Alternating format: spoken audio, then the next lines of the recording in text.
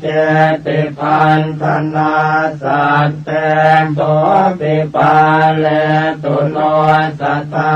อัฏฐาสิติรัตนานิอาจุขโตมหามุนิสุเมโทนามัสสัมพุทโธนาวุติสหัสสายุโกตัสสะปะกติการังติปรันติโยชนังสัทธาปะเลตุโนสัทธาพุทโธปะเยหิวิวิเทหิจปัญญาสารตโนเพโทสุชาโตนามนายโกเหมวันโนมหาเวโรมหาธรรมวิโนตโนนาวติวัสสหัสสานิอายุตาสมเหสิโนโตปิปุตโตการุณิโกสัทธาโสติงกโรตุโนอสิติรตโนเพโทปิยทัสสิมหามุนินาวุติวัสสหัสสานิทัตวาโลกาคณายโกโสติสัพพคุณโนเปโตสัพพโลกสุขัมปโตสัมปโตสังวินาเสนโตสัพพังสุติงกโรตุโนอสิติรัตโนเพโทอันตถาสินราสโพวัสสะตสหัสสานิโลเกอัฏฐาสินายโกตัสสะปะกติการังติปรันติโยชนังสัทธานิรันตรังติวาราติงนาโทโสติงกโรตุโนธรรมทัสสิจะสัมพุทโธอสิติหัตถโมคขโตอติโรจติเตเจนะสะเทวะสุรมานุเส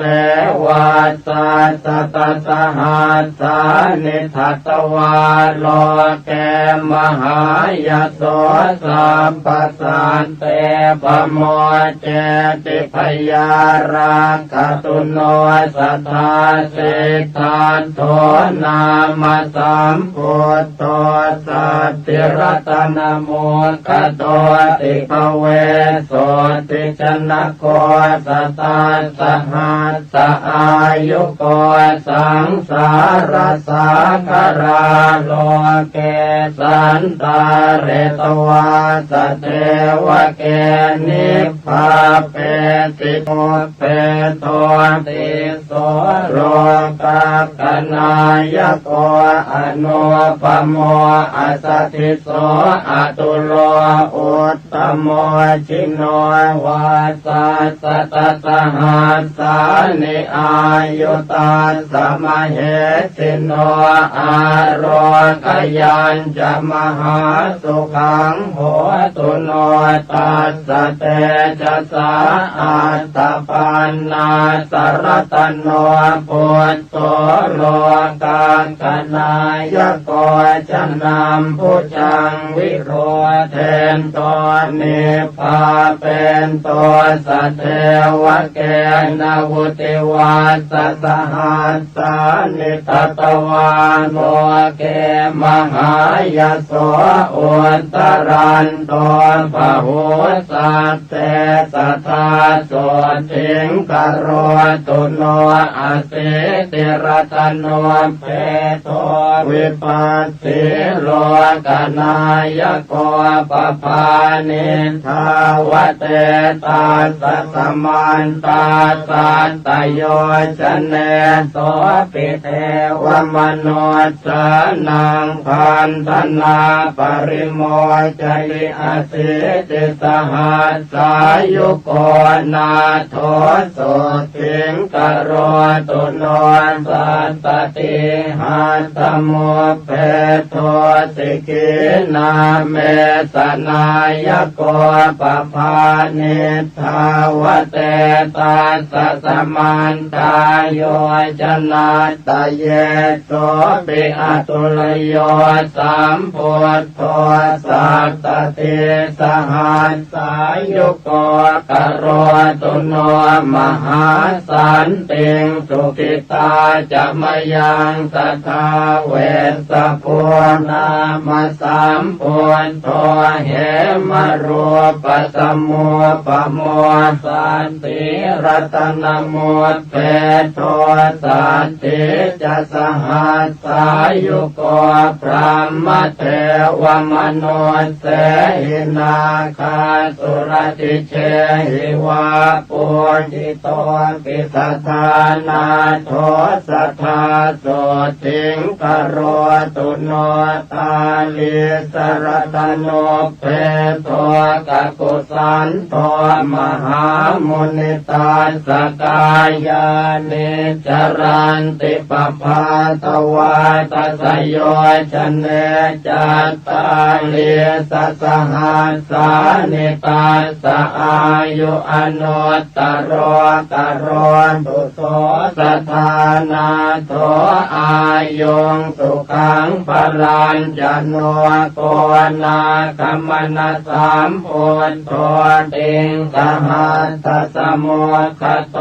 ติงสวาสสหัสสานิอายุตาสมเหสิโนธัมมามเตนะตาเปตาเทวสังฆังสุราลเยมหิตะเลจะชนะตังตถาโสติงกโรตุโนกัสสะโปนามสัมพุทโธธรรมราชาปปังกโรวิสติหัตถโมเพโทวิสัสสหัสสอายุโกอนุปโมสมะสโมเทวสัทธาอนุตตรโรกโรตุโนมหาสันติงคโรกยัญจะชยังสัทธาอัฏฐารสหัสโทเพโทโคตโมสักยวาตโนสัพพัญโยสัพพติลโกสัพพโลกสุขาปโทสัมพุทโธสัพพธัมมานังปะเกหิภาคยวายุโตวิชชาจรณะสัมปันโนโสตยาโรกยังตถาตุโนอัปปาติตาจะสัมพุทธาอเนกสัตตโกติโยสัพพโลกมพิญญายสัพพสันตานุกรรมปิโนสัพพเวรพยาติตาสัพพโลกสุขาปทานสัพพโทสังวินาเสนตาสัพพโสติงกโรนตุโนอนาคเตจะสัมพุทโธเมตตโยเทวปุจิตโตมหิติโกมหาเทวมหาสันติงกโรตุโนสัพเพปัจเจกสัมพุทธานิโรธชานโกวิธานิราลยานิราสังฆาอัปปมัยยามเหสโยทุเรปิวินัยเยติสวาสัมปัตตาตังกเนนะ เตสันติติกะปะเลกัตวาสัทธาสันติงกโรตุโนภวะคาตาติสัมปันโนธัมโมสัพปริยาติโกสังสารสักการะโลเกตาเรติจินโกจโรกิเลสชาลวิทังสีวิสุทโธปุตตะเสวิโตนิพพานกัมมโนสันโตสัทธาโสติงกโรตุโนศีลาติคุณสัมปันโนสังโฆมัคคะปะเลติโตจิตตินทริโยจิตตปาปอนตากินายโยอนุตตรโรอนาสวะปริสุทธโธนิราสาโสภวาภเวนิพพานโคจโรสันโตสัทธาโสติงกโรตุโนอัญญาตะโกนทัญญาเถโรรัตตัญโยนังอะโกอาหุธรรมจักกาภิตมโยสัทธาโสติงกโรตุโนวาปัสเถโรมหาปัญโยมหาตมวิโนทโนมหาสันติกโรโลเกมหาสันติงกโรตุโนภัสติโยภัสสติโลจตากินัยโยอนุตตรโรโลกัสสจริโตเถโรสัทธาโสติงกโรตุโนมหานามโมมหาปัญโยมหาธรรมวิทูสุโตมหาขีนาสวะเถโรมหาสันติงกโรตุโนอันตจิตเถโรมหาปัญโยจิตตมาโรจิตตินทริโยจิตตปัญจติโกโลเกสัทธาโสติงกโรตุโนอนุปปิกทังสุตวายโสเอกขมานะโสอาคธรรมมโนปัตโตโสทาโรคยังตถาตุโนจัตวาติกาจปัญญาสเถรังกิสหายกาปัตตวานะปรมังสันติงสัทธาโสติงกโรตุโนเยติงสัพพัทธวาคิยาโรเปนะตุระวันนิโนขีนาสวาวสิปุตตาเตกโรตุอนามยังอุรุเวลกัสสะโปปิมหาปริสานโมตตโมตปิโตอาคัฏฐานามิสัทธาโสติงกโรตุโนโยนะติกัสสะปัตเถโรปุญญาเกโตอนุตตรโรสัสสังโฆศีลสัมปันโนสัทธาโสติงกโรตุโนธัมมปัจจลิโตสันโตโยเถโรขยากัสสะโพสังยุตโตภวนิเตเหสัทธาโสติงกโรตุโนโตกนาทังสเปตวานปัญญวันตานปานินางปัญญายสาลิปุตตัสสะกลังนาคติโสลสิงสาลิปุตโตมหาปัญโย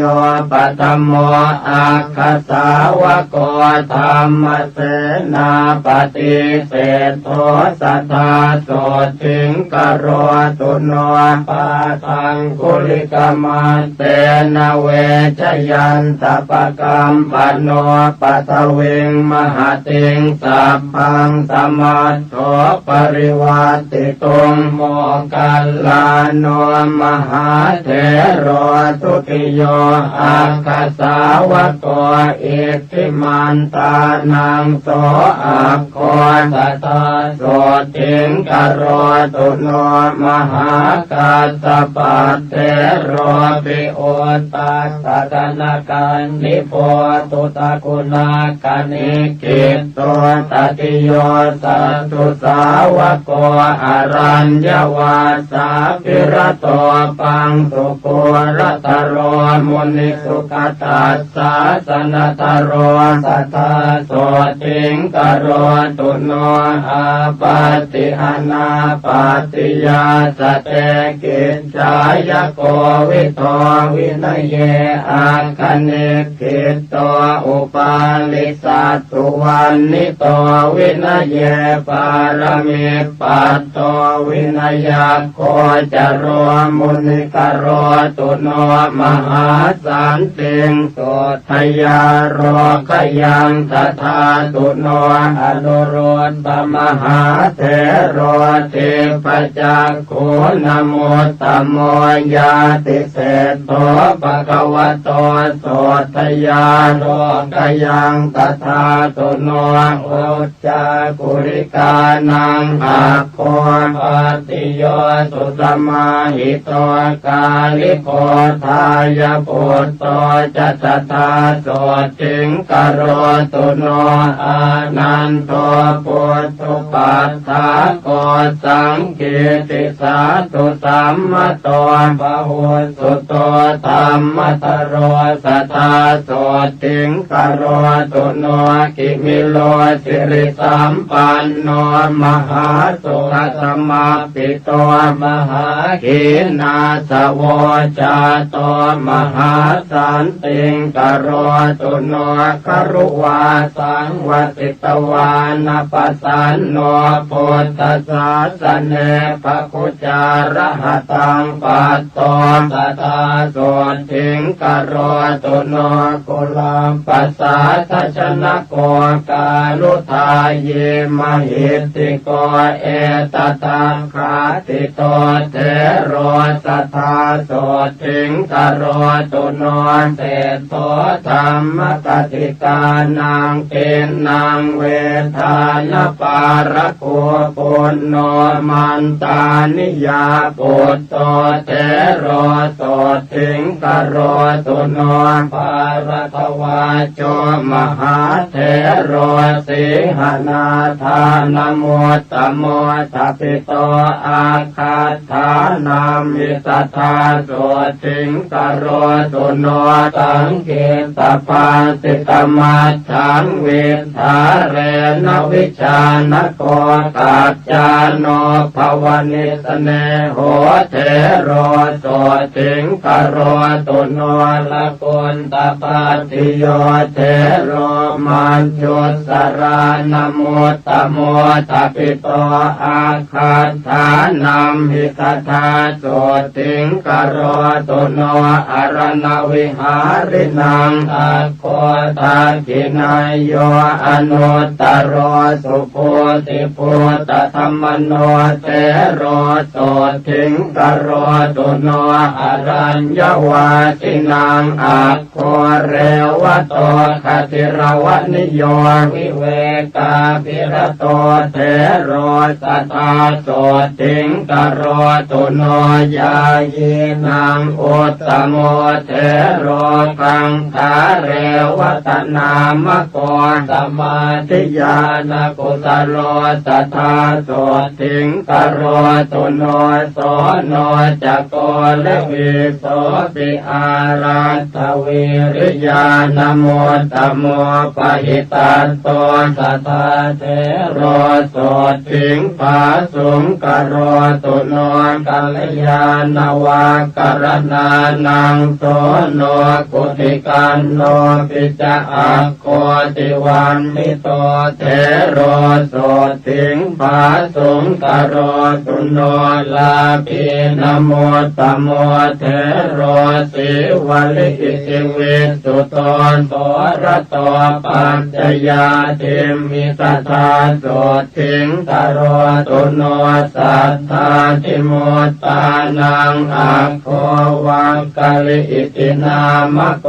ปาโมจจปะหุโรเทโรสัทธาโสทิงกโรตุโนราหุโรปุถทะปุตโตปิเข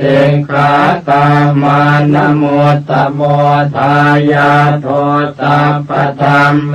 สุมหาสันติงกโรตุโน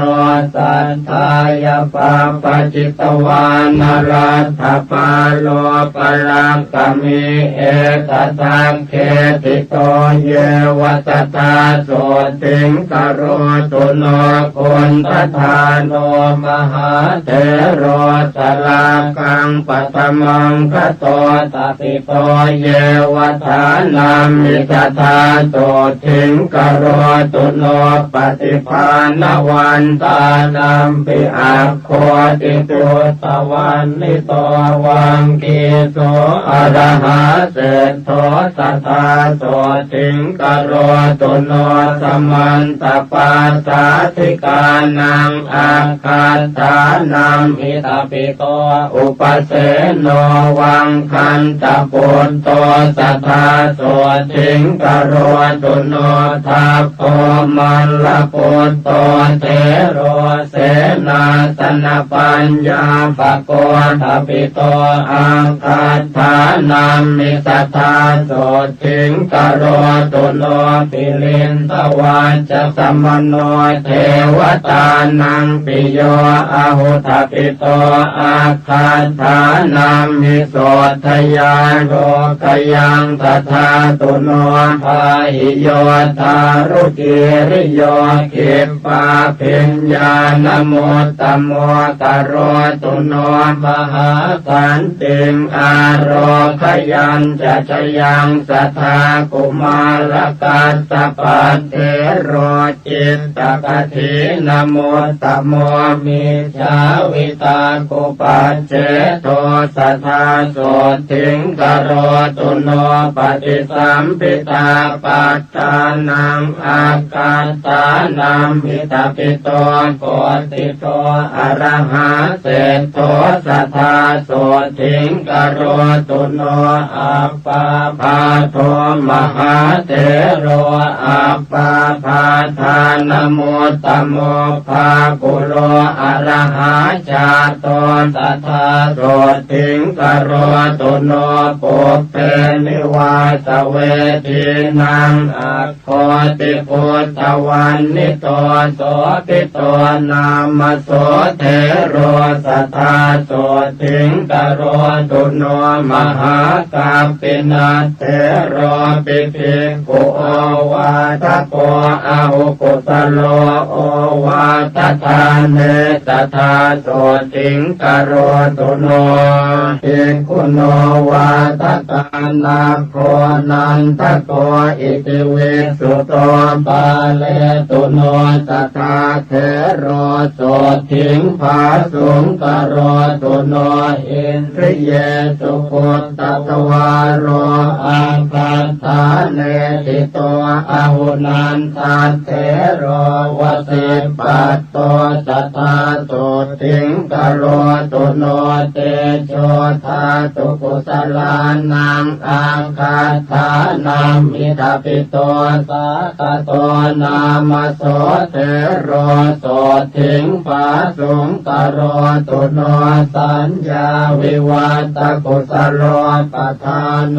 ภาวนารโตปุตตสิโสมหาปันโทมหาสันติงกโรตุโนจุลปันตกันเทโรปิมโนมยาปินิมิโตทัปิโตอาคาฐานัมหิสัทธาโสทิงกโรตุโนปฏิภาณยกานังตุอาคาฐานัมหิตาปิโตราโทเทโรมหาโสทิงกโรตุโนอนามยังโลกจิวรธรานังภิกขุนังอุตตโมอาหุโมกราชมหาเถโรมหาสันติงกโร ตุโนวิมโลวิมลาปัญโยสุรูปสุสมาหิโตระโชนลิมปฏิคันเทมหาสันติงกโรตุโนธรรมปาโลมหาปาโลมหาธรรมตโรยติมหาขีนาสวโลเกมหาสันติงกโรตุโนจักขุปาโลมหาเถโรปทานโนศิรสังวุโตปหิตัตโตมหากายโยมหาสันติงกโรตุโนสัพพเวรพยาติโตนารโตอาสวะขโยมหาสันติกโรโลเกสัทธาโสทิงกโรตุโนปุถทปูชายนิรโตจินปัตติปรายโนสัทธรรมสวโนเทโลสัทธาโสทิงกโรตุโนปัจฉิมภวสัมปัตโตโคตโมภาวนารโตราคะขยมโนปัตโตสัทธาโสทิงกโรตุโนเสนาสเนสุสัพพายังลัทธาจานังสมารปิโคติโกโพธชายันโตสัทธาโสทิงกโรตุโนโพเทปัสสันนมานโสสุปาอุปัญจลีกโตขีนาสววติปุโตมหาสันติงกโรตุโนวิปัสสนายปัสสุโตวันนิโยจุสมาหิโตสัตโตยายีวันเนวาสิสัทธาโสทิงกโรตุโนโอติโยวินัยตโรอติกันโตนรามเรธาเรนโตอันติมันเทหังสัทธาโสทิงกโรตุโนวิมโลวิรโชจันโลชาโตปันตระเกตุนาพิมพิสาราตโชเทโรสัทธาโสทิงกโรตุโนรัมมารัญเยวติตวานภาเวนโตกุสลังปะหุงโยคังเขมมโนปัตโตสัพพิโยสันติงกโรตุโนปุเปนิวาสังจานันโตเทปจักขุวิโสทโนนาคิโตระระคังปัตโตโสทยาโรคยังตถาตุโนปาติโมกัมมโนปัตโตวิจโยรัญญโคจโรลาภาลาภิตถาสังสีสัทธาโสทิงกโรตุโน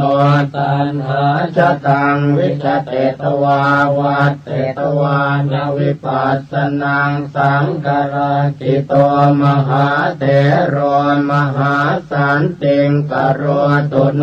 อรัญญวาสาภิรโตภวเนติสมุหโตธัมมานังปารมิปัตโตอุตตโรปาตุโนพยาปุเปปุญญานิกัตวานปุปโยคังสมารปิอุตโพระหตังปัตโตสัทธาโสทิงกโรตุโนสมาปันติสมาปันโนจรพินโยมหิติโกสิวโกพุทธชายันโตสัทธาโสทิงกโรตุโนสัตตาริยธโนเทโรตนิโยธรรมสาคโรวันตสังสารคัมมโนสัทธาโสทิงกโรตุโนปัญจขันเตปริญญายภาวยิตวานเนปุติงปัตตวานปรมังสันติงโพธิโยปั ตุโนพยาอุปนิสยสัมปันโนอุจจโยปุตตมามะโกโลกาตปสุโตเทโรสัทธาโสติงกโรตุโนปุตตาปัสสะทสัมปันโนปัปปจิกินัสสาสเนสัญจโยนามโสเทโรสัทธาโสติงกโรตุโนมารัญจโยมหาเทโรรามเนโยมหิตติโกนิพพานานินจิตโตโสสัทธาโสติงกโรตุโนอุปปาปัญจปุญญัญจเวติวัตโตอนาสวเวรัตเถโรระหัปปัตโตสัทธาโสติงกโรตุโนปุณณมาสมหาเถโรปังสุโกรตโรยติปุปกิจจวิติงกัตตวามหาสันติงกโรตุโนปัญจจินโนปัญจจโหปัญจจุตตริภาวโนปัญจสังฆาติโคเทโรสัทธาโสติงกโรตุโนโพเปราคังวิจาเรนโตจินปาติปรายโนเทลันทสิโสวังสัทธโรสัทธาโสติงกโรตุโนปัญโยปันนานิอภโยนิการตินาติชีวิเตอจิโตโสมหาเถโรมหาสันติงกโรตุโนวิวัตเนสเยปุญเยกัตตวาสัมพุทธปฏิมาคุลาเถโรระหัปปัตโตมหาสันติงกโรตุโนวิปัสสิธรรมทายาโทเถโรนิโครธนามโกนิปานากรรมสันติโทสัทธาสันติงกโรตุโนติโสวิจจาอนุปัตโตสุขันโทนามโสระหาสัพพปะปะปริขีโนสัทธาโสติงกโรตุโนนันติโยสัทธาสัมปันโนจิตกะเลโสมหาเถโรอภิญญาปารมิปัตโตสัทธาโสติงกโรตุโนกิเลสาชาปิตาเยนะจิตธรรมรเตนะโสธัมมาระปุตตวิมโรสัทธาโสติงกโรตุโนเทวโรกัมมโนเสสุอนุพุทธวาวิโพติโยติสัทเทโรมหาปุตโตมหาสันติงกโรตุโนสุวิมุตโตมหานาโคติหิวังเกหิมุตตะโกสุมังกโรมหาเถโรมหาสันติงกโรตุโนนิราคโรนิราสาโสมลคีรวิโสทโนวิเวกาปิรโตโคโตสัทธาโสติงกโรตุโนปวิเวกมโนปัตโตกิริมานันทนามโกภาเวนโตกุสเลธรรมเมสัทธาโสติงกโรตุโนพุทธศาสนามารัตโตสมิติภาวนารัตโตสมิติคุณสัมปันโนสัทธาโสติงกโรตุโนอาราจิตจิโนสันโตโชติเถโรมหาระหาวิมุตโตสัพพสังสาราสัทธาโสติงกโรตุโนเสนาสนานิปันตานิเสวันโตชานมารปิชรพิญโยมหาจุนโทสัทธาโสติงกโรตุโนชันนาเถโรสหชาโตสุนันโตจินสาสนังโยกะเขมมโนปัตโตสัทธาโสติงกโรตุโนเมขิโยปุตโตปัฏฐาโกจินปาติปรายโนมิจฉาวิตากุปัจเจโตสัทธาโสติงก โรตุโนอุปวานโนมหาเถโรมหากายโยมหาระหามเหติโกมหาเตโชสัทธาโสถิงกโรตุโนสังเกโยโจรธรรมโนสัพพสังโยชนะขโยปาเลตุโนสัพพพยาโสทยาโรขยังตถาตุโนปัญหาพยากรเนเจโกเมตตาชานรโตยติโสปาโก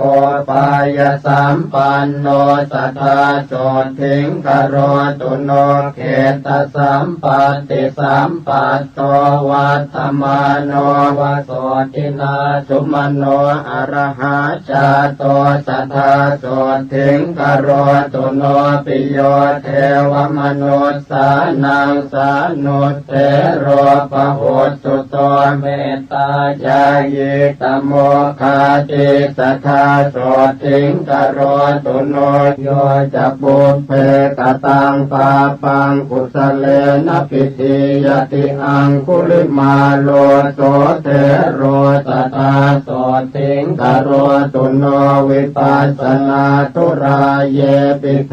ราสมัทยานิกาขีนาสวามหาเตชามหาตมวิโนทนาชานิกาชานิกาเยปิธรรมาภิสมยาทโยสัพเพโสถิงสัทธาเทนตุชยมาโรคยมายุโนราตัญญูนังภิกขุนีนังโคตมิจินมาตุจาทปิตาอาคาธานามิสัทธาโสถิงกโรตุโนมหาปัญญานมัคคาถาเขมาเถรีติปาตตาสาวิกาปุตตเศรษฐาสัทธาโสถิงกโรตุโนเถรีอุปรวันนาจะอิทธิมันเตนะมุตตมาสาวิกาปุตตเศรษฐาสัทธาโสถิงกโรตุโนวินยัตถรีนังอัคคาปตาจาราติเวสุตาทปิตาอาคาธานามิสัทธาโสถิงกโรตุโนธรรมกติกปวราธรรมทินนาตินามิกาทปิตาอาคาธานามิสัทธาโสถิงกโรตุโนชายิกานังภิกขุนีนังนันทาเถรีตินาเมสาอาคาธาเนติตาอาหุจธาโสถิงกโรตุโนอาราธเวริยานังอาคาโสนาเถรีตินามิกาทปิตาตาตถานามิสัทธาโสถิงกโรตุโนติปจักขุปานังอาคาภคุลาอิติวิสุตาวิสุตตนยนาสาปิสัทธาโสถิงกโรตุโนกุณฑลเกสีภิกขุนีจิปปาปิญญาณมุตตมาทปิตาเยวทานามิสัทธาโสถิงกโรตุโนเถรีภัตตกาปิลานิปุปปชาติมนุสสริตาสังเยวภิกขุนีนังอาคาโสถิงกโรตุโนเถรีตุปัตตกัจจานามหาปิญญาณมุตตมาจิเนนะสุขทุกขังสาสตาโสถิงกโรตุโนโลกจิวรธารีนังอาคากิสาภิกโคตมิทปิตาอาคาธานามิสัทธาโสถิงกโรตุโนสิงคาลมาตาภิกขุนีสัตตาติมุตตานมุตตมากโรตุโนมหา สันติงอโรกยัญจะสุขังสัทธาอัญญาภิกขุนิโยสัพพานานาคุณตราภะโอปาเลนตุโนสัพพปยาโสกโรคาติสัมภวาโสตาปันนาทโยเสขาสัทธาปัญญาศีลาธิกาภาคโสกะเลสัทหนาสัทธาโสทิงตโรตุโนสุมโนสุมนัจจโรอรวาเลระปัตตะโกจัมเปยโยมุจลินโทจะกัมปโลปุจเกสโรกาลนาโกมหากาโลสังฆปาโลมโหทโรมณิกันโทมณิอาคินันทนาโกปนันทโก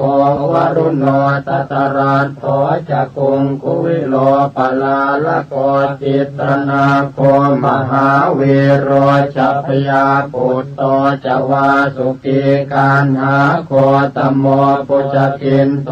อังคิตุมัติโกตถาจุโลตโรหะอิจัตโตนาคาเอราปทาทโยอาสิวิสาโอรวิสาเยสัพเพนยนาวุธาจรัตถาวาตลัตถาวาปัปปะเตยานทิจรากรณตุโนมหาโสติงอายุมาโรกิยังสัทธานิจจามตันติกาเปตาอุสุสัตติจโรมกามังสปินทาทโยเปตาเปตาเวมานิกาทโยปาเลนตุโนสัพพปยาสัทธาเตสุขิโนสัทธาเยปหาราตสัมปรภรยาสุรคนาจะเยเวปจิตตาสุรคนาจันทาสุรคนาทโยสัพเพเตติมหาเตชะภูตยากนิวารณากรณตุโนมหาโสติงอโรคยัญจะจยังสัทธาเยยันขาสัตตสหัสสาคุมมาคาปิลวัตถุกาอิติมันโตจุติมันโตวันนวันโตยัสสสิโนสัพเพติสรณายาขามเหสักขาจุตินทรากรณตุโนมหาโสติงอโรคยัญจะจยังสัทธาจะสหัสสาเหมวตายาขานานาตวันนิโนโพตปูชายนิรัตตาสัทธาโสทิงกรณตุโนสาตาธิราติสหัสสายาขานิราติวันนิโนนานาปปายสัมปันนาสัทธาโสทิงกรณตุโนเวสามิตาปัญจสตายาขานานาตวันนิโนอิติมันโตชุติมันโตวันน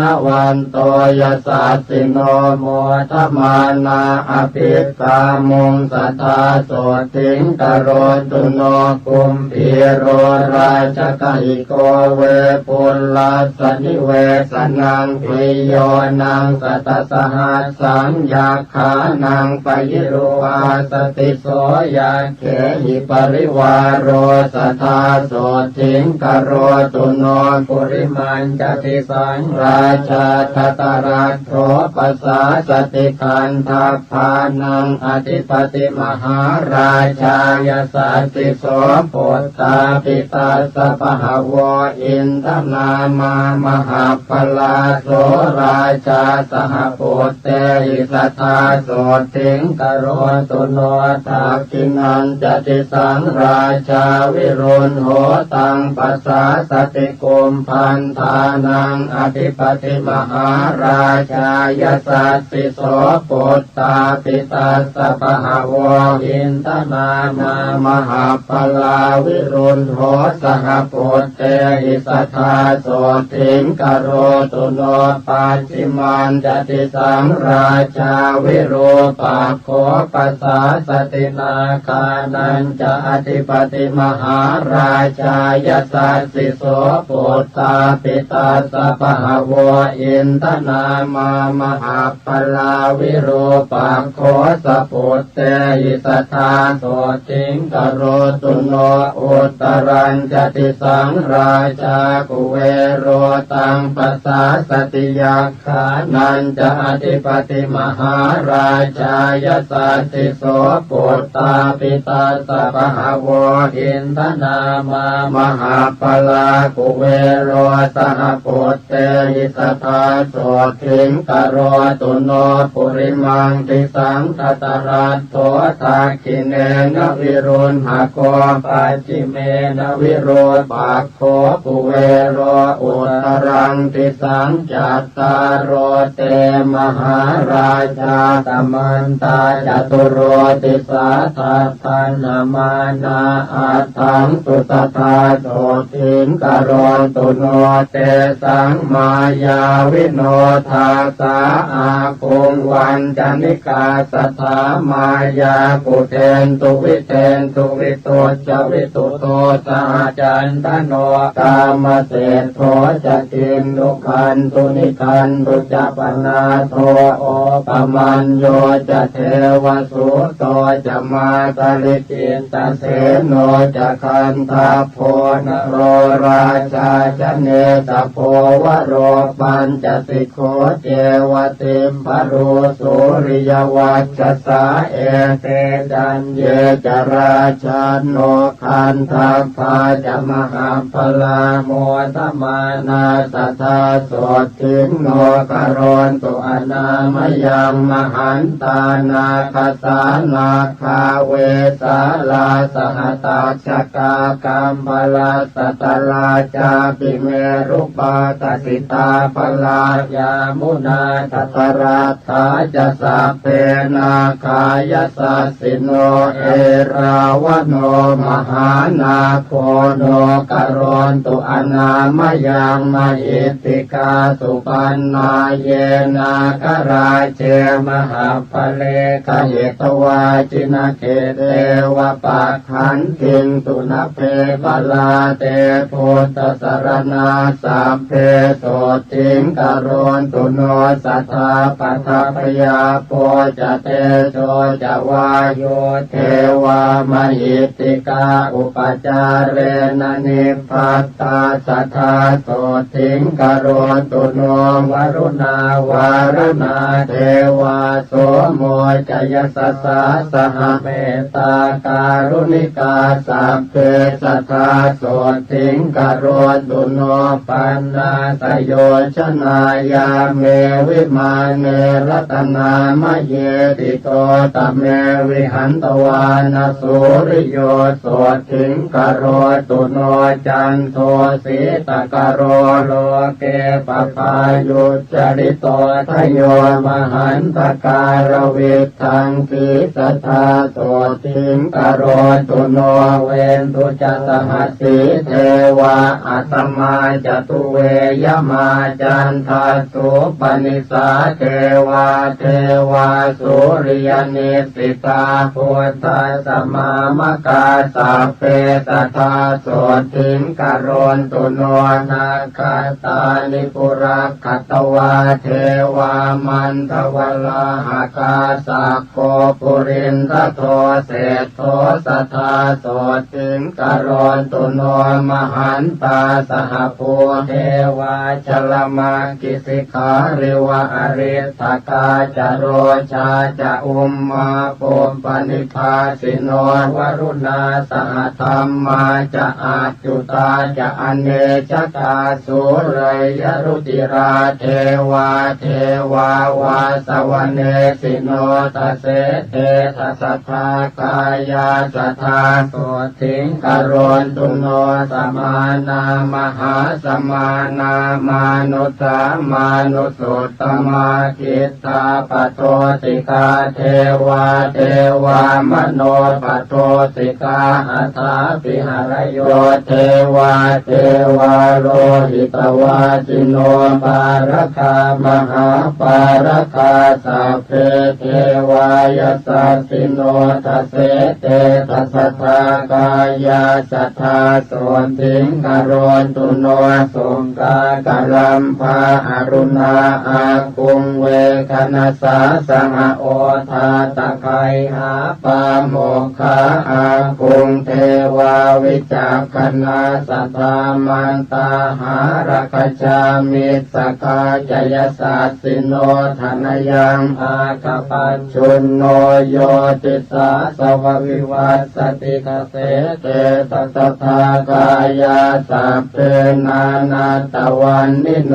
อิติมันโตชุติมันโตวันละวันโตยสัสสิโนโมทมานาจินทานาตถาโสติงกโรตุโนโลกตาตุสหัสเสสุตสัสเววสมันตโตเทวาทโยปานคณาสัทธาโส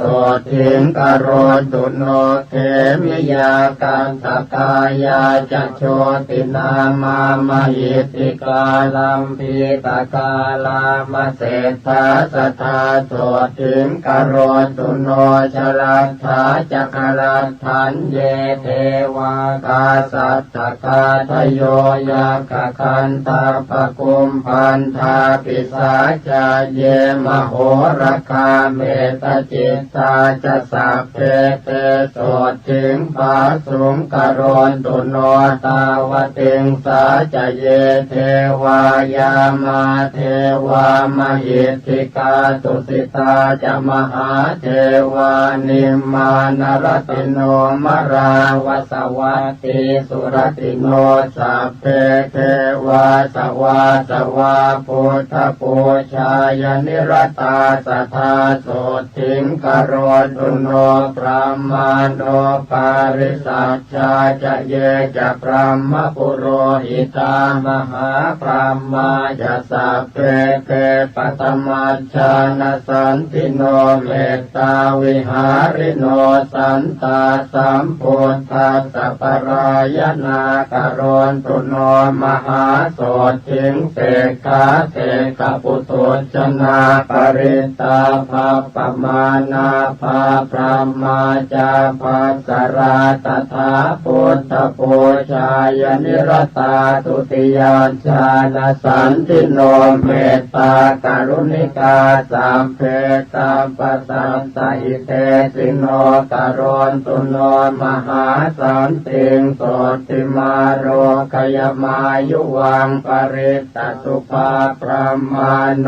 อัปปมาณสุภาจะเยสุภกินหาจะพระมาโนตติยาชาณสันติโนปปายปรณาโลเกพุทธชานรตาสัทธาอหิงสาสัพพสัตเตตุสัทธาสันติงกโรนตุโนเวหะพลาปิพระมาโนจตุทัชชานสันติโนเสกปุถุชนาเสกขากถาสันติงกโรนตุโนสัมปัตติยานะหายันติพระมาโนจินสาวกาอวิหานามกาสัพเพสัทธาสันติงกโรนตุโนอัตตปานามพระมาโนจตุทัชชานสันติโนพระมวิหาริกาสัพเพโสติงปาสุงกโรนตุโนสุทัสสานามพระมาโนพิรูปาชานโพธิโนอปุนากัมปนากาเมสันติงปาสุงกโรนตุโนพระมวิหารสัมปันนาจินพันติปรายนาพระมาโนสุทัสสีนามสัทธาโสติงกโรนตุโนอากนิฐาจะพระมาโนเจตาสัพพกุเนหิจปะหินภวนิสเลหาสัทธาโสติงกโรนตุโนปัตมาโรปพระมาโนสัพพโรปวิราคิโนจินพันติรตาสัพเพสัทธาโสติงกโรนตุโนตุติยาโรปพระมาโนเหตาจานวิราคิโนจินพันติรตาสัพเพสัทธาโสติงกโรนตุโนตติยาโรปพระมาโนเหตาจานวิราคิโนจินพันติรตาสัพเพสัทธาโสติงกโรน นตุโนจตุถารูปพระมาโนเหตถาชานวิราทิโนจินภัตติรตาสัพเพสัทธาโสทิงกโรนตุโนเวเทเหปรโภญาเนจัมปุหิเปปุรุมพิจเทวยัคขปิสาเจหิสัตถิงวิชชาคราทโยอากาสัทธาจะพระมาโนชรัตถาจันตริกขจาทวิปัฏฐาทโยเยสัตตาสัทธาโสทิงกโรนตุโนมารเสนวิกาตัสสตินาสตุปัจจายโนเตโชปะเลนะมหตาสัทธามังคลมัตตุโนนานาคุณวิจิตัสสรูปกายาสัสสตุโนสัพพเทวมนุสสานังมารพันธวิโมจิโนเมตตาภะเลนะมหตาสัทธามังคลมัตตุโนสัพพัญญุตาธิกายาสัทธัมมกายาสัสสตุโนจักขาทยโคจรัสสาปิโคจรัสเสวะภูริยาเตโชปะเลนะมหตาสัพพมังคลมัตตุโนรูปกายสัทธิสาสนิมิตาสมเหสิโนธรรมัสสวะตุโนสักเกเทวานังสุขตาปฏิเตโชปะเลนะมหตาสัทธามังคลมัตตุโนสิกิตวามานุเสเทเวโมจยิตวาสเทวะเกสังขาเรปัจหันตัสสเนปุตตัสสมเหสิโนมหันเตนานุภาเวนัสสัพพมังคลมัตตุโนจตุราสีสิสหัสธรรมขันธัสสะเตชัสสานวังคัสสาสนัสสาปินวโรปุตตรัสสะจะสัพพปาปะปะวาเหนะสัพพมังคลมัตตุโนมหาโตริยสังฆาสปุญญาเขตัสสตาทิโนปะหินะสัพพปาปัสสสีราติขันธสาริโนมหาเตชานุภาเวนะสัพพมังคลมัตตุโนปาตาเลปุตลากาเสเทวยัคขปิสาจกาวิชชาตราจคันทัพพานาคกุมพันธรักขสาสัพเพสมานุภาเวนะสัพพมังคลมัตตุโนอิเจวะมุปปาตสันติงโยวัฏยตุเนยวาวิเชยสัพพปาปานิวุฏฐานตัญจภวิสสติสุทิกามโอลเพสุทิงสุขกามโมสุขังลเพอายุกามโมลเพยายมปุนตกามโมลเพสุเตนะตัสสะโรธาภาเทนติวาตาปิตาทิสัมภวาอาการมรณังนันตินาเทววิสมโมสเรนะโจปาตปยังตัสสะโนปิปาตปยังตถานาสันติทุนนิมิตตานิปาปะตามาติตานิจติขมายุมหาโสติงอารโกยัญจะสัทธาภเวโย สุตวาปิมหาสันติสังฆามังปวิเทนโรวิจเยเวริโนสัพเพนัสสัจเจหยภิกขุยเตสัพพทานาปเตปิติงวิปัสสินาวคาหติโรเกหินาภิกขุยเตสวัสตุหิวิวัตเตยัตระเทเสวะโกวะกามปันหการะกัสสะทโยอุปปาตสันติโกเสนะสัพเพตันตสมันติเตยโมทิสวัตเตสันติสัจจิวันจาปยชีวิตังโสโมจเตมหาทุกขาปัปโปติสุขติงสัตตาเทวันทานเน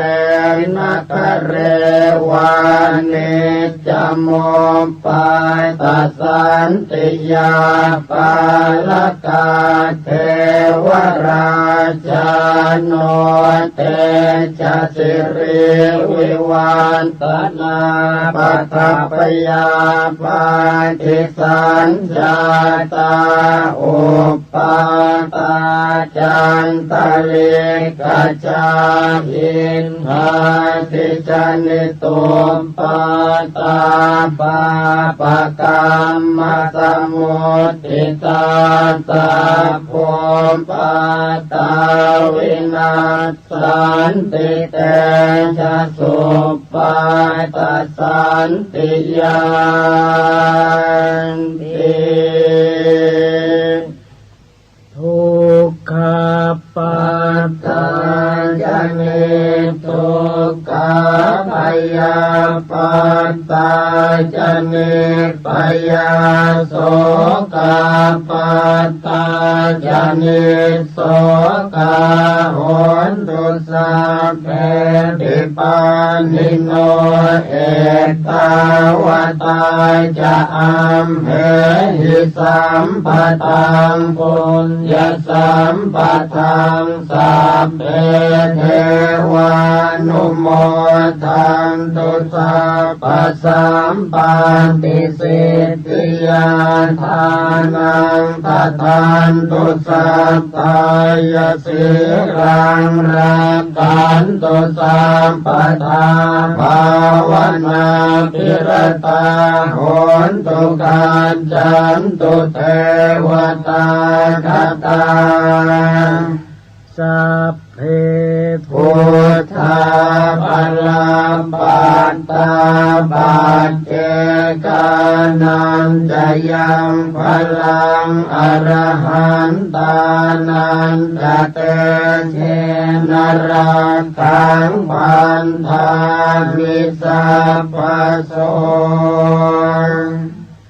ภวตุสัพพมังคลังรักขันตุสัพพเทวตาสัพพพุทธานุภาเวนัสสทาโสทิภวันตุเตภวตุสัพพมังคลังรักขันตุสัพพเทวตาสัพพธรรมานุภาเวนัสสทาโสทิภวันตุเต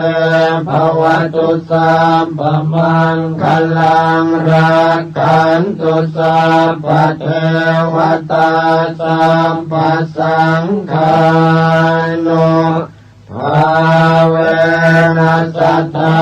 โสทิภวันตุเตอานุภาพของอุปปาตสันติผู้ใดสวดหรือฟังอุปปาตสันติอันกล่าวแล้วด้วยประการฉนี้บุคคลนั้นจะพึงชนะจากสิ่งชั่วร้ายทั้งปวงจักเจริญด้วยคุณ5ประการคืออายุวรรณะสุขะพละและปฏิภาณความวิบัติ ย่อมไม่มาแผ่วพานย่อมได้รับความอิ่มใจในการทุกเมื่อยาพิษและศาสตราวุธย่อมไม่กล้ำกลายย่อมชนะข้าศึกทั้งมวลโรคาพยาธิย่อมไม่เบียดเบียนย่อมเจริญด้วยทรัพย์สินคารภัยจากมนุษย์อมนุษย์และสัตว์ร้ายน้อยใหญ่ย่อมสงบไปด้วยเสียงแห่งการสวดอุปาทสันติผู้ที่สวดอุปาทสันติแล้วอุทิศให้ผู้ที่ล่วงลับไปก็ดีที่ยังมีชีวิตอยู่ก็ดีจะช่วยให้เขาเหล่านั้นพ้นจากมหันตทุกข์ย่อมเข้าถึงสุขในการทุกเมื่อทวยเทพเทวดาทั้งหลายท้าวพระยามหากษัตริย์ทั้งหลายจักเป็นผู้เจริญด้วยเดชและสิริมงคลด้วยกฤตยานุภาพแห่งพระคาถาอุปาทสันติเหตุร้ายอันเกิดจากภัยธรรมชาติมีแผ่นดินไหวและน้ำท่วมเป็นต้นเหตุร้ายอันเกิดจากฟากฟ้าเหตุร้ายอันเกิดจากสุริยุปราคาจันทรุปราคาเหตุร้ายอันเกิดจากบาปกรรมเหตุร้ายทั้งปวงจักพินาศไปด้วยเดชแห่งอุปาทสันติ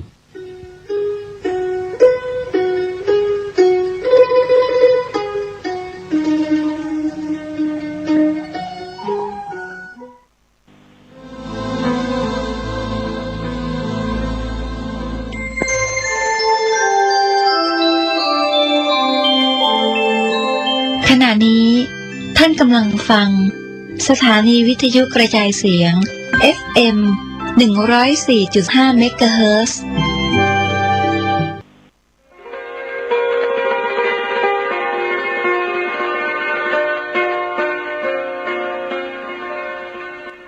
บทสวดมนต์มหาเมตตาครอบจักรวาลเมตตาพรหมวิหารภาวนาหรือเมตตาใหญ่จัดทำโดยพุทโธโลยีสำนักพิมพ์พระพุทธศาสนาประกาศ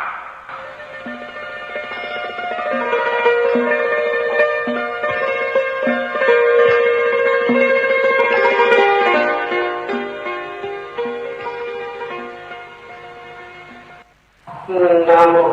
ตัสสะภะคะวะโตอะระหะโตสัมมาสัมพุทธัสสะนะโมตัสสะภะคะวะโตอะระหะโตสัมมาสัมพุทธัสสะนะโมตัส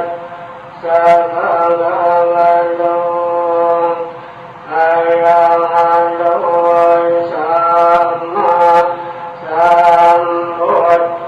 ธัสสะเอวเมสุตังเอกังสมยังภะคะวะสวัสดิยังวิหารติเชตวันเนอนาถปินทิกาสะอารามิตัตระโคภะคะวะภิกขุอามันเตสิภิกขวติภัทธันเตติเต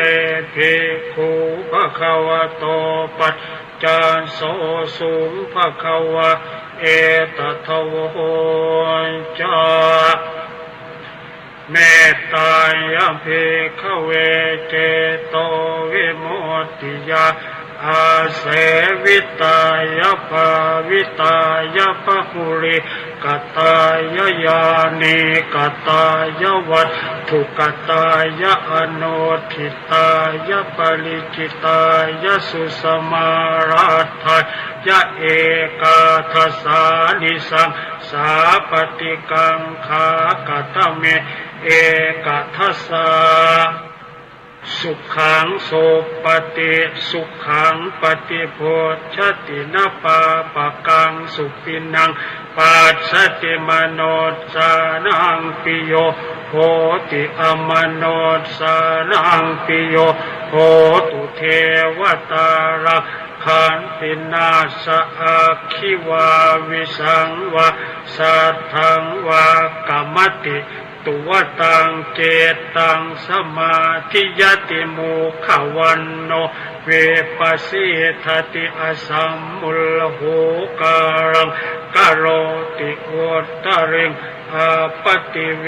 ชันโตพระมโลกุปโคโหติเมตตายภิก ขโวเจโตวิมุตติอาเสวิตายภาวิตายภหุริกตายญาณิกตายวัตถุกตายอนุทิตายปริจิตายสุสมารัตถายอิเมเอกะทัสสานิสังสาปฏิกังขาอาทิอโนทิโสวรณะเมตตาเจโตวิมุตติอัตถิโอทิสุภรณะเมตตาเจโตวิมุตติอัตถิทิสาภรณะเมตตาเจโตวิมุตติกติหากาเลหิอโนทิโสภรณะเมตตาวิมุตติกติหากาเลหิโอทิโสภรณะเมตตาเจโตวิมุตติกติหากาเลหิทิสาภรณะเมตตาเจโตวิมุตติปัญจหากาเลหิอโนทิโสภรณะเมตตาเจโตวิมุตติสัตตหากาเลหิโอทิโสภรณะเมตตาเจโตวิมุตติทัสสะหากาเลหิทิสาภรณะเมตตาเจโตวิมุตติกตเมปัญจหากาเลหิอโนทิโสภรณะเมตตาเจโตวิมุตติสัพเพสัตตาเวระอาภยาปัจฉาอนีฆะสุขีอัตตานังปริหารันตุสัพเพปานาเวระอาภยาปัจฉาอนีฆะสุขีอัตตานังปริหารันตุสัพเพภูตาเวระอาภยาปัจฉาอนีฆะสุขีอัตตานังปริหารันตุสัพเพปุคคาราเวราอาภยาปัจฉาอนีฆะสุขีอัตตานังปริหารันตุสัพเพอัตตภาวะปริยาปันนาเวราอาภยาปัญชาอนีฆะสุขีอัตตานังปริหารันตุอิเมปัจจหากาเลหิอโนทิโสวรณะเมตตาเจโตวิมุตติกตเมหิสัตตหากาเลหิโอทิโสวรณะเมตตาเจโตวิมุตติสัพเพอิทธิโยเวระอาภยามปัญชังอนีฆะสุขีอัตตานังปริหารันตุสัพเพปุริสาเวระอาภยามปัญชังอนีฆะสุขีอัตตานังปริหารันตุสัพเพอริยาเวราอาภยาปัญชาอนีฆะสุขีอัตตานังปริหารันตุสัพเพอนาริยาเวราอัพยามปัญชาอนีฆะสุขีอัตตานังปริหารันตุสัพเพเทวาเวราอัพยามปัญชาอนีฆะสุขีอัตตานังปริหารันตุสัพเพมนุสสาเวระอาภยามปัญชาอนีฆะสุขีอัตตานังปริหารันตุสัพเพวินิปาติกาเวระอาภยามปัญชาอนีฆะสุขีอัตตานังปริหารันตุอิเมสัตตหากาเลหิโอทิโสภรณะเมตตาเจโตวิมุตติกตเมทัสสะหากาเลหิทิสาภรณะเมตตาเจโตวิมุตติสัพเพปุราธิมายทิสายสัตตาเวระอาภยามปัญชาอนีฆะ สุขีอัตตานังปริหารันตุสัพเพปัจฉิมายทิสายสัตตาเวราอัมพยาปัญจอนิคาสุขีอัตตานังปริหารันตุสัพเพอุตตรายทิสายสัตตาเวราอาพยาปัญจอนิคาสุขีอัตตานังปริหารันตุสัพเพทักขินายทิสายสัตตาเวราอาพยาปัญจอนิคาสุขีอัตตานังปริหารันตุสัพเพปุราธิมายอนุทิสายสัตตาเวราอาพยาปัญจอนิคาสุขีอัตตานังปริหารันตุสัพเพปัจฉิมายอนุทิสายสัตตาเวราอาพยาปัญจอนิคาสุขีอัตตานังปริหารันตุสัพเพอุตตรายอนุทิสายสัตตาเวราอาพยาปัญจอนิคาสุขีอัตตานังปริหารันตุสัพเพทักขินายอนุทิสายสัตตาเวราอาพยาปัญจอนิคาสุขีอัตตานังปริหารันตุสัพเพเหติมายทิสายสัตตาเวราอาพยาปัญจอนิคาสุขีอัตตานังปริหารันตุสัพเพอุปริมายทิสายสัตตาเวราอาพยาปัญจอนิคาสุขีอัตตานังปริหารันตุสัพเพปุราธิมายทิสายปานาเวราอาพยาปัญจอนิคาสุขีอัตตานังปริหารันตุสัพเพปัจฉิมายทิสายปานาเวราอาพยาปัญจอนิคาสุขีอัตตานังปริหารันตุสัพเพอุตตรายทิสายปานาเวราอาพยาปัญจอนิคาสุขีอัตตานังปริหารันตุสัพเพดังขินายทิสายปานาเวราอาพยาปัญจอนิคาสุขีอัตตานังปริหารันตุสัพเพปุราธิมายทิสายปานาเวราอาพยาปัญจอนิคาสุขีอัตตานังปริหารันตุสัพเพปัจฉิมายอนุทิสายปานาเวราอาพยาปัญจอนิคาสุขี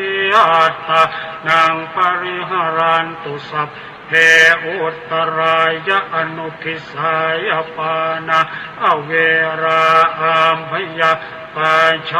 อนิคาสุขีอัตตานังปริหารันตุสัพเพทักขินายอนุทิสายปานาเวราอาพยาปัญจอนิคาสุขีอัตตานังปริหารันตุสัพเพเหติมายทิสายปานาเวราอาพยาปัญจอนิคาสุขีอัตตานังปริหารันตุสัพเพอุปริมายทิสายปานาเวราอาพยาปัญจอนิคาสุขีอัตตานังปริหารันตุสัพเพปุรัตถิมายทิสายภูตาเวราอาพยาปัญจอนิคาสุขีอัตตานังปริหารันตุสัพเพปัจฉิมายทิสายภูตาเวราอาพยาปัญจอนิคา สุขีอัตตานังปริหารันตุสัพเพอุตตรายทิสายภูตาอเว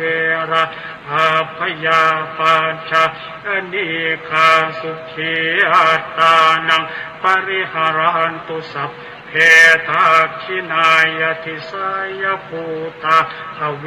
ระอาพยาปัญชาอนิคาสุขีอัตตานังปริหารันตุสัพเพปุรัตทิมายาอนุทิสายภูตาอเวระอาพยาปัจชาอนิคาสุขีอัตตานังปริหารันตุสัพเพปัจฉิมายาอนุทิสายภูตาอเวระอาพยาปัจชาอนิคาสุขีอัตตานังปริหารันตุสัพเพอุตตรายะอนุทิสายภูตาอเวราอาพยาปัจชาอนิคาสุขีอัตตานังปริหารันตุสัพเพทักขินายะอนุทิสายภูตาอเวราอาพยาปัจชาอนิคาสุขีอัตตานังปริหารันตุสัพเพเหติมายทิสายภูตาอเวราอาพยาปัจชาอนิคาสุขีอัตตานังปริหารันตุสัพเพอุปริมายทิสายภูตาอเวราอาพยาปัจชาอนิคาสุขีอัตตานังปริหารันตุสัพเพปุรัตทิมายทิสายปุคลาอเวราอาพยาปัจชาอนิคาสุขีอัตตานังปริหารันตุสัพเพปัจฉิมายทิสายปุคลาอเวราอาพยาปัญชาอนิคาสุขีอัตตานังปริหารันตุสัพเพอุตตรายทิสายปุคลาอเวราอาพยาปัญชาอนิคาสุขีอัตตานังปริหารันตุสัพเพทักขินายทิสายปุคลาอเวราอาพยาปัญชาอนิคาสุขีอัตตานังปริหารันตุสัพเพปุรัตถิมายาอนุทิสายปุคลาอเวราอาพยาปัญชาอนิคาสุขีอัตตานังปริหารันตุสัพเพปัจฉิมายาอนุทิสายปุคลาอเวราอาพยาปัญชาอนิคาสุขีอัตตานังปริหารันตุสัพเพอุตตรายะอนุทิสายปุคลาอเวราอาพยาปัจชาอนิคาสุขีอัตตานังปริหารันตุสัพเพทักขินายะอนุทิสายปุคลาอเวราอาพยาปัจชาอนิคาสุขีอัตตานังปริหารันตุสัพเพเหติมายทิสายปุคลาอเว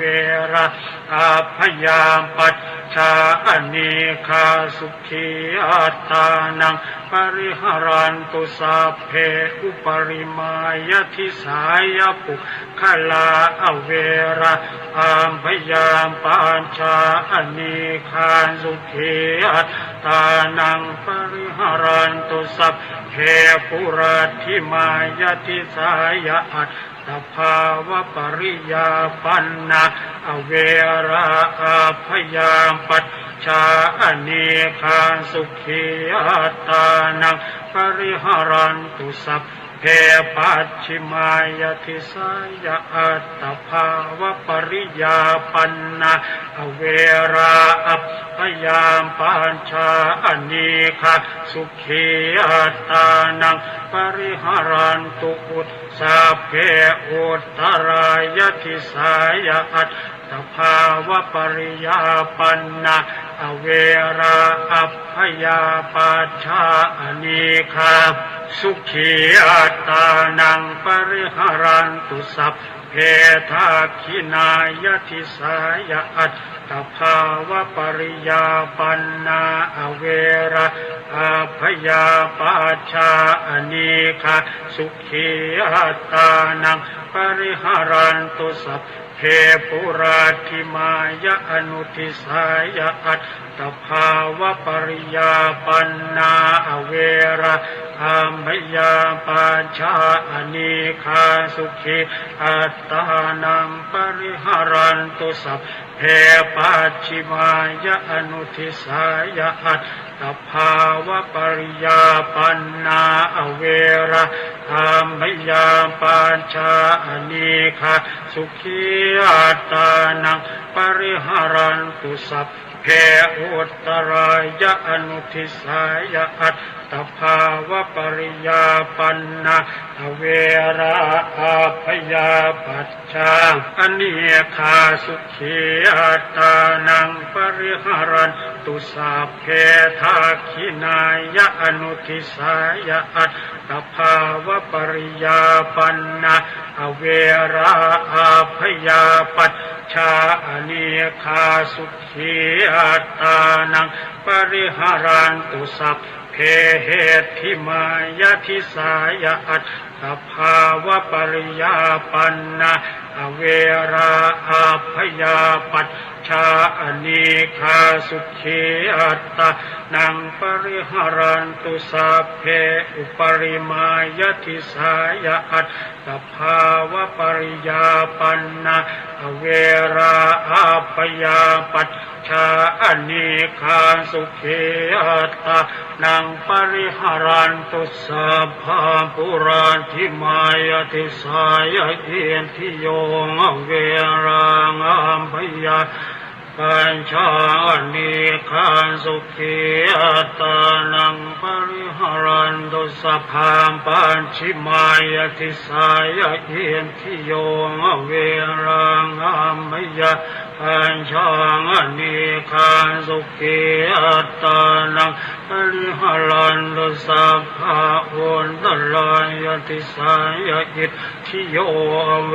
รังอัมพยาปัชชาอนีคาสุขีอัตตานังปริหารันตุสัพพะทาคินายะทิสายะอิทธิโยอเวราอัมพยาปัชชาอนีคาสุขีอัตตานังปริหารันตุสัพพะปุรัตถิมายะอนุทิสายะเอทิโยอเว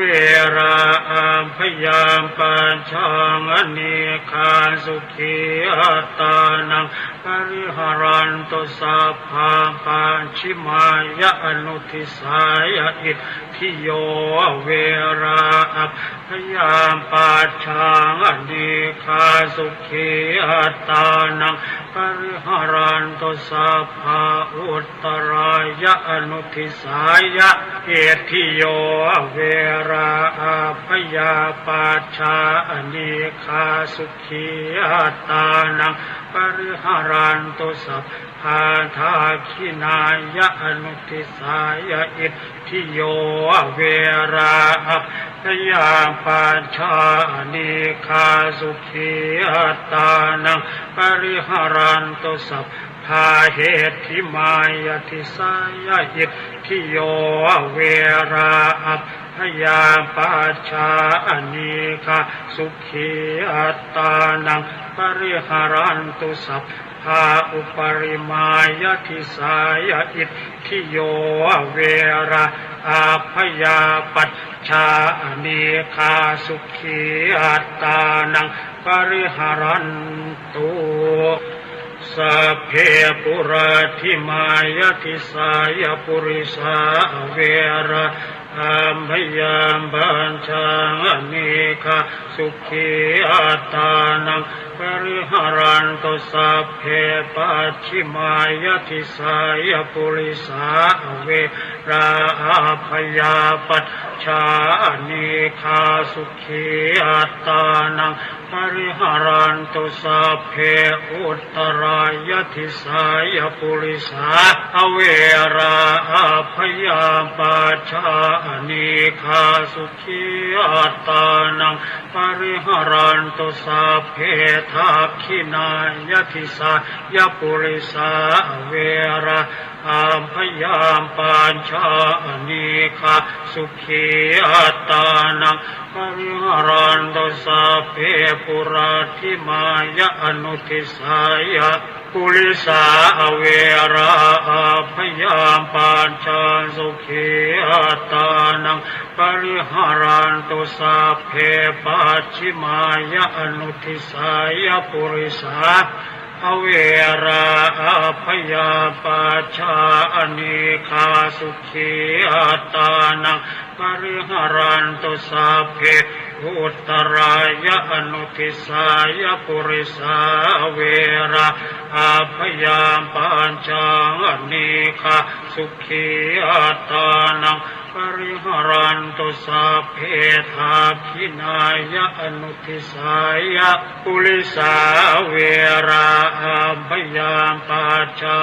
นิคาสุขีอัตตานังปริหารันตุสัพเพเหติมายะทิสายะปุริสาอเวราอภยาปัชชานิคาสุขีอัตตานังปริหารันตุสัพเพอุปริมายะทิสายะปุริสาอเวราอภยาปัญชานิคาสุขีอัตตานังปริหารันตุสัพเพปุรัตถิมายะทิสายะอริยาอเวราอาภยาปัชชานิคาสุขีอัตตานังปริหารันตุสัพเพปัจฉิมายะทิสายะอริยาอเวราอาภยาปัชชานิคาสุขีอัตตานังปริหารันตุสัพเพอุตตรายะทิสายะอริยาอเวราอาภยาปัชชานิคาสุขีอัตตานังปริหารันตุสัพเพทักขินายะทิสายะอริยาอเวรา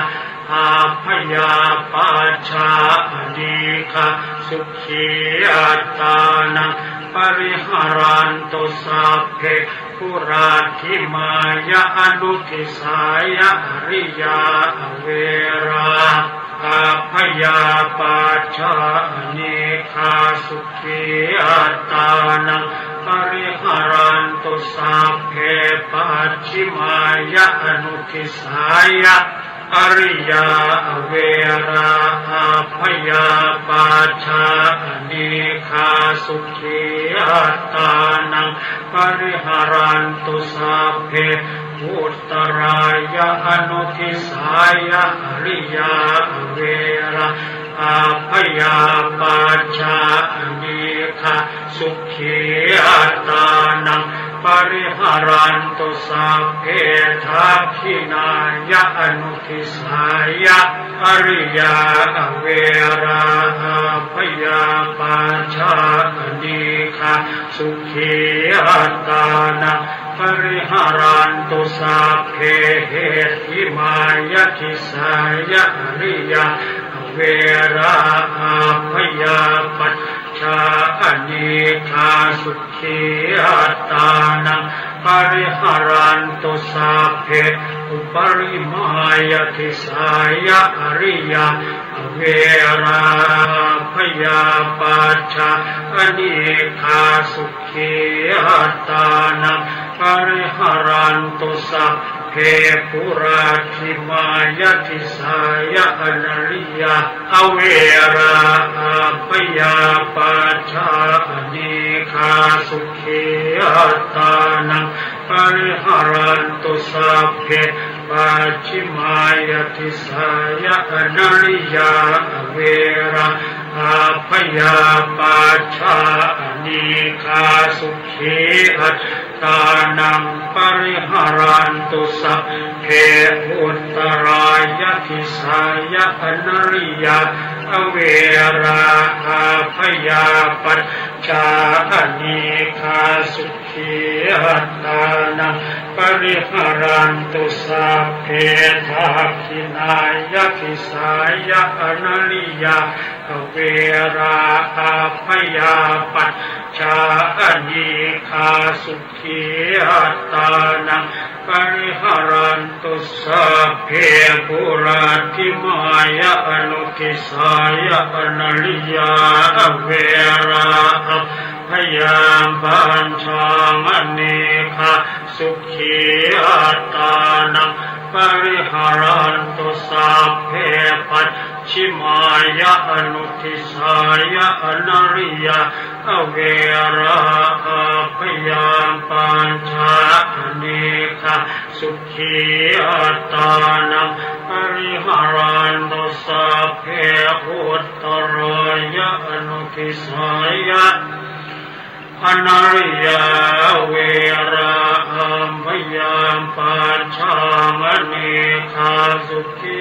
อัตตานังปริหารันตุสัพเพทักขินายะอนุทิสายะอนาริยาอเวราพยาปัจจาอเนคาสุขีอัตตานังปริหารันตุสัพเพเหทิมายะทิสายะอนาริยาเวราพยาปัจจาอเนคาสุขีอัตตานังปริหารันตุสัพเพอุปริมายะทิสายะอนาริยาเวรา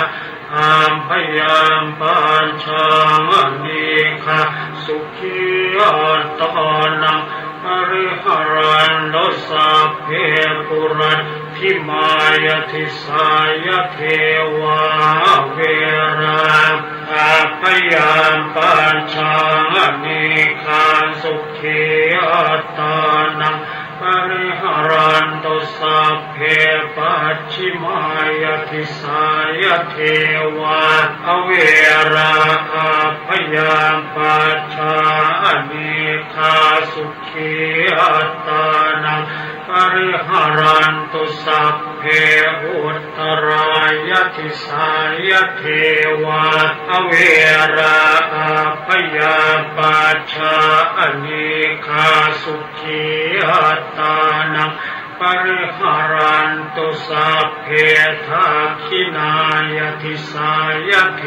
วาอเวราพยาปัจจาอเนคาสุขีอัตตานังปริหารันตุสัพเพปุราธิมายะอนุทิสายะเทวาอเวราพยาปัจจาอเนคาสุขีอัตตานังปริหารันตุสัพเพปัจฉิมายะอนุทิสายะเท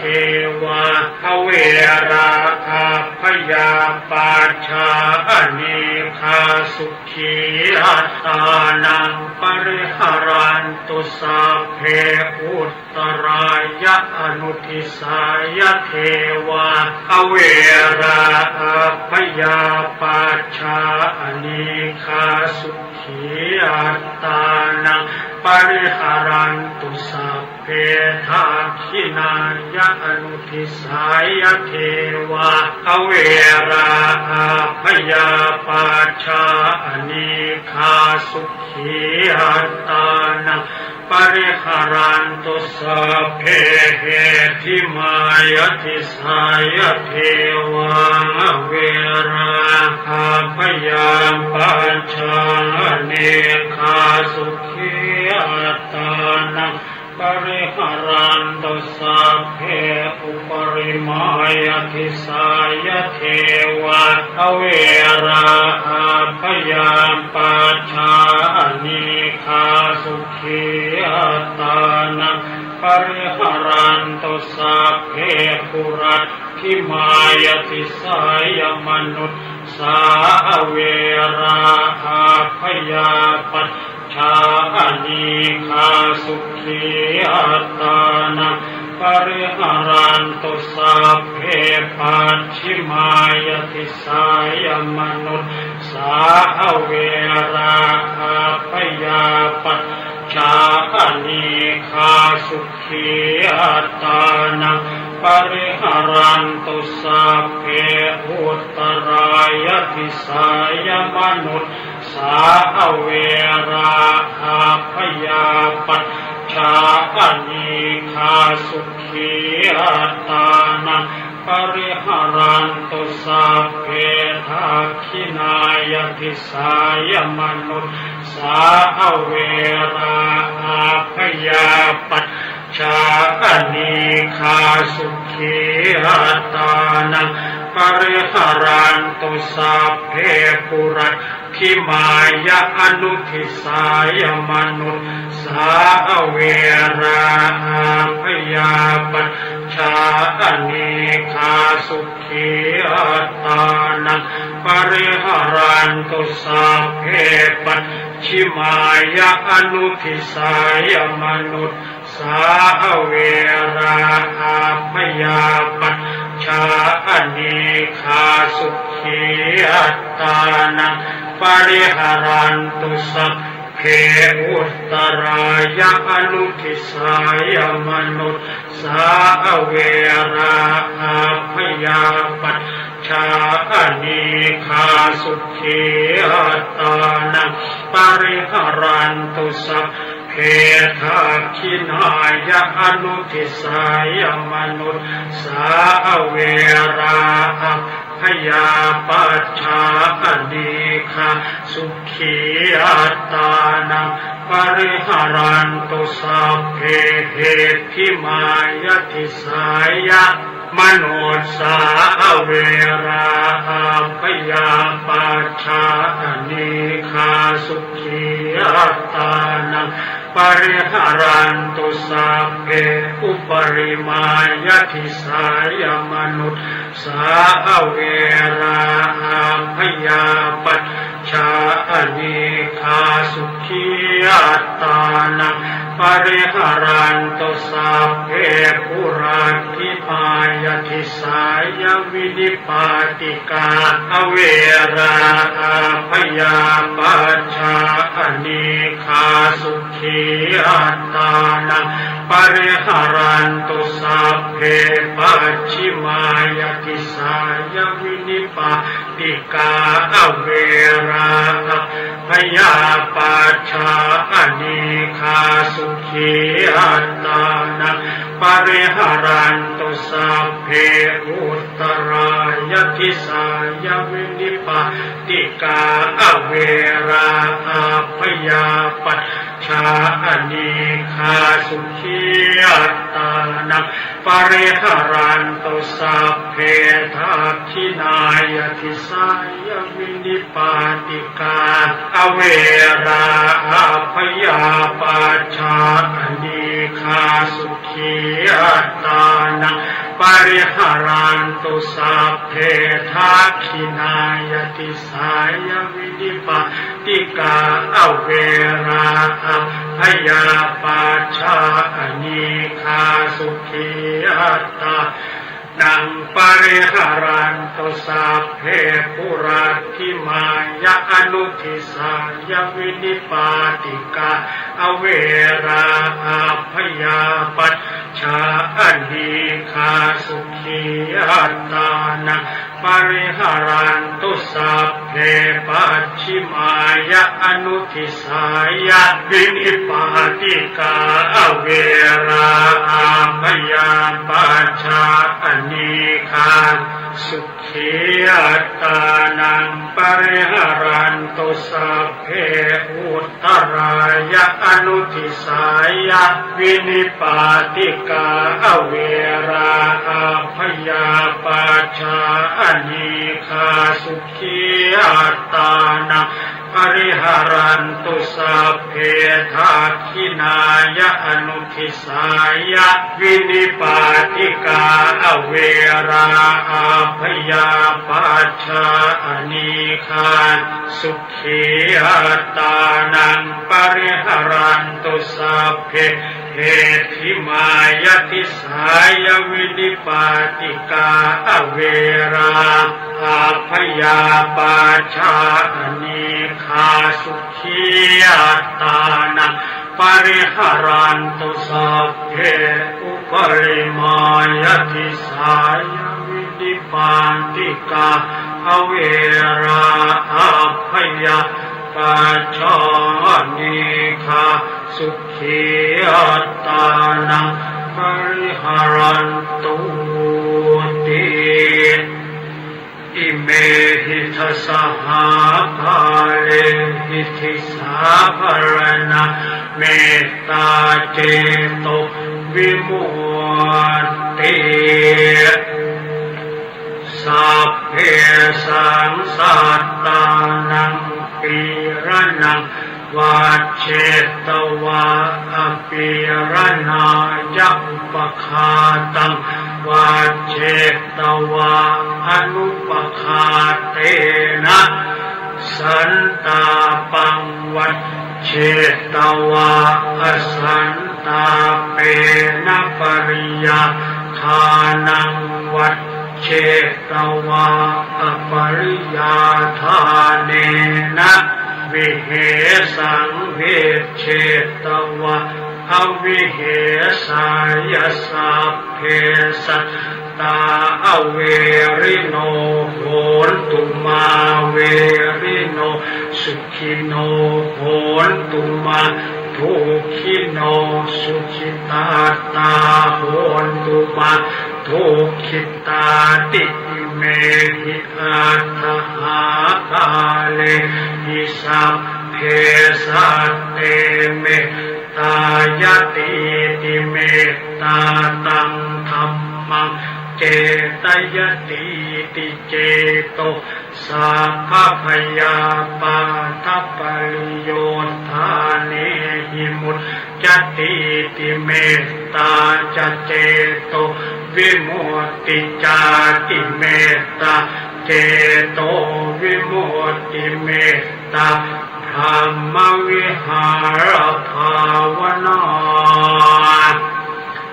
นิทธิตาบทกรวดน้ำและแผ่เมตตาสัพเพสัตตาสัตว์ทั้งหลายที่เป็นเพื่อนทุกข์เกิดแก่เจ็บตายด้วยกันทั้งหมดทั้งสิ้นอเวราโหตุจงเป็นสุขเป็นสุขเถิดอย่าได้มีเวรแก่กันและกันเลยอัพยาปชาโหตุจงเป็นสุขเป็นสุขเถิดอย่าได้พยาบาทเบียดเบียนซึ่งกันและกันเลยอนีคาโหตุจงเป็นสุขเป็นสุขเถิดอย่าได้มีความทุกข์กายทุกข์ใจเลยสุขีอัตตานังปริหารันตุจงมีความสุขกายสุขใจรักษาตนให้พ้นจากทุกภัยทั้งสิ้นเถิด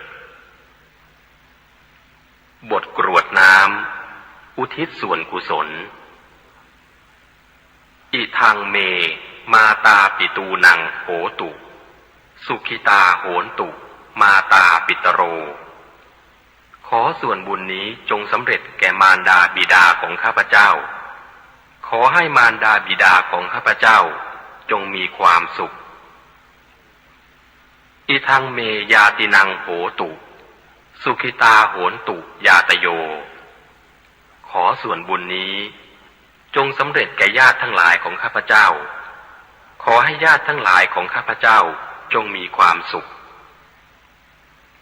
อิทังเมคุรุปปัชชายาจริยานังโหตุสุขิตาโหนตุ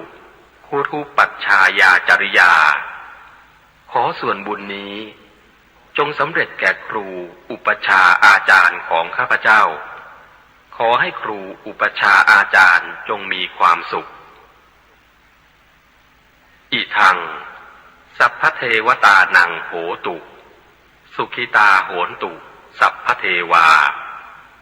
ขอส่วนบุญนี้จงสำเร็จแก่เทวดาทั้งหลายขอให้เทวดาทั้งหลายจงมีความสุขอิทังสัพพเปตานังโหตุสุขิตาโหนตุสัพพเปตาขอส่วนบุญนี้จงสำเร็จแก่เปรตทั้งหลายขอให้เปรตทั้งหลายจงมีความสุขอิทังสัพพเวรีนังโหตุสุขิตาโหนตุสัพพเวรีขอส่วนบุญนี้จงสำเร็จแก่เจ้ากรรมนายเวรทั้งหลายขอให้เจ้ากรรมนายเวรทั้งหลายจงมีความสุขอิทังสัพพสัตตานังโหตุสุขิตาโหนตุสัพเพสัตตาขอส่วนบุญนี้จงสำเร็จแก่สัตว์ทั้งหลายทั้งปวงขอให้สัตว์ทั้งหลายทั้งปวงจงมีความสุข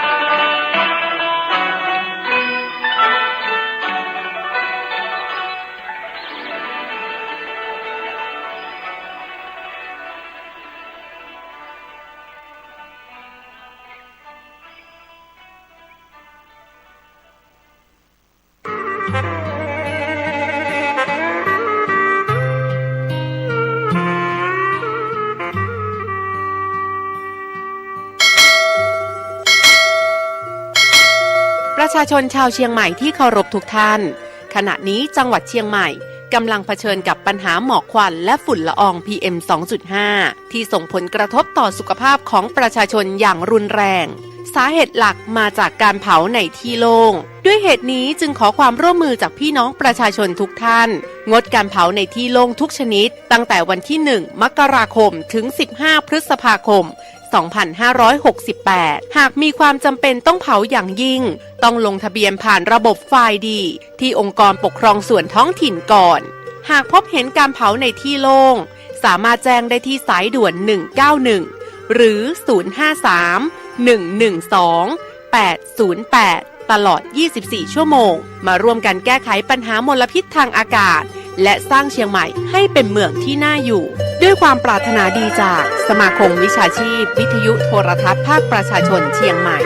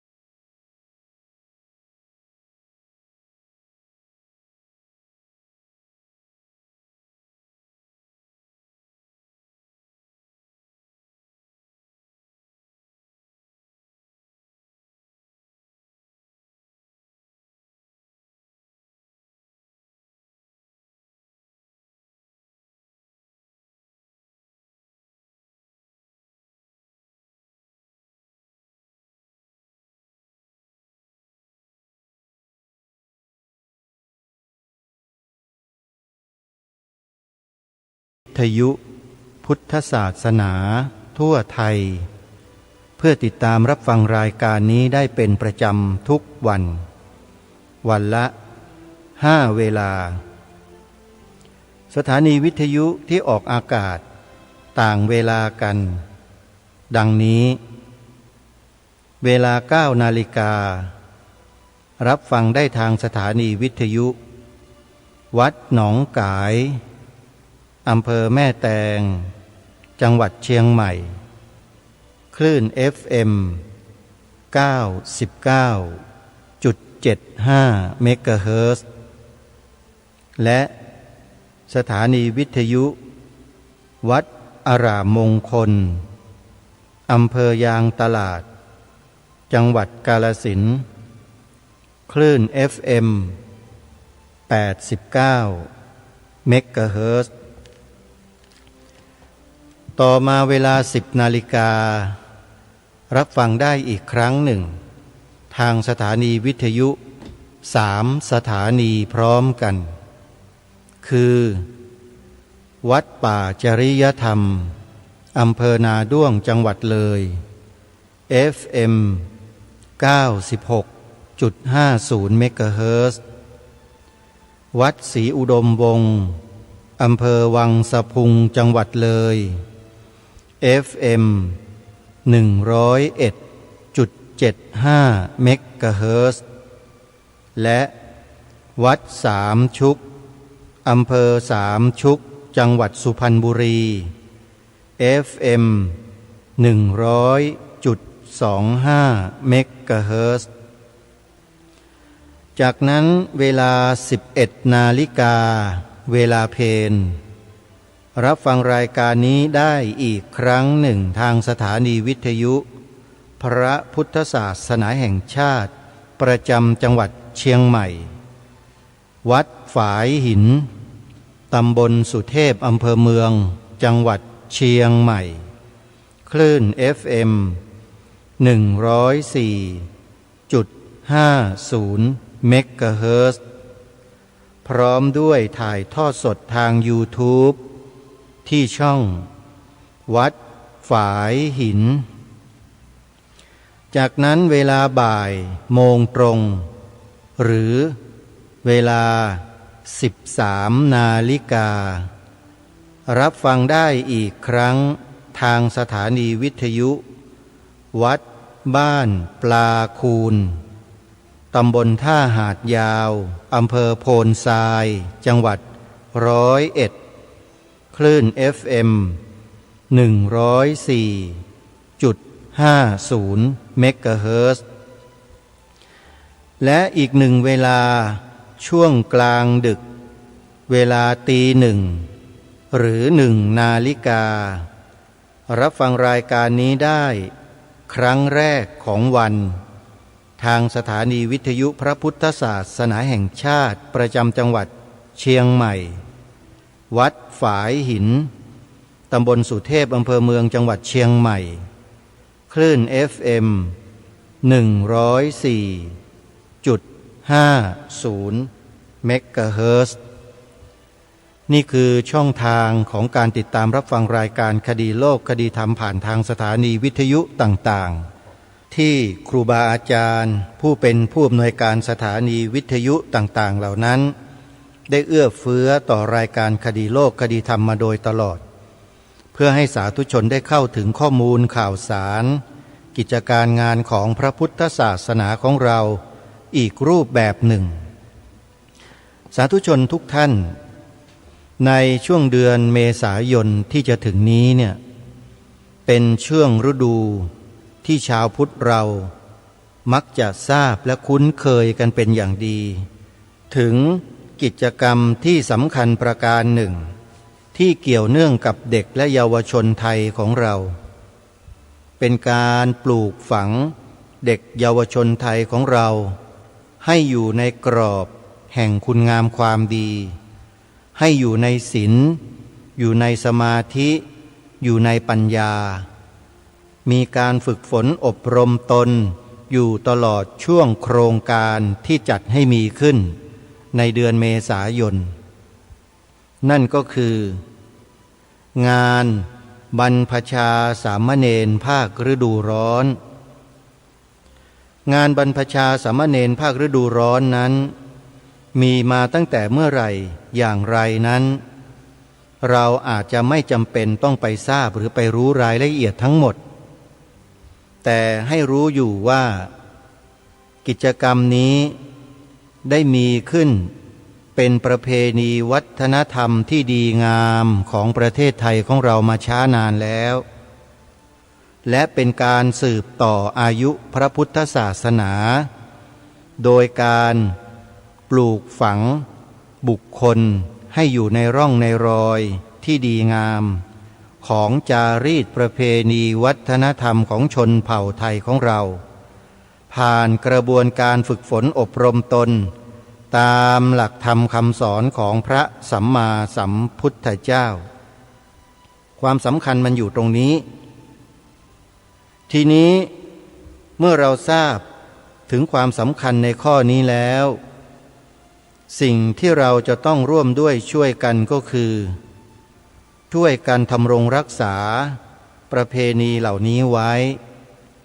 ด้วยวิธีการส่งเสริมสนับสนุนตามกำลังของเราและขอให้พวกเราได้ร่วมด้วยช่วยกันทุกฝ่ายทุกคนเพราะเด็กและเยาวชนที่จะเติบใหญ่เป็นผู้ใหญ่ในวันหน้าคือกำลังหลักกำลังสำคัญของพลเมืองในชาติบ้านเมืองของเราถ้าเขาได้รับการปลูกฝังได้รับการถ่ายทอดสิ่งที่ดีงามสิ่งที่ถูกต้องเอาไว้เนี่ยมันจะเป็นเชื้อที่จะเจริญเติบโตงอกงามต่อไปในอนาคตได้นี่คือสิ่งที่สำคัญอีกประการหนึ่งที่เราจะต้องช่วยกันเพราะฉะนั้นงานบรรพชาสามเณรภาคฤดูร้อนที่ครูบาอาจารย์ของเราได้ทำการประกาศทำการประชาสัมพันธ์ทางสถานีวิทยุต่างๆไม่ว่าจะเป็นวัดหนองกายวัดฝายหินวัดศรีอุดมวงศ์วัดป่าจริยธรรมวัดสามชุกวัดอารามมงคลวัดบ้านปลาคูนหรือวัดใดๆก็แล้วแต่ถ้ามีการได้ยินประกาศเชิญชวนให้ร่วมกันสนับสนุนส่งเสริมงานบรรพชาสามเณรภาคฤดูร้อนแล้วโยมจงช่วยกันกุลีกุจอขวนขวายเพื่อเห็นแก่ประโยชน์ส่วนรวมในอนาคตข้างหน้าของชาติบ้านเมืองของเราด้วยกันไม่แน่เด็กๆเยาวชนที่ผ่านกระบวนการบรรพชาเป็นสามเณรภาคฤดูร้อนเหล่านี้เมื่อเจริญเติบโตออกไปทำหน้าที่อยู่ภายนอกเขาอาจจะมีตำแหน่งแห่งที่สำคัญในบ้านเมืองแล้วเขาก็กลับมาช่วยสนับสนุนส่งเสริมกิจการงานเหล่านี้ของบ้านเมืองของเราต่อไปก็ได้อย่าประมาทเด็กๆและเยาวชนเหล่านี้นะโยมนะเพราะฉะนั้นบิดามารดาผู้ปกครองของเด็กนักเรียนที่เขาปิดเทอมในช่วงเดือนเมษายนนี้โยมถ้าเป็นไปได้ถ้าเห็นแก่อนาคตของลูกของหลานอนาคตของประเทศชาติบ้านเมืองแล้วขอให้ช่วยกันส่งบุตรหลานของท่านที่มีความพร้อมไปเข้าโครงการบรรพชาเป็นสามเณรภาคฤดูร้อนกันเถอะจะมีแต่สิ่งที่ดีโดยประการเดียวสิ่งที่ดีโดยประการเดียวเลยดีทุกอย่างเด็กๆเยาวชนได้รับการดูแลสนับสนุนส่งเสริมฝึกฝนอบรมตนในแนวทางที่ถูกที่ควรตลอดโครงการเมื่อเขาผ่านโครงการเหล่านี้จบแล้วเนี่ยกลับออกมาเขาจะเป็นคนอีกคนหนึ่งที่มีระเบียบมีวินัยเข้าใจในเรื่องราวของชีวิตของเขาได้ดียิ่งขึ้นการตัดสินใจทำพูดคิดอะไรก็แล้วแต่ เขาจะมีความรอบคอบ มีสมาธิที่ยาวนานมากยิ่งขึ้นถ้าหากว่าท่านสาธุชนท่านใดปรารถนาจะให้ลูกหลานของท่านเนี่ยเป็นคนในลักษณะเช่นดังกล่าวโยมส่งเด็กๆเยาวชนเหล่านี้ที่เขาพร้อมนะไปบรรพชาเป็นสามเณรภาคฤดูร้อนได้เลยเราเท่ากับว่าเราเนี่ยจะได้ช่วยกันสืบสารรักษาต่อยอดวัฒนธรรมจารีตประเพณีอันดีงามของชนเผ่าไทยของเราได้อีกทางหนึ่งซึ่งเป็นทางสำคัญอย่างยิ่งคือปลูกฝังหลักธรรมคำสอนในทางพระพุทธศาสนาเนี่ยลงสู่เยาวชนของเราโดยตรงขอย้ำว่าโดยตรงเลยนะเพราะฉะนั้นใครที่สนใจก็ติดต่อสอบถามรายละเอียดไปตามสถานีวิทยุวัดวาอารามต่างๆที่มีการประชาสัมพันธ์มีการประกาศเชิญชวนได้เลยนะโยมนะที่หนึ่งที่อาตมาภาพได้ทราบข้อมูลมาก็คือวัดสามชุกวัดสามชุกอยู่ที่ตำบลสามชุกอำเภอสามชุกจังหวัดสุพรรณบุรีมีการจัดกิจกรรมบรรพชาสามเณรภาคฤดูร้อนในเดือนเมษายนคือระหว่างวันที่5ถึง25เมษายนรวม20วันญาติโยม20วันนี้เป็นโอกาสทองของเด็กๆจะได้มาฝึกฝนอบรมตนตามแนวทางสัมมาปฏิบัติที่มีการถ่ายทอดสิ่งที่ดีงามเหล่านี้กันมาโดยลำดับครั้งอดีตมาจนถึงปัจจุบันผ่านกระบวนการฝึกฝนอบรมตนเรียนรู้ที่มีครูบาอาจารย์ผู้มีประสบการณ์ท่านได้จัดได้ทำให้โดยที่บิดามารดาไม่ต้องเสียค่าใช้จ่ายใดๆทั้งสิ้นเด็กๆเยาวชนจะได้รับการส่งเสริมดูแลเป็นอย่างดีอยู่ในกรอบของพระธรรมวินัยญาติโยมนะใครที่จะส่งบุตรหลานไปบรรพชาสามเณรภาคฤดูร้อน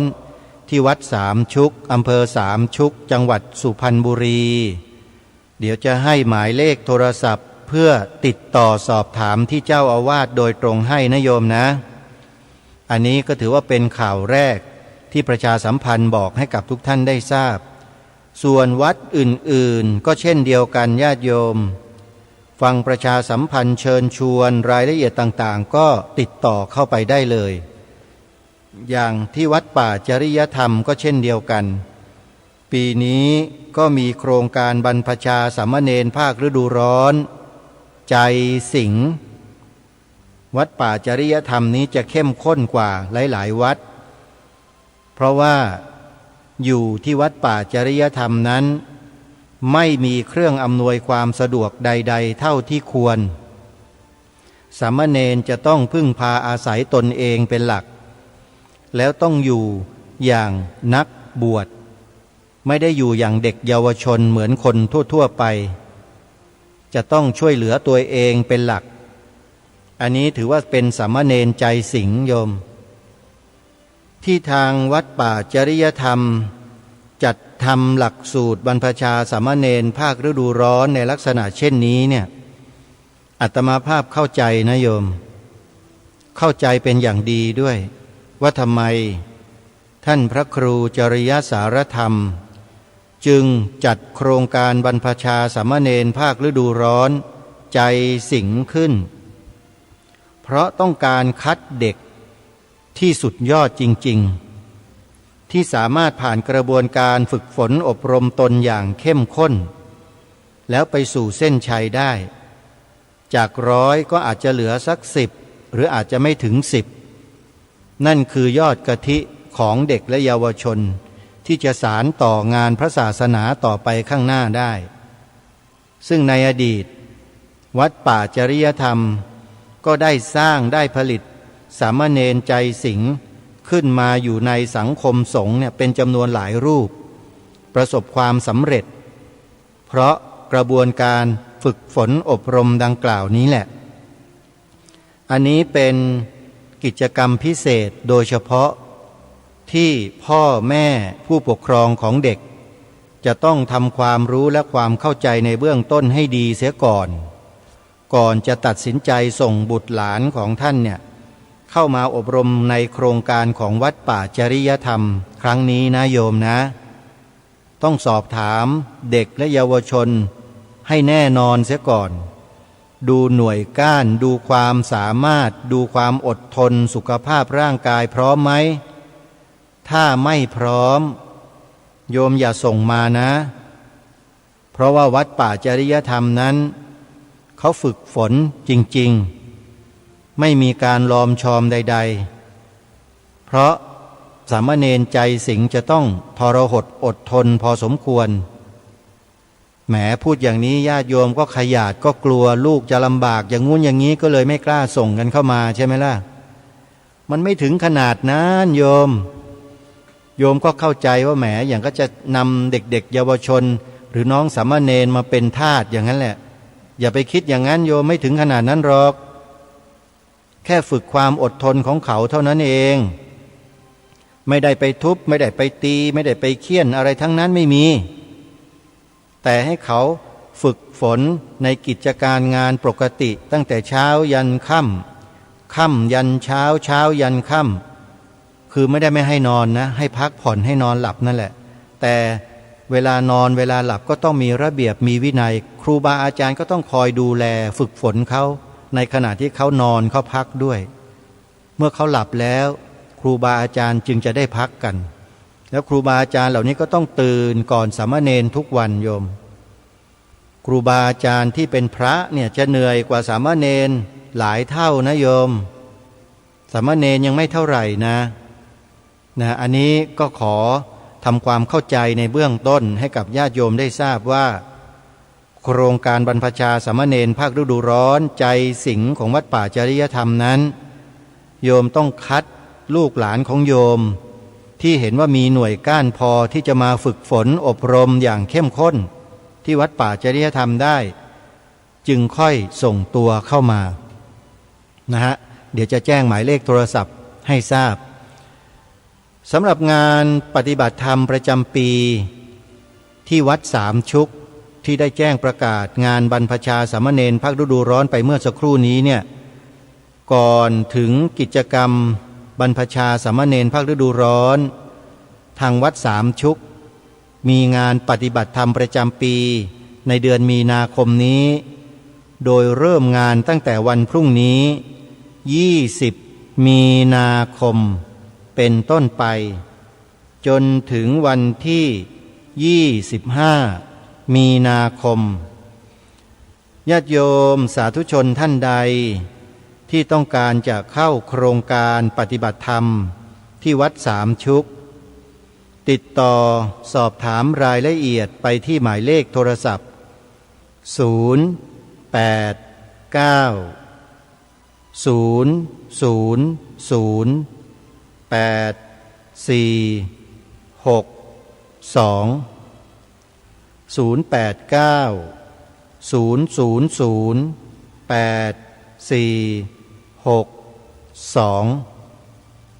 บรรพชาสามเณรภาคฤดูร้อนก็หมายเลขโทรศัพท์เดียวกันนี้เลยนะโยมนะส่วนหมายเลขโทรศัพท์ของวัดป่าจริยธรรมหมายเลขไ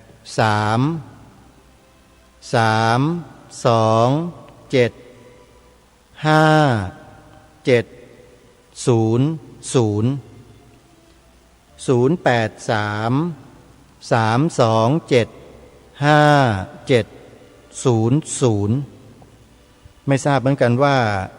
ท่านพระครูจริยสารธรรมเดินทางกลับมาจากประเทศอินเดียกันแล้วหรือยัง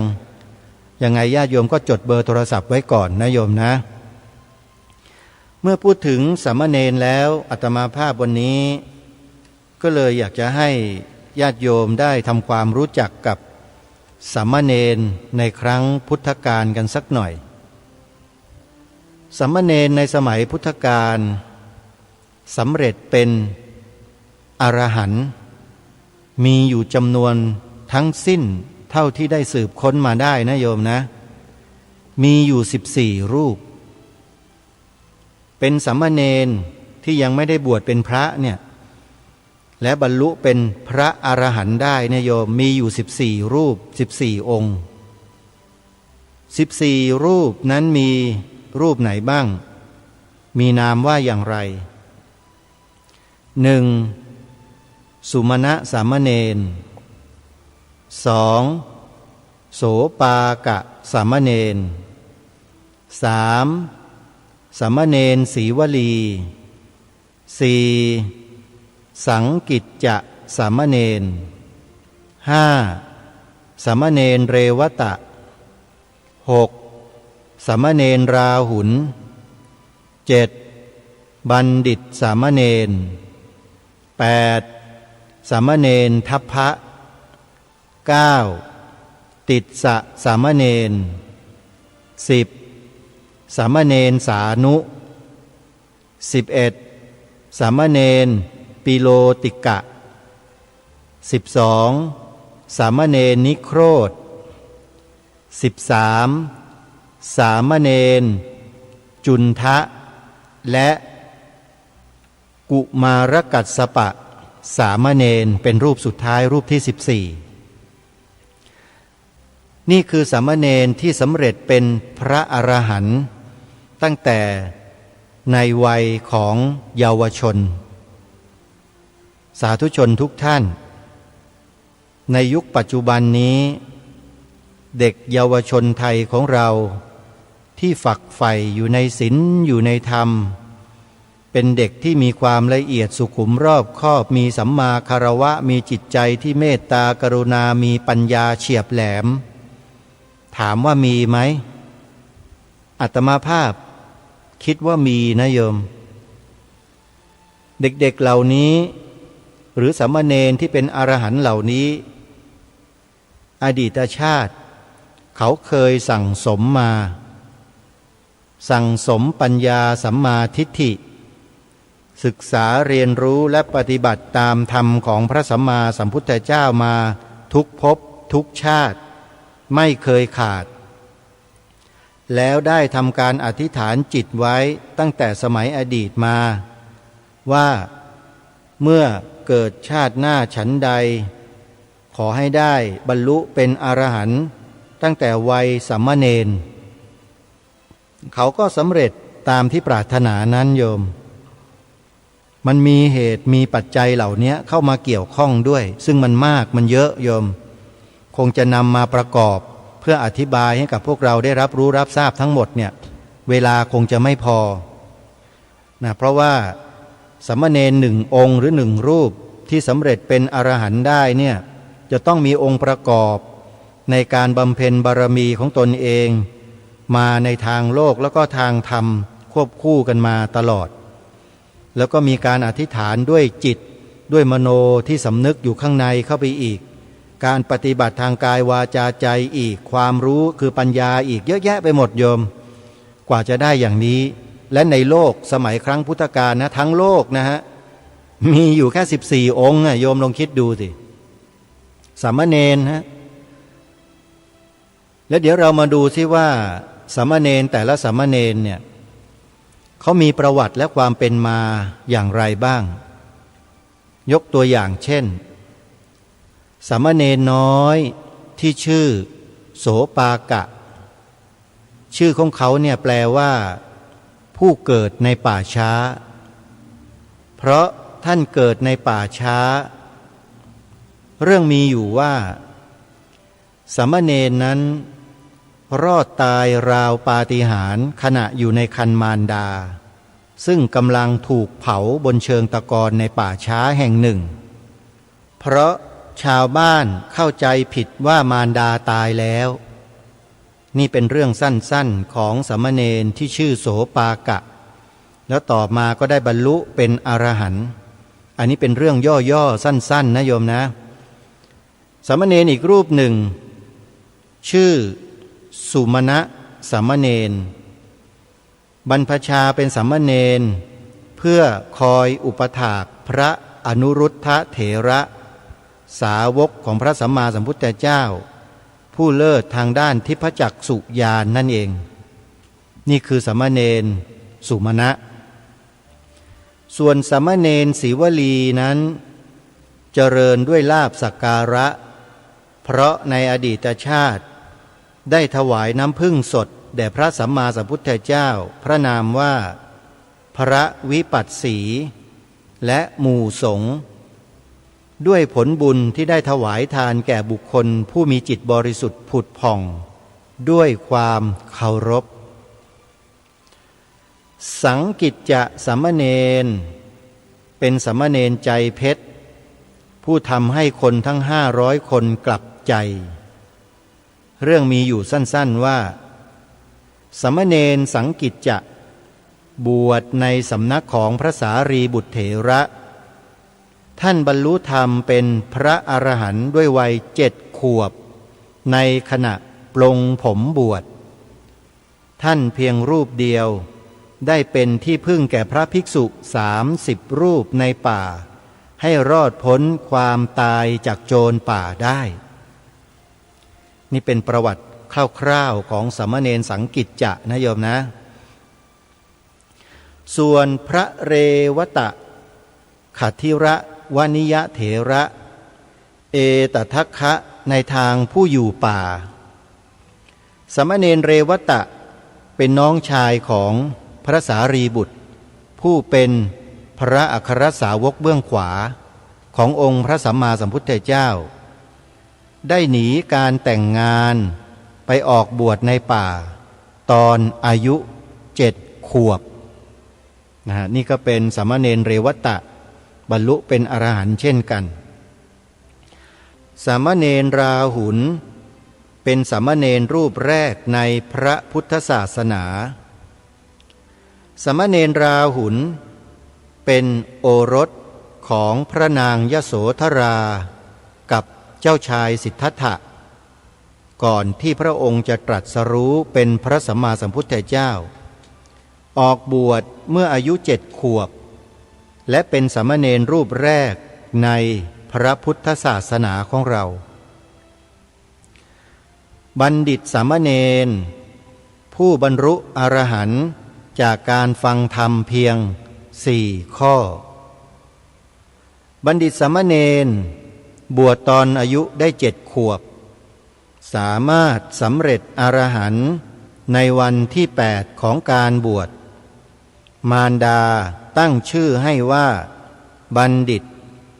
เหตุเพราะเมื่อสามเณรได้มาปฏิสนธิในครรภ์มารดาก็ปรากฏว่าคนในบ้านเรือนมีแต่ความฉลาดปราดเปรื่องกันมากขึ้นก็แปลกดีนะโยมนะต่อไปสามเณรทัพพะได้รับยกย่องในทางจัดเสนาสนะเป็นเอตทัคคะเหมือนกันสามเณรทัพพะบวชและได้บรรลุอรหัตผลตั้งแต่อายุ7 ขวบเป็นสามเณรรูปแรกที่สำเร็จเป็นพระอรหันต์และเป็นภิกษุรูปแรกที่พระสัมมาสัมพุทธเจ้าทรงบวชยกให้ท่านเป็นภิกษุทั้งที่อายุไม่ครบ20 ปีนี่ก็เป็นประวัติของสามเณรทัพพะนะโยมนะต่อมาติสสะสามเณรสามเณรผู้รู้วันละสังขารในสมัยพุทธกาลมีสามเณรน้อยองค์หนึ่งชื่อติสสะอายุ7 ปีมาบวชเพื่อศึกษาเล่าเรียนและปฏิบัติธรรมอยู่ในสำนักของพระสารีบุตรเถระอัครสาวกของพระสัมมาสัมพุทธเจ้าเป็นระยะเวลา1 ปีอันนี้ก็เป็นประวัติคร่าวๆของติสสะสามเณรนะโยมนะทีนี้มาดูสามเณรสานุผู้ถูกยักษินีเข้าสิงสานุสามเณรแม้จะยังเยาว์ ก็สามารถแสดงธรรมเทศนาให้แกล้วกล้าและไพเราะเกินตัว เทศนาทุกครั้งจะมีเทวดายักษ์และมนุษย์มาฟังด้วยเสมอท่านจึงเป็นที่เคารพของมนุษย์และเทวดาจำนวนมากสามเณรปิโลติกะเป็นอดีตเด็กขอทานญาติโยมประวัติคร่าวๆก็คือเมื่อในสมัยพุทธกาลมีเด็กขอทานคนหนึ่งชื่อว่าปิโลติกะนุ่งผ้าเก่าๆขาดวิ่นถือชามกระเบื้อง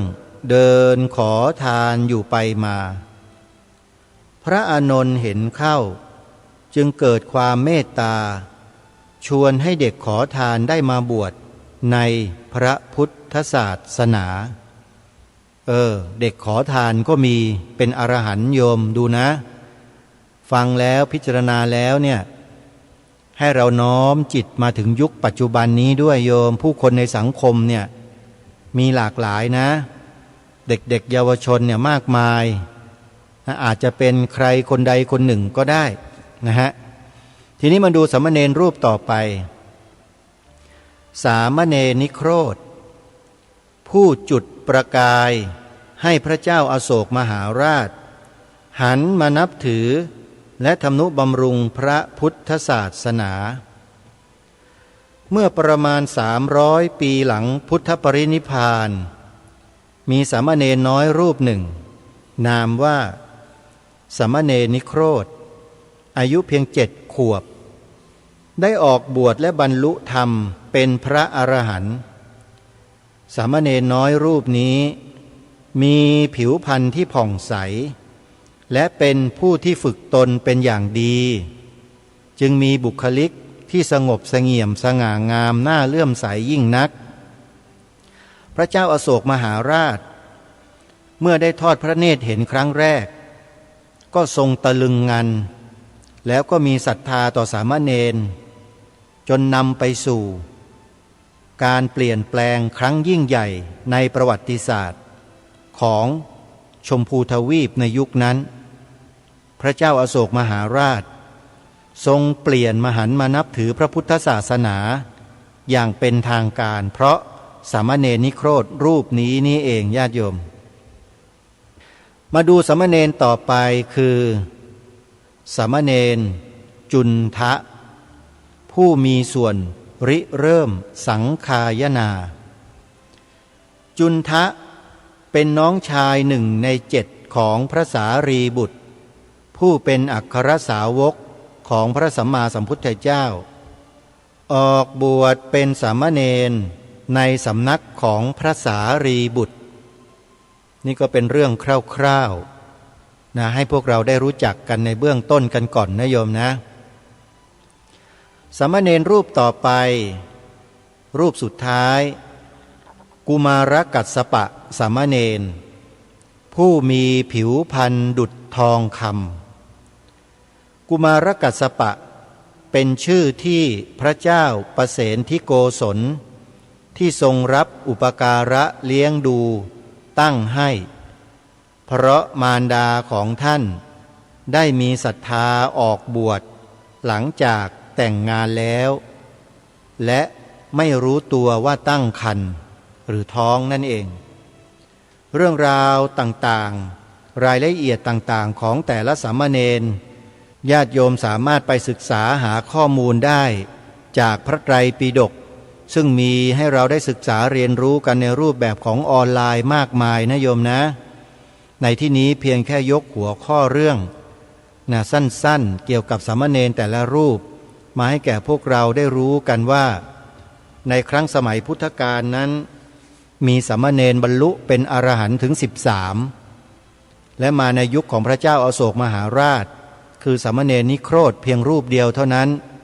หลังพุทธปรินิพพานมา300 ปีที่เป็นอรหันต์แล้วสามารถทำให้พระเจ้าอโศกมหาราชกลับพระราชหฤทัยจากจันดาโศกคือผู้ที่โหดเหี้ยมทารุณเนี่ยก กลายเป็นพระเจ้าอโศกมหาราชผู้มีธรรมหรือธรรมมิกราชนั่นเองสาธุชนทุกท่านที่หยิบยกเรื่องราวของสามเณรอรหันต์มานำเสนอในรายการวันนี้เพื่อจะชี้และบอกให้กับญาติโยมสาธุชนผู้ฟังทุกท่านได้เห็นว่าเด็กเยาวชนของเราที่เขาอยู่ร่วมสังคมกับเราในปัจจุบันนี้นะโยมเราไม่ทราบหรอกว่าอดีตชาติของเด็กเยาวชนเหล่านี้เขาได้สร้างเขาได้ทำเขาได้บำเพ็ญบารมีอย่างใดมาเราไม่รู้เราไม่ทราบเราจะรู้เราจะทราบก็ต่อเมื่อเด็กเหล่านี้แหละผ่านกระบวนการฝึกฝนอบรมตนตามหลักธรรมคำสอนของพระสัมมาสัมพุทธเจ้าเช่นผ่านโครงการบรรพชาเป็นสามเณรภาคฤดูร้อนอันนี้ถือว่าเป็นระยะที่สั้นที่สุดง่ายที่สุดและประหยัดที่สุดแต่ถ้าจะให้ดูชัดเจนมากไปกว่านั้นสามเณรเหล่านั้นจะต้องผ่านกระบวนการศึกษาเรียนรู้ด้านปริยัติธรรมแบบเข้มข้นนะโยมแล้วสติปัญญาของเขาจะฉายแววออกมาว่าอดีตชาติเขาสั่งสมอะไรมาบ้างครูบาอาจารย์จะดูออกจะมองออกเช่นพระมหาสมปองมุทิโตวัดวิหารธรรมท่านเจ้าคุณพระราชวชรบัณฑิตพระมหาประนอมธรรมลังกาโรเจ้าอาวาสวัดจากแดงพระมหาสมบูรณ์วัดเขาสนามชัยประจวบท่านเจ้าคุณพระมหาสมโพธิวัดหาดใหญ่สิตารามเป็นต้นในกระบวนการศึกษาเรียนรู้คัมภีร์ทางพระพุทธศาสนาสามารถที่จะบ่งชี้ให้เห็นได้ว่าเด็กและเยาวชนที่ผ่านกระบวนการศึกษาเรียนรู้แบบเข้มข้นคือสายบาลีใหญ่เนี่ยเขาจะมีแววออกมาให้เห็นครูบาอาจารย์เหล่านั้นจะทราบเป็นอย่างดีและสามารถพิสูจน์ได้ด้วยหลักสูตรเหล่านั้นญาติโยมและอีกกรณีหนึ่งก็คือผ่านกระบวนการฝึกฝนอบรมตนตามแนวทางของสติปัฏฐานสูตรคือเจริญกรรมฐานด้านวิปัสสนาธุระเราจะเห็นชัดเลยว่าเด็กเยาวชนคนไหนสั่งสมบารมีธรรมมาในปางก่อนมากน้อยเพียงใดกระบวนการจัดอบรมวิปัสสนาธุระนี่แหละเป็นตัวบ่งชี้ให้เห็นได้ชัดที่สุดเป็นของจริงแท้ที่สุดเลยโยมแม้แต่คฤหัสถ์ญาติโยมที่เป็นหญิงเป็นชายแม้แต่พระภิกษุสงฆ์หรือใครก็ตามทุกเพศทุกวัยสามารถที่จะตรวจสอบตัวของเขาเองได้ว่าอดีตชาติได้สั่งสมบารมีธรรมด้านไหนมามากหรือน้อยอย่างไรอันนี้เป็นตัวชี้วัดได้ด้วยตัวเองนะคนอื่นที่เป็นครูบาอาจารย์ที่มีภูมิธรรมสูงท่านก็จะรู้เราแน่นอนแหละแต่ท่านจะพูดหรือท่านไม่พูดท่านจะบอกหรือว่าท่านไม่บอกเท่านั้นเองนะฮะแต่ส่วนหนึ่งละเราก็ย่อมรู้ตัวของเราเองด้วยว่าเราได้สั่งสมบารมีธรรมในด้านใดมาบ้างศีลสมาธิปัญญาเราสั่งสมมามากหรือน้อยอย่างไรเราจะสามารถชี้วัดตัวของเราเองได้หลังจากผ่านกระบวนการฝึกฝนอบรมตนตามแนวทางของสติปัฏฐานสูตรอย่างต่อเนื่องทางรายการพูดอยู่เสมอว่าการที่เราจะตรวจสอบภูมิธรรมของเราในจิตในใจของเราได้อย่างชัดเจนขึ้นเนี่ย เราจะต้องผ่านกระบวนการฝึกฝนอบรมตนจิตของตนในรูปแบบของสติปัฏฐานสูตรหรือสติปัฏฐานสี่เนี่ยให้ต่อเนื่องนะโยมต่อเนื่องจำไว้นะฮะต่อเนื่องคือไม่ขาดสายนะมันจะมีอยู่ช่วงหนึ่งแหละที่เรากำหนดด้วยสติในอาการที่เป็นไปของรูปนามได้อย่างต่อเนื่องไปตลอดจะยาวนานหรือจะระยะสั้นก็แล้วแต่เราจะรู้ด้วยตัวของเราเองไม่มีใครมาบอกเราได้หรอกอันนี้เราจะรู้เองโยคาวจรผู้ปฏิบัติวิปัสสนากรรมฐานมาที่มีประสบการณ์มาหลายๆท่านพอได้ยินอย่างนี้ก็จะทราบแล้วก็จะรู้ด้วยตัวของท่านเองคนอื่นบอกก็ไม่เข้าใจหรอกแล้วก็ไม่รู้หรอกคนอื่นไม่สามารถจะบอกได้แต่เราสามารถที่จะดูกายและจิตของเราได้ผ่านกระบวนการดังกล่าวนี่แหละเราจึงจะรู้ว่าเรามาได้อย่างไรแล้วจะไปอย่างไรด้วยวิธีการแบบไหนตรงนี้เราเป็นผู้ตัดสินใจชีวิตของเราเองทั้งหมดคนอื่นจะมาบีบบังคับเราให้เป็นอย่างนั้นให้เป็นอย่างนี้ให้ทำอย่างนั้นให้กล่าวอย่างนี้ให้พูดอย่างนี้ไม่มีผลอะไรกับตัวเรามีก็คืออาจจะอึดอัดขัดเคืองบ้างเล็กๆน้อยๆก็เป็นเรื่องปกติธรรมดาของปุถุชนอย่างพวกเรานะโยมเนาะเรายังไม่ได้บรรลุเป็นอรหันต์ไม่ได้เป็นพระโสดาบันไม่ได้เป็นสกทาคามีไม่ได้เป็นอนาคามีอะไรเลยมันก็ต้องมีอึดอัดขัดเคืองกันบ้างเป็นธรรมดาอยู่กับโลกมันก็เป็นอย่างนี้แหละญาติโยม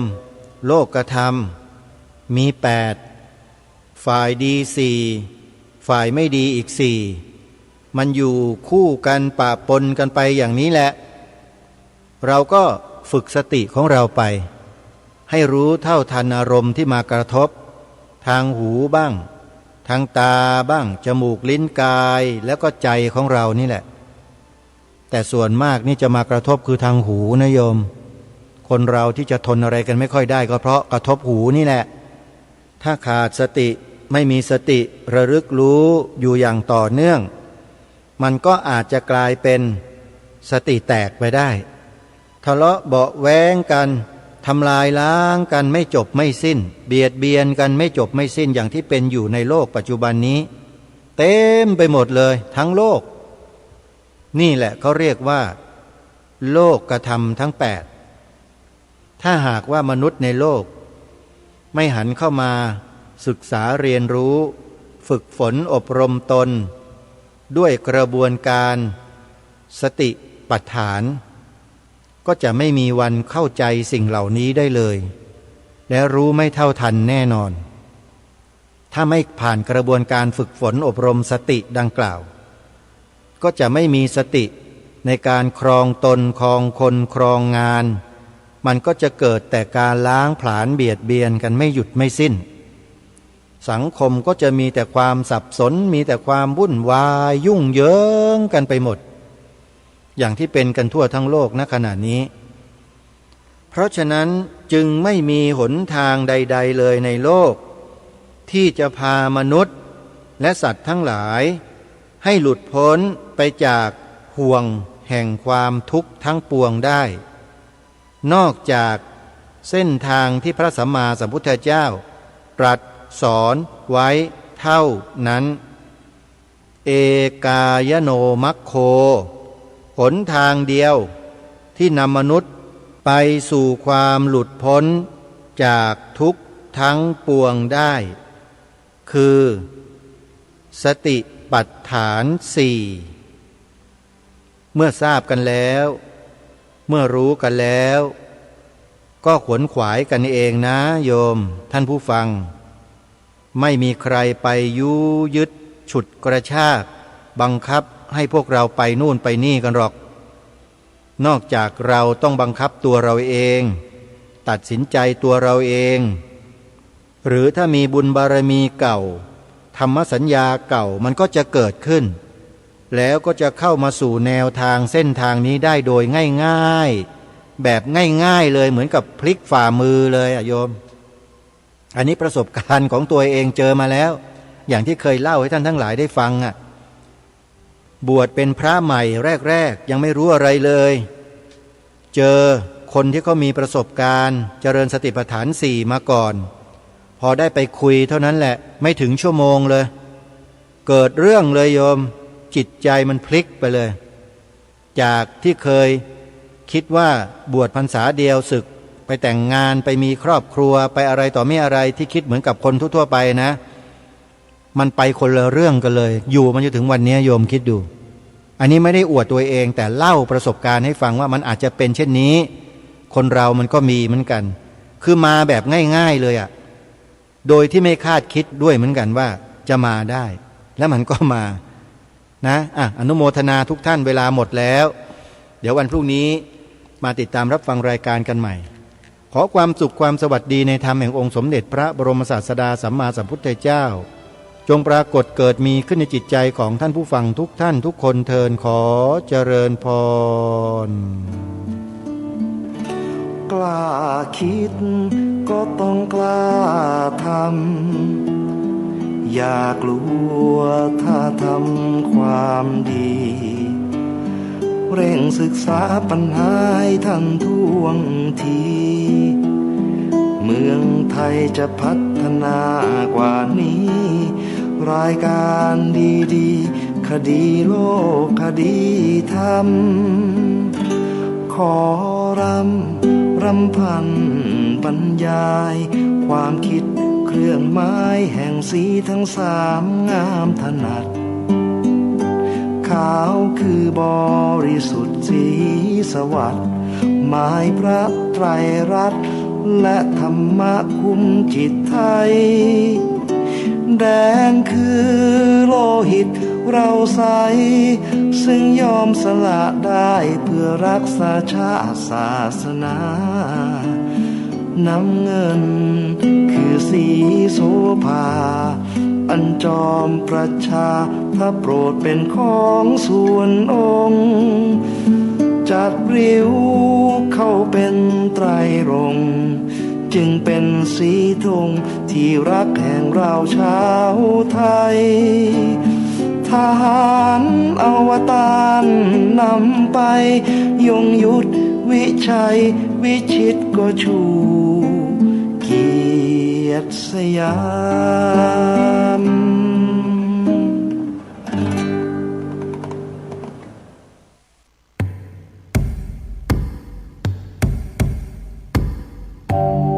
ประชาชนชาวเชียงใหม่ที่เคารพทุกท่านบัดเดี๋ยวนี้จังหวัดเชียงใหม่กำลังเผชิญกับปัญหาหมอกควันและฝุ่นละออง PM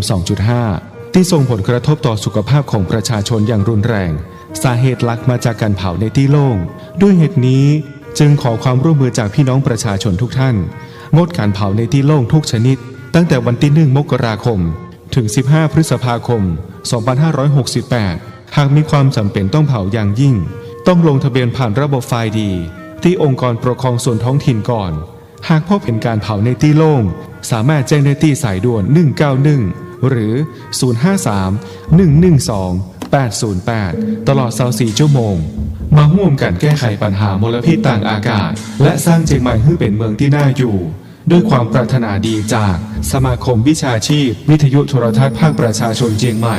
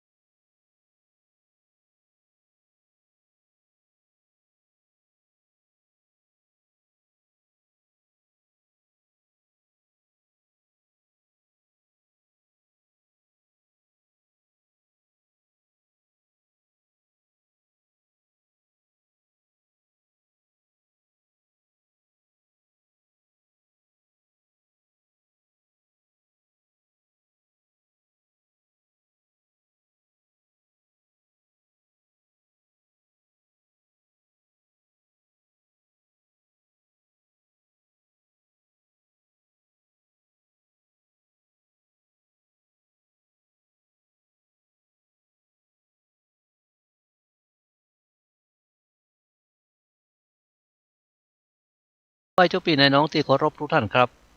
สาระธรรมกำเมืองครับปิกมาปะกับเจ้าพี่นายน้องเฮาแล้วนะครับอยู่อูจากกันที่นี่ด้วยเรื่องราวสาระที่มีอยู่ในธรรมเมืองนะครับวันนี้ก็ยังมาอู้จากันกับ8แหล่งออกยอดครับหรือว่าทำชื่อว่ากาแลโปร่งนะครับเนาะทำข้าวตีตังปนานอินสมชัยชมพูของจังหวัดเชียงรายครับได้เรียบเรียงเอาไว้ผมเอาเนื้อหาสาระที่มีอยู่ในธรรมเนี่ยนะครับมาเล่ามาอูมาจ๋าให้กับเจ้าพี่นายน้องของเฮาได้ฟังกันนะครับเฮาฟังกันไปหลายตอนละกำลังม่วนกำลังงันนะครับประเดี๋ยวนี้นะอโนชากันนะครับเนาะเอาเข้าลุ่นนะครับมันนึ่งแล้วก็เอามาแปลงเอามาอันต่ำเอามาต่ำแล้วเนี่ยนะครับเนาะปดโทนะครับอันเอามาแปลงเป็นกรุ๊ปว่ะเอาเป็นกรุ๊ปมาเฮือนตัวของบ้าอ้ายหลานกูเนี่ยกะนะครับชื่อมันชื่อจันทกุมารนั่นนะครับเนาะเพราะว่าประเดี๋ยวนี้อันอโนชาบอกว่าเฮ้ยเปลี่ยนชื่อเนี่ยเป็นอ้ายหลานกูว่านะถ้าเจ้าพญาถามก็บอกอีเด้อนะประเดี๋ยวนี้จะไปอันไล่เหล่าดูนะครับจะไปไล่เหล่าโดยเจ้าพ่อพญาครับเพราะจะอันเนี่ยนะครับเนาะเกียมครัวเกียมของอันยังกันเสร็จเรียบร้อยแล้วเนี่ยนะครับตกมาเมื่อเจ้ากันนะครับเนาะเจ้าพ่อพญาก็สั่งไปกันนะครับไปออกป้ากันไปประเดี๋ยวนี้เนยนะปดโทนะครับประเดี๋ยวนี้ออกกันไปแล้วนะครับขี่ม้ากันไปแล้วลูกอันเตียวตีนก็มีขี่ม้าก็มีครับเพื่อว่าจะไปเสาะหากวางแหละนะครับไล่กวางอันมันเป็นอันเจ้าพ่อพญาเปิ้นจะสอบครับอย่างอีไหนนะอันพอมีคนไปตั้งหลายกันนักโลโหกันเศร้าๆนะครับพอโหกันเศร้าๆไปแล้วเนี่ยนะครับมูสัตตั้งหลายได้ยินมันก็ล่นกันนะครับล่นไปเปิ้นว่ามันยังมีกวางตัวหนึ่งว่าอันนะกวางตัวเหมาะตัวงามตัวนี้นะสียังกับคำนี่อันมันล่นมาแล้วมันกลัวตายลูกนะครับเนาะมันหล่นอื่นไปอื่นมาตั้งปุ้นก็มีเสียงตั้งเพก็มีเสียงเนี่ยอย่างกับอันไปไล่เหล่านะครับเนาะมันตั้งปุ้นก็วกตั้งเพก็วกนะครับเนาะกวางตัวนั้นก็เลยหล่นอยู่ตรงกลางกันนะครับเนาะเจ้าป่อพญาหันใส่อันแล้วเนี่ยนะครับก็เลยบอกกะอันสู่เขาทั้งหลายแวดเอาไว้เนอะแวดเอาไว้ให้มันดีๆนะถ้าว่ากวางตัวนี้มันพดออกไปตั้งไผ่นะคนนั้นคอปุ๊ดเนอะหัวปุ๊ดเนอะนะต่อนะครับพอได้ยินกรรมอย่างอันแล้วเนี่ยนะครับเนาะหมู่ทหารตั้งหลายกันนะครับเนาะโหถ้ามันสดออกมาตั้งเฮาแล้วหัวปุ๊ดลุยเนี่ยได้อันมันอยู่ด้วยกันเนี่ยนะครับเนาะมันก็ยืนด้วยกันทีเข้ากันนะครับทีเข้าได้หมอกเอามืออันเอาแขนก้องกันได้นะหมอกกำมือกันได้แขนก้องกันได้เนี่ยนะครับเนาะก็ก่อยเตียวไล่กวางเข้าไปกันนะครับเนาะทีนี้อันหมู่กวางไอ้ตัวกวางนี่กันนะครับเนาะกวางมันเสาะพอมันหล่นไปหล่นมามันก็แย่งหาตี้ตัวหลวมันจะไปออกตี้ตังใดนี่หายนะพอตังใดก็ปะต่ออันนั้นก็เอาแขนก็ล่องกันเทียนั้นก็ล่องแขนกันไว้หายนะโอ้ออกตังใดก็บ่ได้หรอกมันพอไปพอมามันก็ไปหันใส่ตี้เจ้าพ่อพญาฮะกับไผที่ไหนจะไปกล้าที่ว่าอันจะไปก้องแขนกับเจ้าพ่อพญาเจ้าพ่อพญาขี่ม้าลูกนะครับเนาะอยู่บนหลังม้าปุ่นน่ะตาพอไปทางกวางปุ่นน่ะนะครับเนาะแล้วก็อันไผ่ก็บ่กล้าเข้าใกล้เจ้าพ่อพญากันนะครับอันกวางมันหันใส่อันเนี่ยมันหล่นไปหล่นมานะมันคิดว่ามันออกตังเนี่ยออกตังที่พ่อพญาเนี่ยมันตึงดีเสี่ยงตีไล่น่ะมันก็เลยสดออกตัดที่ข้างเจ้าพ่อพญาไปกันนะครับปดโถกวางสดออกข้างเจ้าพ่อพญากรรมที่สั่งเอาไว้ว่าจะได้มันพดออกไปที่ไผ่ตั้งใดคนตั้งใดตายเนยนะแต่มันกวางมาพดออกที่ตัวเก่านะครับพออย่างอันแล้วเจ้าพ่อพญาก็ว่ายม้าของตัวเก่าได้ก็ล่นนะครับนั้นไล่ตัวกันนะครับเอาม้าของตัวเก่าไล่ตัวอันหมู่ทหารทั้งหลายก็ลุ่มกันนะครับลุ่มกันก็คือล่นตัวก้นนะครับอันหมู่มีม้าเอาม้าอันหมู่อันบ่มีม้าล่นตัวนะครับล่นตัวไปกันส่วนว่าตัวของบ้าอ้ายกันนะครับอันจันทกุมารนะครับอ้ายหลานกูนั่นนะอันบ้าอ้ายจันทกุมารกันนะครับก็ขี่ม้าตัวเก่าเนี่ยครับตัวม้าของเจ้าพ่อพญาไปตัวหล่นนะครับอันม้าตัวอื่นเนี่ยม้าของเจ้าพ่อพญาเนี่ยนะครับมันเป็นม้าที่มันล่นไว้อยู่แล้วนะม้าไผ่ที่ไหนล่นตึงบัตันก็เหลือกับม้าของบ้านเนี่ยกะนะครับจันทะเนี่ยครับเนาะ อันบ่อ้ายตุ๊กตาเนี่ยเหลือม้าตัวนี้ตัวเดียวแต่อันนั้นนะครับล้นตัวม้าของเจ้าป่อพญาตันน่ะอันจำกันได้อยู่นะครับเนาะตอนเอาแข่งขันกันเนี่ยนะครับเนาะถ้ามันจะเอาอันแปรม้าเจ้าป่อพญามันก็ได้นะพอม้ามันจะล่นล้ำเจ้าป่อพญามันก็จักเจือกไว้เหียอย่างนะครับเนาะอันนี้เนี่ยนะครับมาเพียวตอนประเดียวเนี่ยนะครับมันก็ขี่ม้าไปตัวม้าเจ้าป่อพญากันนะครับเนาะอันนั้นไปตัวกัดลูนะครับม้าเจ้าป่อพญาวัวอยู่แล้วล่นไปกับตาพ่อกวางผู้นั้นนะครับเนาะขี่ม้าก็เคี่ยนม้าติ๊กๆแหละนะครับเนาะอันบ่อ้ายจันตะก็เลยขี่ม้าตัวไปก็โอ้ม้านี่ไว้ม้าหมู่ทหารคนอื่นตัวบ่ตันว่าอันนะ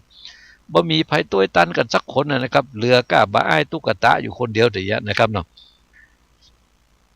อันหมู่ทหารทั้งหลายบ่เท่าว่าแล้วนะครับอันหมู่เตียวตีนี่นะครับเนาะ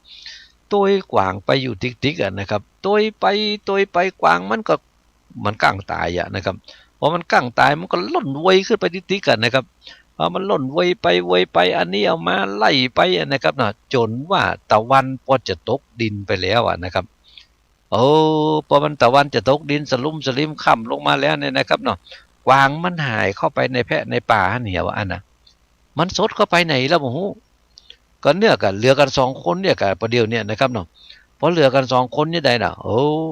เนาะนะครับอันเจ้าป่อพญากับตัวของบ่อ้ายเนี่ยนะครับเตี้ยวกันไปเตี้ยวกันมาไล่กันไปไล่กันมาอย่างเนี้ยนะครับเนาะ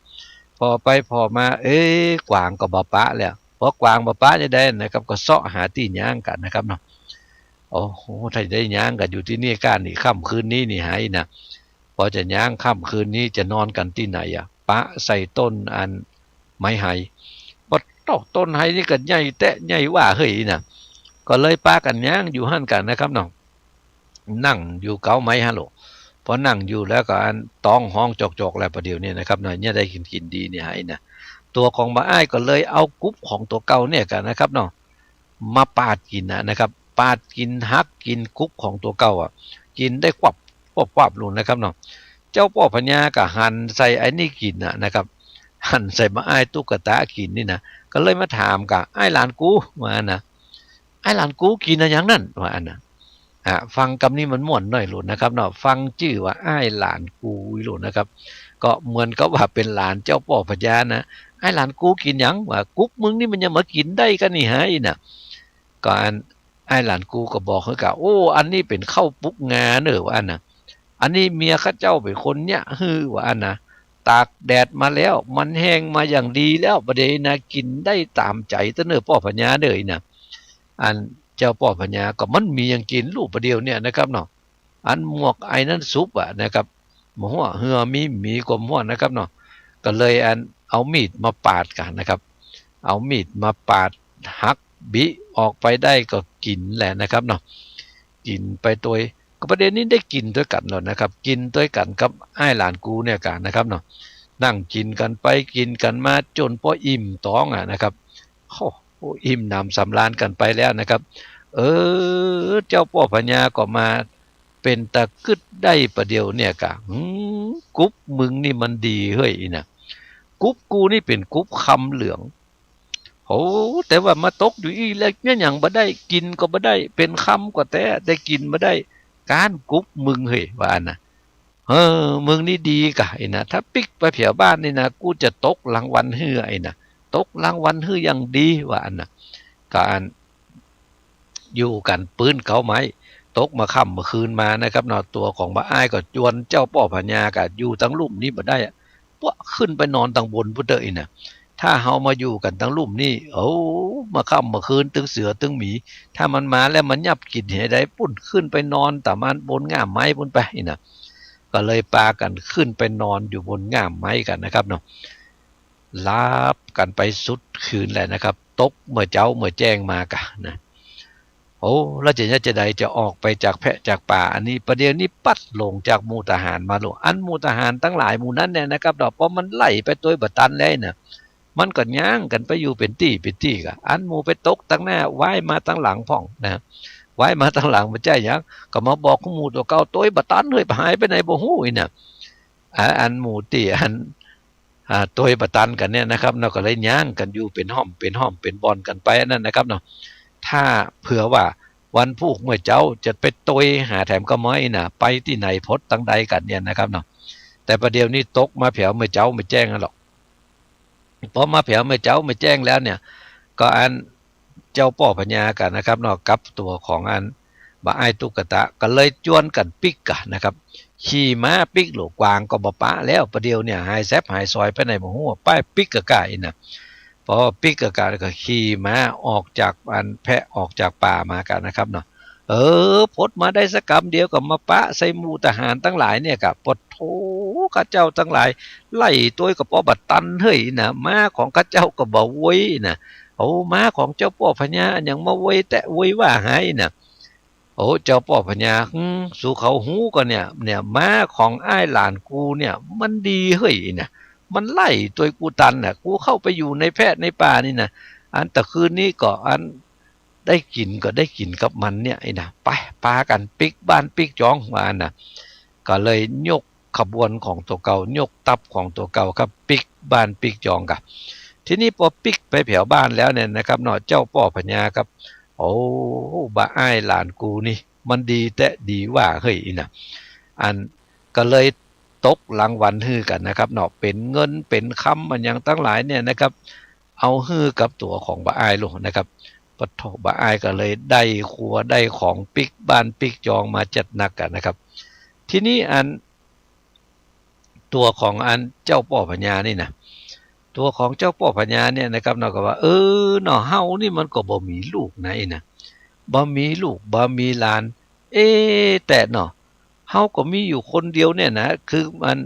บ่อ้ายหลานกูเนี่ยนะฟังให้มันดีๆแล้วนะมันแม่นที่ว่ามันเป็นหลานนะเฮ้ยนะมันก็ดีเหมือนกันเฮ้ยมันได้ช่วยเฮาไว้ว่าอันนั้นนะครับเราก็เกิดใจอันนั้นนะครับเกิดใจไว้เป็นในทางที่ดีเอาไว้ลูกส่วนว่าอันมูดอันทหารทั้งหลายนี่กันนะครับเนาะมันก็มาสลั่งสั่งกากันแต่ว่าเจ้าป่อพญาเนี่ยไปได้ไปมีญาติโกโหติกาพี่น้องอันอย่างอยู่ตั้งใดกันนี่หายนะมันถึงมามีหลานเนี่ยนะเพิ่งมามีหลานอย่างก็เป็นดีไข้หูแต่ไข้หูว่านั่นนะก็อันเลยไปถามเจ้าป่อพญากะนะว่ามันเป็นจะใดกันนี่ฮะเรื่องนี้นี่หายนะเจ้าป่อพญาไปมีอันเปื่อนเดียวเซียวกันอันอย่างที่ไหนตั้งใดถึงมีอ้ายหลานกูมาเนี่ยนะอันหมูสักพ่องก็บ่แล้วใจครับบ่แล้วใจก็เลยไปถามบ่อ้ายกันนะครับอ้ายตุ๊กตานะเป็นจะใดมึงไปเป็นหลานของเจ้าป่อพญาเมื่อใดนะเนี่ยนะครับกัดยื้อมาได้นี่ก็เป็นอันจัดดีแล้วนะครับเนาะก็เดี๋ยวเราย่างฟังเพลงกันสักเพลงก่อนดีกว่านะครับเดี๋ยวเราก็ปิกมาอู้จากันต่อครับบ่อ้ายจะว่าจะได้กันดีนะครับเนาะฟังเพลงก่อนครับเจอเลยครับ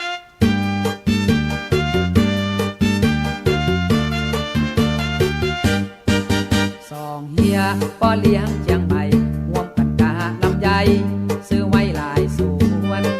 คาดการเอาไว้อย่างดีกาลำไยปีนี้คงไม่ปั่นป่วนคิดแล้วคิดเล่าทบทวนลำไยในสวนคงได้กำไรงามส่วนนั้นซื้อ700,002รับรองเฮาต้องสบายกินเหล้าไว้ท่าตะนากำไห้ออกมาจะต้องงามเหลือหลายสองเฮียปรึกษากันไปถ้าได้กำไห้เอาจะไปแอวทะเล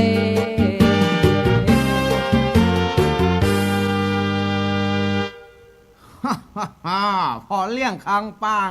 ปีนี้ลังยายเรียบร้อยหนอแถมลูกน้องก็พร้อมโอ้โหสวัสดีครับเฮีย สวัสดีทรายเนื้อนี่นะครับ ถ้าจะอู้ถึงลำไยนี่ให้กินผมมันลำนะเอาเก่งๆแล้วหน่อย เจียงใหม่ลาปูนสันปะตองจอมตองหอดถ้าได้ยินชื่อพ่อเลี้ยงคำปันภาวานะเลถ้าพอเลี้ยงผูกอย่างนี้อ้วก็สบายใจกาลังยายเสกอ้วจะพาไปเที่ยวทะเลเมืองชงบางอ้วไปกินอาหารทะเลสดไปลูพระจังตกน้ำไปลูฝรั่งอาบแดดโอ้แต่กับเรื่องกับบันเฮียเพิ่นจะไปแต่กะแต่สิแน่นะแน่สิกว้างกี้กว้างสงกันเฮียงเนี่ยโอ้ยยาพอแล้วว่าไม่เข้าใจกว้างกิกว้างส่ง ว่ามาฆ่าลังยายไม่ใช่มาฆ่ากวาง เนี่ยผมเข้าใจได้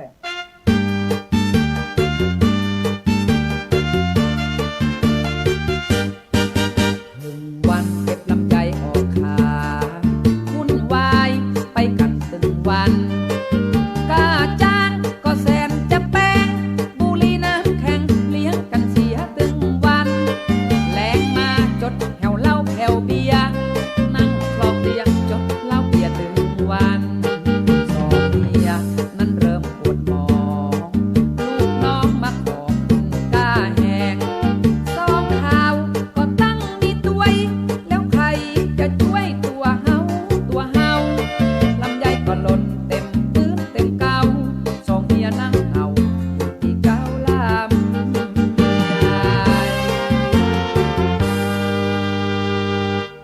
พบพ่อเลี้ยงก็ไหนว่าจะจวนไปเอี่ยวทะเลไอ้อย่างป้าผมมาที่ห้วยตึงเท่านี่เนี่ย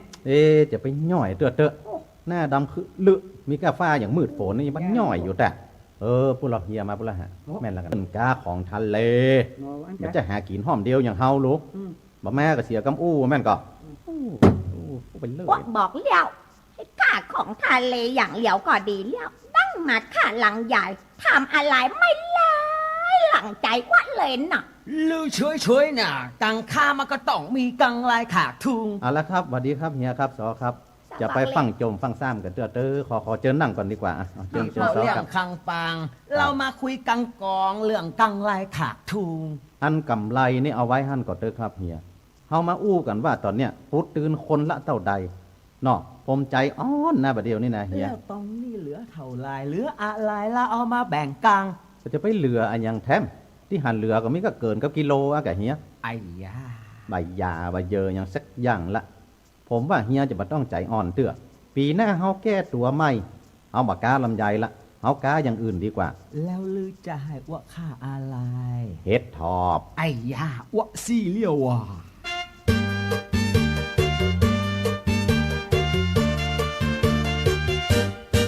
นะครับเราฟังเพลงกันไปแล้วปิกมาอู้จากันต่อครับ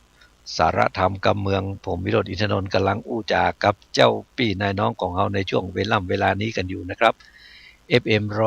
104.50 คลื่นเพื่อการศึกษาพระพุทธศาสนาและวัฒนธรรมวัดฝ่ายหินอำเภอเมืองจังหวัดเชียงใหม่ครับเป็นแม่ข่ายถ่ายทอดเสียงนี้ไปตามตั้งสถานีวิทยุเครือข่ายกัลยาณธรรมหลายๆสถานีด้วยกันขอบคุณสถานีวิทยุกู้สถานีครับที่ได้เอื้อเฟื้อให้รายการสารธรรมกำเมืองออกอากาศให้กับเจ้าปี่นายน้องของเราได้ฟังกันนะครับโอ้เป็นอันดีมีห่างไปแล้วครับย้อนกับชื่ออย่างเดียวเนี่ยนะครับเนาะอ้ายหลานกูคนก็ป้ากันไปถามกับว่าอ้ายแล้วมึงนี่ไปเป็นหลานเจ้าป่อพญาได้จะใดนะคือเวลาไปตักชื่อนะไอ้หลานกูนะไอ้หลานกูไผไปตักก็เป็นหลานมันเหี่ยวมดอ่ะนะครับเนาะทีนี้พอเจ้าป่อพญาตักว่าไอ้หลานกูเนี่ยเขาป่อพญาแต่ก็เลยไปถามมันแหละนะว่าเป็นจะได้เป็นเชื้อตั้งใดกับเจ้าป่อพญานี่หาอีนะอันคือฟังเก่าโอ้ข้าก็บอกว่ามันเป็นเชื้อเป็นสายตั้งใดกับเจ้าป่อพญาแต่ว่าเจนอีป่ออีแม่ป่ออุ้ยแม่อุ้ยเปิ้นก็ฮ้องข้าอย่างเอี้ยอีนะด้านนี้เปิ้นฮ้องข้าอย่างเงี้ยคนหมู่นั้นก็เลยบอกฮู้จะว่าจะได้กันนะครับเนาะมดสลังสังกาเปิ้นฮ้องมันว่าจะอั้นไอ้น่ะมันไล่ทั้งใดก็บ่ได้แล้วลูกนะครับเนาะหมู่นั้นก็เลยปากันปิกบ้านไปเหียกันนะครับเนาะบ่อ้ายอยู่ในหัวในวังบ่ใช่อยู่ในบ้านในเมืองปาราณสีเวลามีเรื่องมีราวอันใดขึ้นมาเจ้าป่อพญาเปิ้นก็จะฮ้องมันมาอย่างเงี้ยนะครับเนาะไปฮ้องอ้ายหลานกูมาเหรออีน่ะไปฮ้องอ้ายหลานกูมาไอ้อันกรรมอันนี้เจ้าบ้านเจ้าเมืองทั้งหลายก็เลยมาฮู้ว่าเป็นอ้ายหลานกูบาตุกตะลุนนี่นะครับเนาะแต่ว่าเวลามีเรื่องมีราวอันใดขึ้นมาแล้วเนี่ยนะครับเนาะอโนชาลูกนะครับก็จะเป็นคนแก้ฮื้อกะนะครับคนบอกฮื้อกับตัวของบ่อ้ายลูกนะครับนี่ได้เมียดีมันก็ไปทำอย่างหนึ่งได้เมียลวกมันก็ไปทำอย่างหนึ่งธรรมะนะครับเนาะบ่อ้ายก็อันใดที่เจ้าป่อพญาว่ามาก็ขอเวลากำคืนเสียก่อนก็มาปรึกษากันกับเมียของตัวเก่าได้กรรมที่ดีแล้วก็ปีกไปอู้กับเจ้าป่อพญาโอ้เป็นที่โพดภายของเจ้าป่อพญานักครับนะทีนี้อยู่ไปอยู่มาเนี่ยนะครับปรากฏว่าเจ้าป่อพญาเมืองปาราณสีครับ ถ้าอยากกินจีนนักไปก็หมูนะครับเนาะสอบกินจีนสอบไปล่าสัตว์หลุดนะครับเนาะไล่เราเข้าแพะเข้าป่าได้นะที่นี่ก็อันมีโลคาพญาตก็มาเกิดขึ้นกับตัวของเจ้าพ่อพญากะคือหมอตั้งหลายมายาแล้วเสี่ยงเต็มที่นอกหมอควายเมืองปาราณสีมาเสาะหายาก็บ่ได้เพราะว่าอันพญาติที่มันเกิดกับเจ้าพ่อพญาเนี่ยนะครับเนาะโอ้เสาะหาว่ามันเป็นอันใดก็ดึงมาได้บึดก็เจ็บท้องบึดก็ปวดหัวมันจะมีหันหมดนะครับเนาะอยู่ไปอยู่มาเหมือนเจ้าพ่อพญาลวดตายไปเหี่ยวโอ้เจ้าพ่อพญาตายแล้วเจ้าพ่อพญาตายเนี่ยนะครับเนาะเปิ้นบ่มีลูกบ่มีหลานไว้สืบแทนขกูลลูกนะครับทีนี้พอมีลูกมีหลานไว้สืบแทนขกูลแล้วเจ้าบ้านเจ้าเมืองทั้งหลายโอ้บ่เป็นอันดีอันม่วนแล้วนะครับเนาะเพราะว่าอันบ้านซากสังขารของพ่อพญานะไปเผากันนะครับเนาะเผาเสร็จเรียบร้อยแล้วหมู่เสนาอำมาตย์ทั้งหลายมานั่งอู้กันเนาะเจ้าพ่อพญาตายไปเห็นแล้วละปราสาทมองขีเป็นบุรีมองเปล่าบ่มีเจ้าตะลงเมืองไพร่จักเครื่องหลายแลซึกเตี้ยงแพมาป่านโจรภัยมารอุบาทเตี้ยงมาปาดเวียงใจจักเอาไผ่นั้นเล่ามาเป็นเจ้าพญาว่าอันน่ะจะเอาไผ่ดีให้นะโอ้หน่อยนะการเสนาเท่าโอ้เนาะมันเป็นฮีดเก่าหอยเก่าอันฮีดเก่าหอยโบราณที่เปิ้นมีมานี่นะถ้าว่าเจ้าพ่อพญาบ่มีลูกบ่มีหลานตายไปแล้วนี่นะเปิ้นฮือปล่อยรถม้าหรอกปล่อยรถม้าไปตั้งสัจจะอธิษฐานเอาไว้แล้วก็อันปล่อยเอาไปถ้าว่ารถม้าเนี่ยมันไปจุกอยู่ที่ไผ่ตังใดนี่นะก็อันคนนั้นน่ะจะได้เป็นเจ้าพ่อพญาว่าอันน่ะก็พอว่าเสนาเท่าบอกอย่างอันแล้วเนี่ยนะครับเนาะหมู่ตั้งปดตึกมวลก็เลยกันปากันมาตกลงใจว่าจะเอาอย่างอันกันนะครับเนาะก็มาประดับประดารถของตัวอันรถแล้วก็เอาม้านะครับเอาม้าตัวเหมาะตัวงามม้าของเจ้าพ่อพญานั้นนะเปิ้นว่าเป็นม้าเจียงคานประเสริฐงามล้ำเลิศข่าวปอนเจ้ามาจรรถเข้ามาจรรถฉลาดแล้วก็โอกาสเทวดากับอันนี้อาศัยเทวดาเป็นใหญ่ละนะครับเนาะอันขอกับหมู่เทวดาทั้งหลายว่าอันไผ่พ่องที่จะเปิงเป็นเจ้าพ่อพญาว่าอันน่ะก็เลยมาโอกาสเทวดากับเทวสังการโยการแต่นเทวดาเฮ้ยมวลหมู่อันตั้งอยู่จุพิมานทุกสถานแดนเขตดาวประเทศนานาเทวดายศใหญ่อันอยู่ไปเวียงใจเทวดาในอากาศอยู่ภาษาหอคำปอดแก้วนำมาพอแล้วนะครับเนาะประเด็นนี้เป็นเทวดาก็บ่ใจว่าจานี่นะเทวดาที่อยู่ตำหอปราสาทที่อยู่ตำบ้านตำเมืองนี่นะฟังเน้อนะอันเจ้าพ่อพญาบ่มีแล้วประเดี๋ยวนี้นะเฮาจะปล่อยรถม้านี่ไปขอให้มันจักไปหาคนที่จะได้เป็นเจ้าพ่อพญาได้ก็แล้วกันเตอะนะก็เลยปล่อยม้าออกไปกันนะครับเนาะอันม้าตัวนี้นะครับเนาะอันรถม้าเนี่ยนะครับม้าที่เอาไปนะมันก็อันแวดวันอยู่ที่อันปราสาทเจ้าพ่อพญาได้3 รอบนะครับมันก็บรรจุที่ตะใดนะครับเนาะล่นไปต่ำในหัวในเวียงหันแถบนะครับหมู่ทหารทั้งหลายตัวก้นก็เอากองตีกันไปตัวตะก้นกันนะครับเนาะเปิ้นว่าเสียงดังคะคืนดังจักฟื้นดินดานมาเจียงคานตัวกาลากรถกว่าเร็วไวไต่ตางไปจะใจออกตางใหญ่ปลายขวาลัดตรงนาป่าไม้ถึงรอดใกล้แดนดงก็จอดลงบ่จ้าตัดส่องหน้าเคหาเฮือนมุงคาตูบน้อยแห่งเจ้ายอดซอยบุญมีว่าอันนั้นนะครับเนาะปุ้นหลักไปหลักมาประเดี๋ยวนี้พดไปแผ่วตูบมาอ้ายปุ้นเห็นแล้วนะครับประเดี๋ยวน่ะมาอ้ายไหนก็มาอ้ายหลานกูน่ะนะครับตุ๊กตานั่นนะครับเนาะทีนี้พอรถไปจอดอยู่ที่ตัดหน้าบ้านท่านแล้วนี่นะอันหมู่ทหารทั้งหลายเนี่ยนะครับเนาะโหกันสาวๆลูกนะครับโหเจโหอย่างนะประเดี๋ยวได้เจ้าพ่อพญาแล้วไหนน่ะโอ้อันทหารเท่านะครับเนาะหมู่อมาตย์เท่าทั้งหลายเนี่ยนะครับก็ฟังเข้าไปทางในกันนะครับ พอเข้าไปเผียวตั้งในบ้านแล้วบ่อ้ายหลานกูนั่งอยู่กับเมียในบ้านท่านละหลวนนะครับเนาะก็เลยยกขันดอกไม้กันนะครับไปบอกคือลูกเหมือนกับไปขออาราธนาแหละข้าแต่มหาราชเจ้ามีบุญเก่าเหลือหลายขอโพดภายผู้ข้าไปเป็นเจ้าฟ้าตะลงเมืองผู้ข้าเครื่องค่ำเจ้าย้อนบ่มีเจ้าบุรีโศกมองขี่เอาไม่เกิดขึ้นไขว้เวียงใจขอมีใจแพ่กว้างอย่าได้ม้างเพทาว่าอันนะบอกคือฟังกะปดตัวของมาอ้ายจะไปว่าจะได้ประเดี๋ยวเนี่ยนะครับเนาะโอ้เฮามันตุกตานะเฮามันตุกตะนะอีนะคนบ่มีเนี่ยอันนี้หมูนี่มันตึงบ่เจือจะว่าจะได้ก็แล้วแต่มันหันมาแล้วหนูโอ้จะว่าเป็นตุ๊กตาจะเป็นอย่างกระจ่างเตอะปุญญาบารมีที่ข้าตั้งหลายได้หันมาแล้วนี่นะมันตึงเปิงตึงเหมาะแต่ที่จะได้เป็นเจ้าบ้านเจ้าเมืองนะขอเตอะขอช่วยฮับขันข้าตั้งหลายกำเตอะอีนะ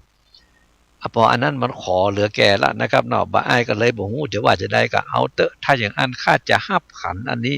จะไปเป็นเจ้าบ้านเจ้าเมืองฮื้อกับสู่ทั้งหลายว่าอันนะหมู่นั้นก็ปากันตีกองกันนะครับเปิ้นว่าโยธาหารโห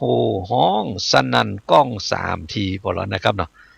กองใส่กันไปตึงตั้งเป็นอันดีอันม่วนปากันอุ้มเอาตัวของบ่อ้ายรุ่นนะครับเนาะ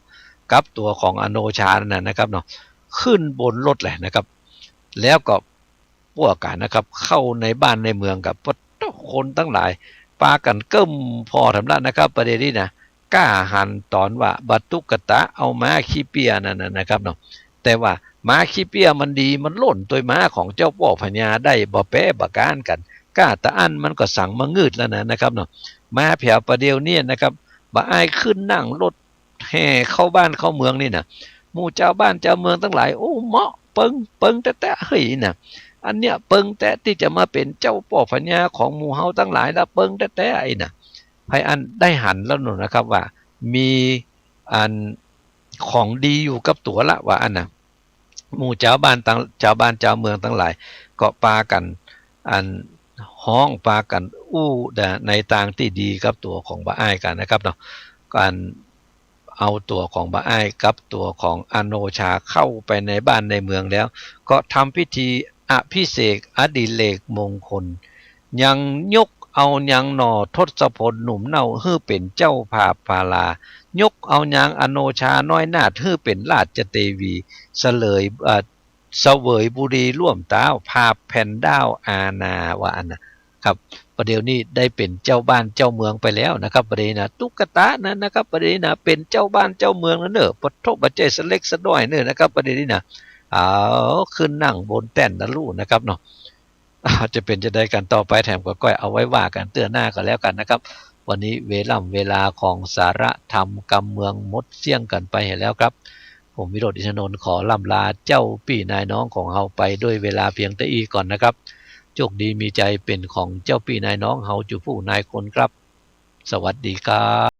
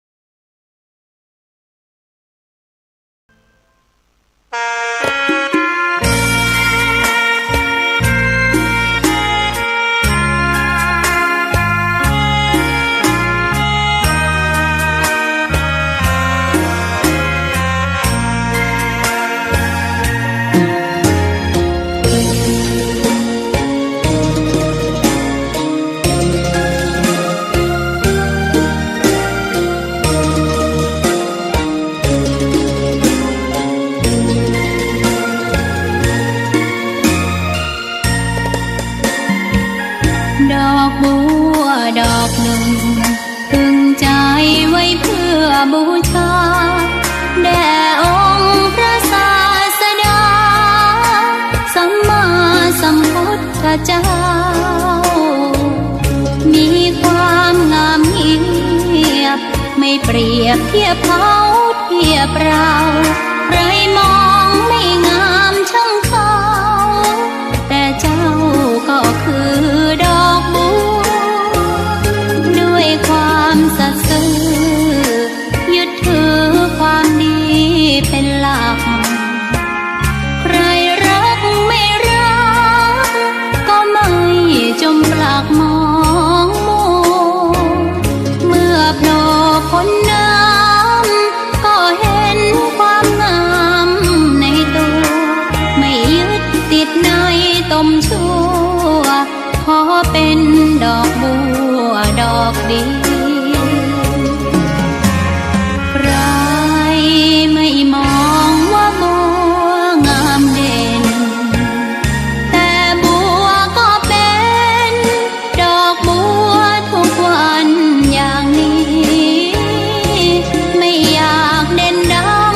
แต่มุ่งหวังในทางเด่นดีเกิดมาเพื่อสร้างบารมีถวายชีพนี้บูชาดอกบัวดอกน้อยเฝ้าคอยคนที่ใจบุญมาโอบเอื้อเกื้อกูลรู้ค่าของบุญเก็บบัวขึ้นมาเพื่อสร้างความดีและเสริมบารมีดังว่าใช้ดอกบัวนี้บูชาพระสัมมาสัมพุทธองค์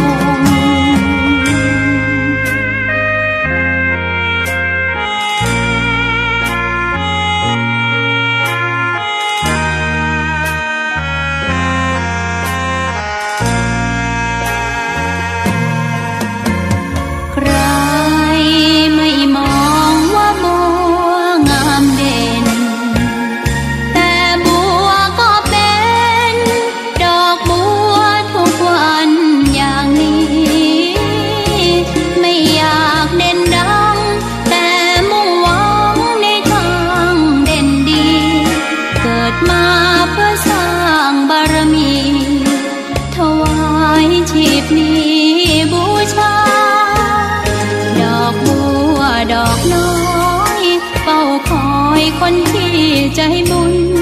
มาโอบเอื้อเกื้อกูลรู้ค่าของบุญเก็บบัวขึ้นมาเพื่อสร้างความดี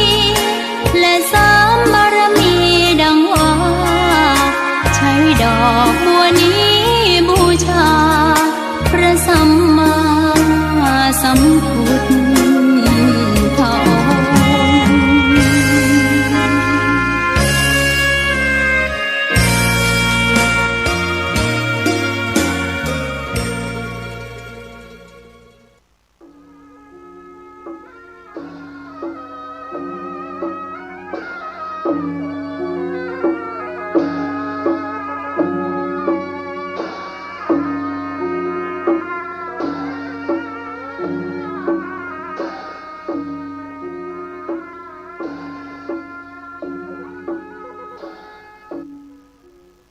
ความเจริญในธรรมและความผาสุกทางใจจงได้บังเกิดมีกับพ่อแม่พี่น้องท่านสาธุชนคนดีผู้เจริญในศีลในธรรมทุกท่านพร้อมกันนี้ขอยกมือ10 นิ้วกราบอาราธนาเอาคุณพระแก้วเจ้าทั้ง3บุญกินบุญทานสิ่งศักดิ์สิทธิ์ทั้งหลายคุณพ่อคุณแม่คุณครูบาอาจารย์ผู้ประสิทธิ์ประสาทความรู้เตื้อบ้านเตื้อเมืองเตื้อวัดเตื้อวาพระสยามเทวาธิราชสิ่งศักดิ์สิทธิ์ทั้งหลายอันมีพระธาตุเจ้าโดยสุเทพและครูบาเจ้าศรีวิจัยเป็นต้น ขออาราธนาและเชิญชวน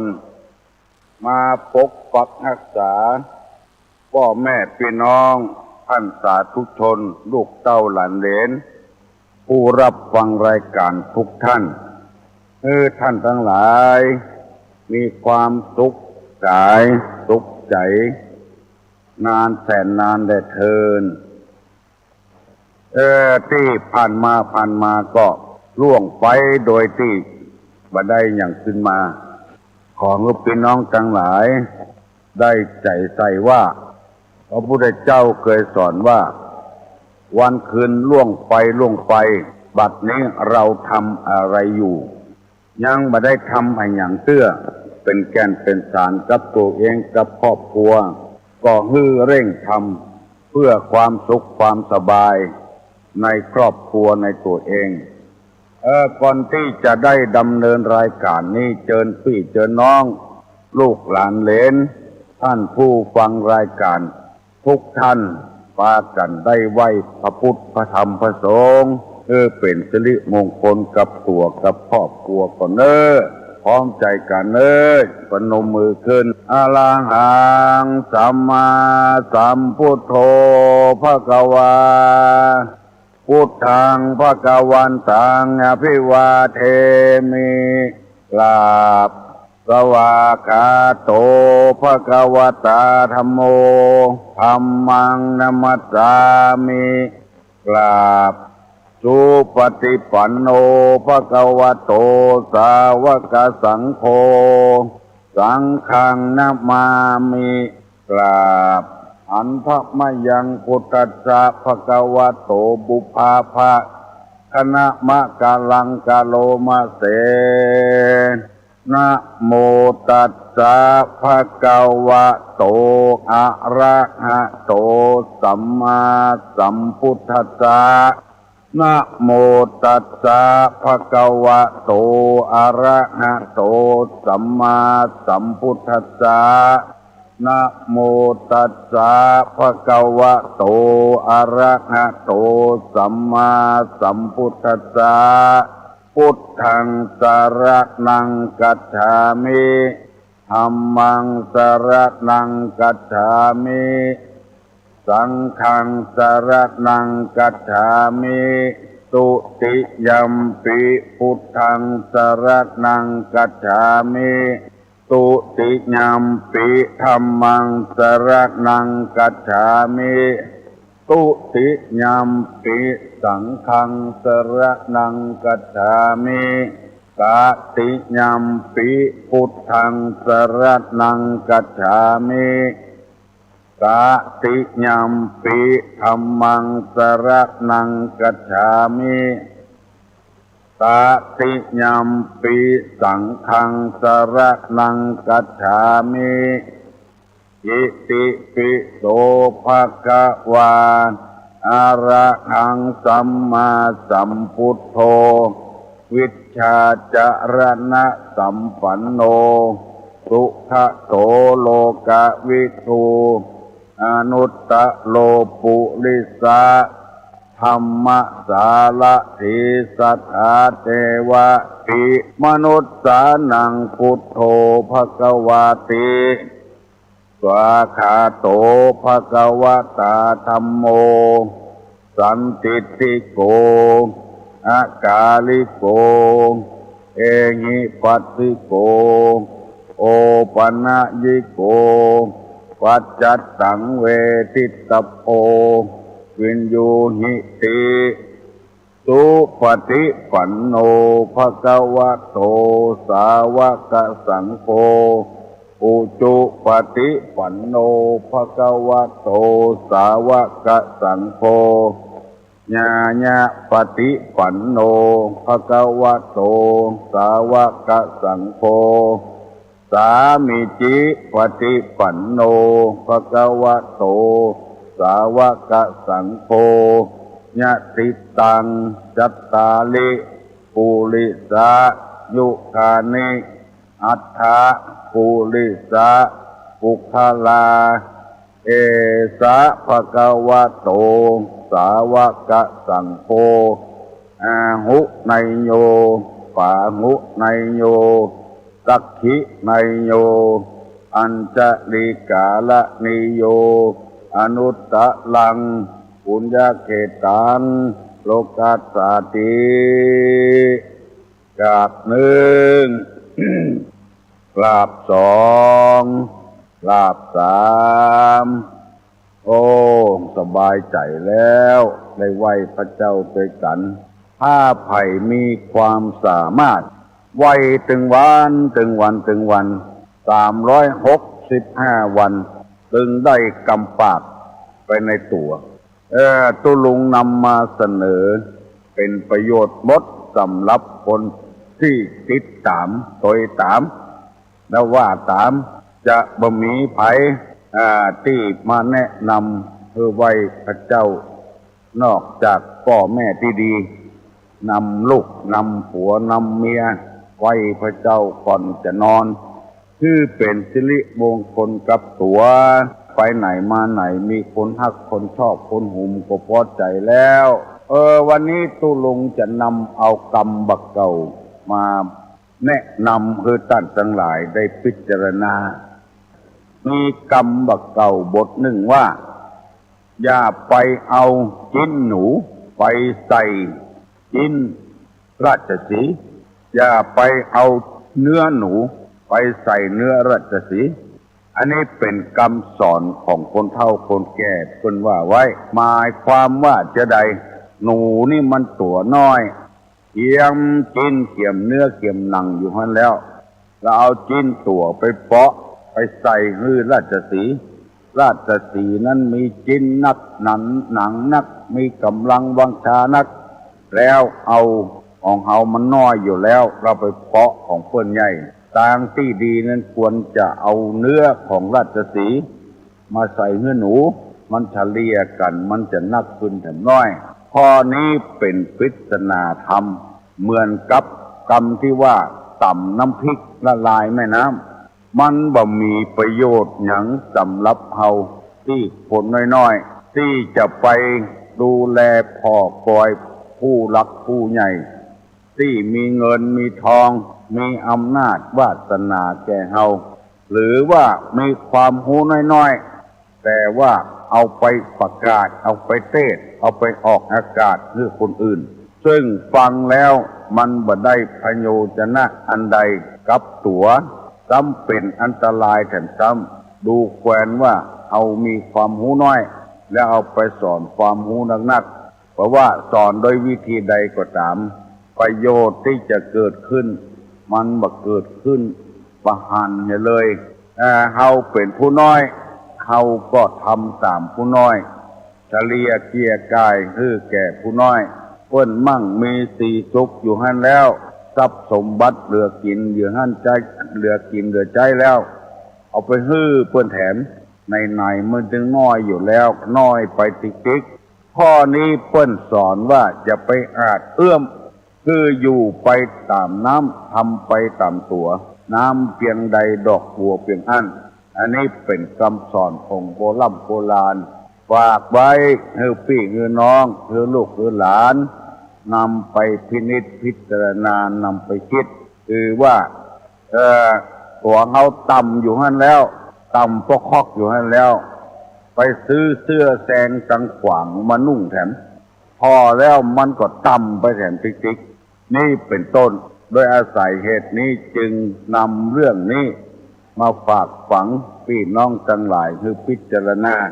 จะไปหวังไอ้หยังกระเปิ้นหวังบ่ได้แล้วเปิ้นรวยอยู่หั่นแล้วเปิ้นมีความรู้อยู่หั่นแล้วมียศถาบรรดาศักดิ์อยู่หั่นแล้วเอาจะหันได้ว่าสถานที่ต่างๆมีตู้เจ้าไปแสดงธรรมบอกว่าในกรมในกองทหารกาตำรวจกาในสถานที่ต่างๆแต่สภาผู้แทนราษฎรเนี่ยไปบนิมนต์ตู้เจ้าไปเทศเพราะว่าในสภานั้นมีคนหูนักลักนักสปะสะปืนมีในนั้นตู้เจ้าจะไปเทศนี่เขาบ่ดึงบนิมนต์ไปเทศในมหาวิทยาลัยก็ตาม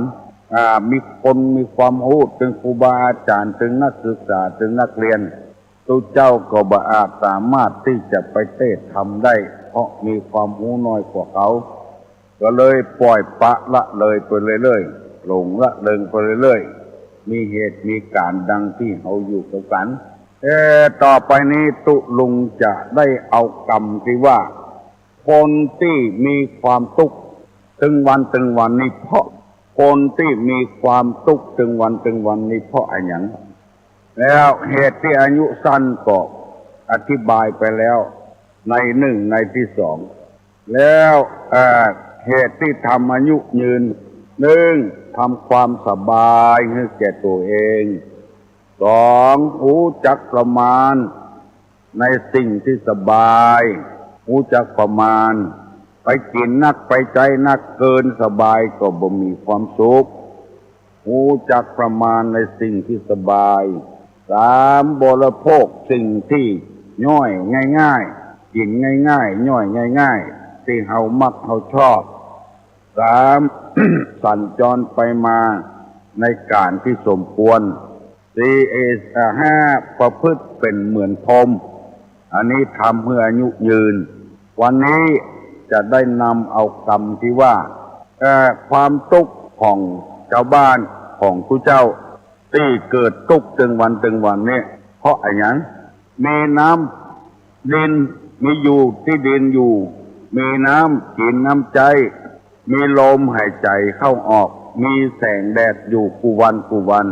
12 ชั่วโมงเป็นเมื่อคืน12 ชั่วโมงเป็นเมื่อวัน บ่อึบบ่อยากจะกั้นอย่างสักอย่างแต่ว่ายังมีความทุกข์อยู่ในธรรมะทางปริยัติเพิ่นบอกว่าหนึ่งบ่สันโดษในผ้านุ่งผ้าห่มของตัวเองสองบ่สันโดษโดยเข้าปากอาหารตามมีตามได้สี่บ่สันโดษโดยที่อยู่ที่อาศัยตามมีตามได้ห้าบ่สันโดษโดยกีฬานปัจจัย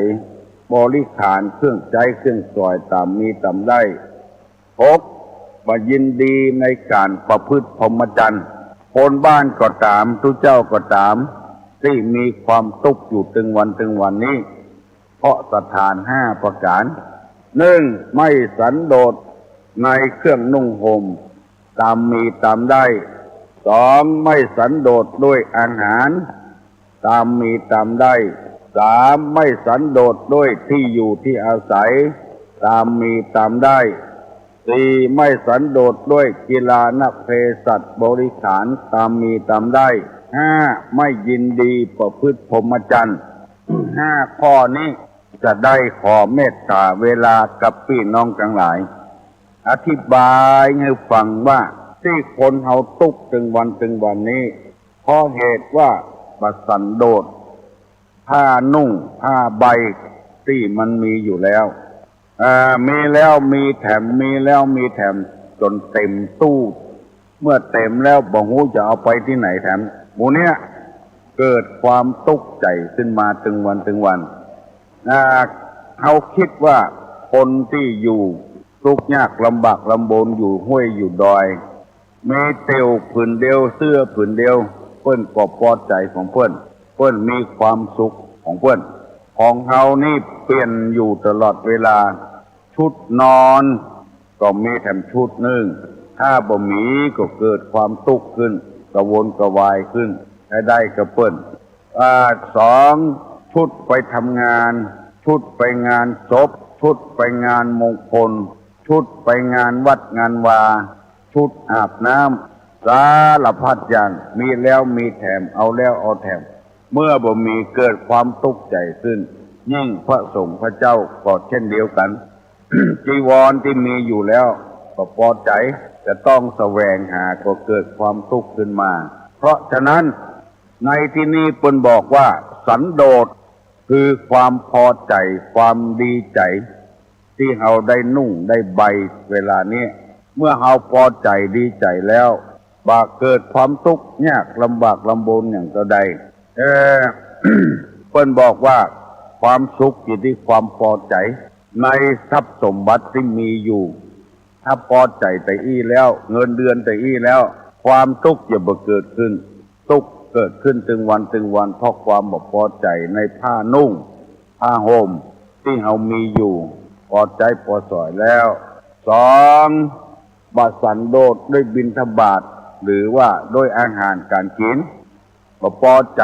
อาหารการกินที่มีอยู่ข้าวก็เต็มกล่องอาหารก็เต็มโต๊ะเกิดความบ่พอใจไปซื้อมาแถม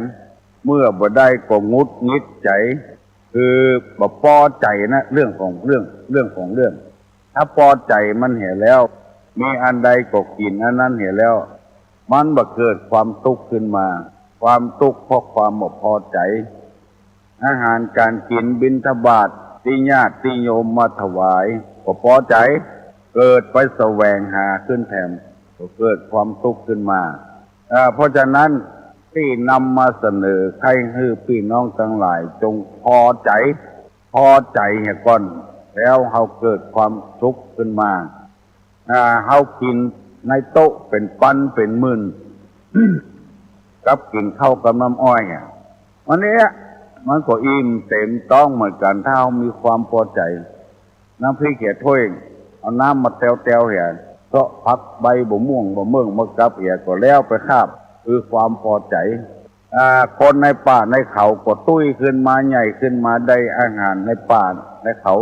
เอาอยู่ในบ้านในเมืองที่อุดมสมบูรณ์โดยเข้าป่าอาหารเพราะความบ่พอใจเฮาบ่แปลงใจเฮาของเฮาในผ้านุ่งผ้าห่มในอาหารการกินอันนี้เป็นข้อที่สองข้อที่สามว่า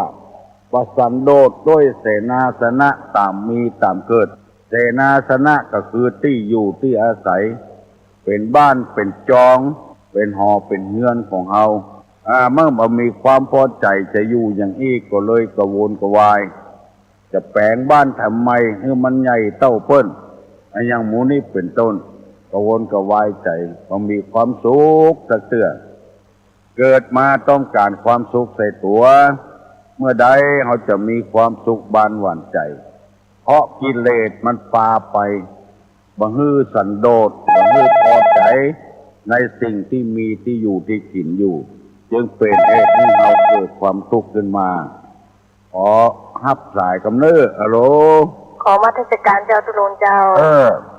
เจ้าฟันตุลุตุวานน่ะโทรมาตาวันนี้ตาเด้อเจ้าโทรมาให้ก่อนเนาะเจ้าโทรมาจากกินนะเพิ่นไม่เอาเจ้าโทรมาจากกินนะเพิ่นไม่เอาเจ้าเป็นปักกะยอเจ้าจริงไม่อ่อนเจ้าเป็นปักกะยอเจ้าวันนั้นเจ้าขอก็พ่อหนาอยากวันนี้เจ้าได้บทโทษที่พ่อหนาวันนั้นเจ้าแหละเจ้าวันคุณเจ้าเลยเจ้าดีเนอะเจ้าเจ้าอยากจะถามว่าการไปทำบุญแล้วประวัติเจ้าว่าเขานี่ทำบุญหมดได้เจ้าว่าคนสีไปหมดได้แค่หน่อยเป็นบัตรได้เนอะเจ้าก็เดี๋ยวมันผูกว่าสีเนาะวันนี้เจ้าก็เตี้ยน่าอยากเขาต่อดอกไม้ได้ไงเจ้าเป็นไปบัตรได้เนอะไอ้ก็ทำบุญได้เนอะเจ้าบุญก็คือความดีนะเจ้าเจ้าเขาก็ทำได้คนอย่างทำได้หมดเนอะเจ้าบัตรถ้าสงสัยเจ้าเตรียมข้าวตอกดอกไม้ไปวัดไปวาเนาะเจ้าถูกต้องแล้วเนอะเจ้าถามว่าเจ้าเขานี่ทำบุญหมดได้เจ้าเพราะว่าทำบุญหมดได้บุญได้แต่ทำดีได้ดีทำชั่วได้ชั่วคนที่ว่านะก็ได้บุญไปตัดของจางเบิ้ลคนจะเตลคนจะเตลไปเอาพักแล้วก็ไปห้ามเบิ้ลมืออย่างเจ้าเขาน่ะจะเป็นคนหมดได้บัวเจ้าอยากจะไปวัดนะเจ้าอย่าวันขู่วันศีลนะเจ้าเจ้าจะซื้ออาหารกะกีคนว่างอย่างที่ผู้แม่เจ้าก่อนนะเจ้าดีแต่ผู้แม่แล้วก็จะมาที่บ้านแล้วก็ไปวัดเลยเจ้าเพราะคือแม่ไงก่อนเจ้าแล้วมันจะมองว่าเจ้าจังวันนอกวันศีลนอกเจ้าว่าผู้เจ้าดีแต่เนอะเจ้าขอมาเทศกาลเจ้าถ้าฟ้าก็ขายเนอะเจ้าการตุเจ้าคนเดียวพอแล้วนะเจ้าไปทำบุญเถอะเจ้าไปตุวัดก่อนดีเจ้าเจริญพรเนอะเจ้าขอมาเทศกาลเจ้าบุญรักษาเนอะเจ้าไปห้ามเพิ่นก็จะได้คนจะทำบุญทำทานคนจะทำความดีอันนี้เป็นข้อที่สองสันโดษด้วยอาหารการด้วยผ้าครัวสองด้วย อาหารการกิน3พอใจเสนาสนะที่อยู่ที่อาศัยบ้านของเฮาเฮือนของเฮาอันเปิ้นดูดีหรือเฮาจะไปพอใจในของเปิ้นว่าเงินเรา10,000ใน10 ล้านของคนอื่นบ่เต้า10,000ของเรา10 ล้านของคนอื่นบ่เต้า10,000ของเฮา10 ล้านในของเปิ้นมาแจ้ของเฮา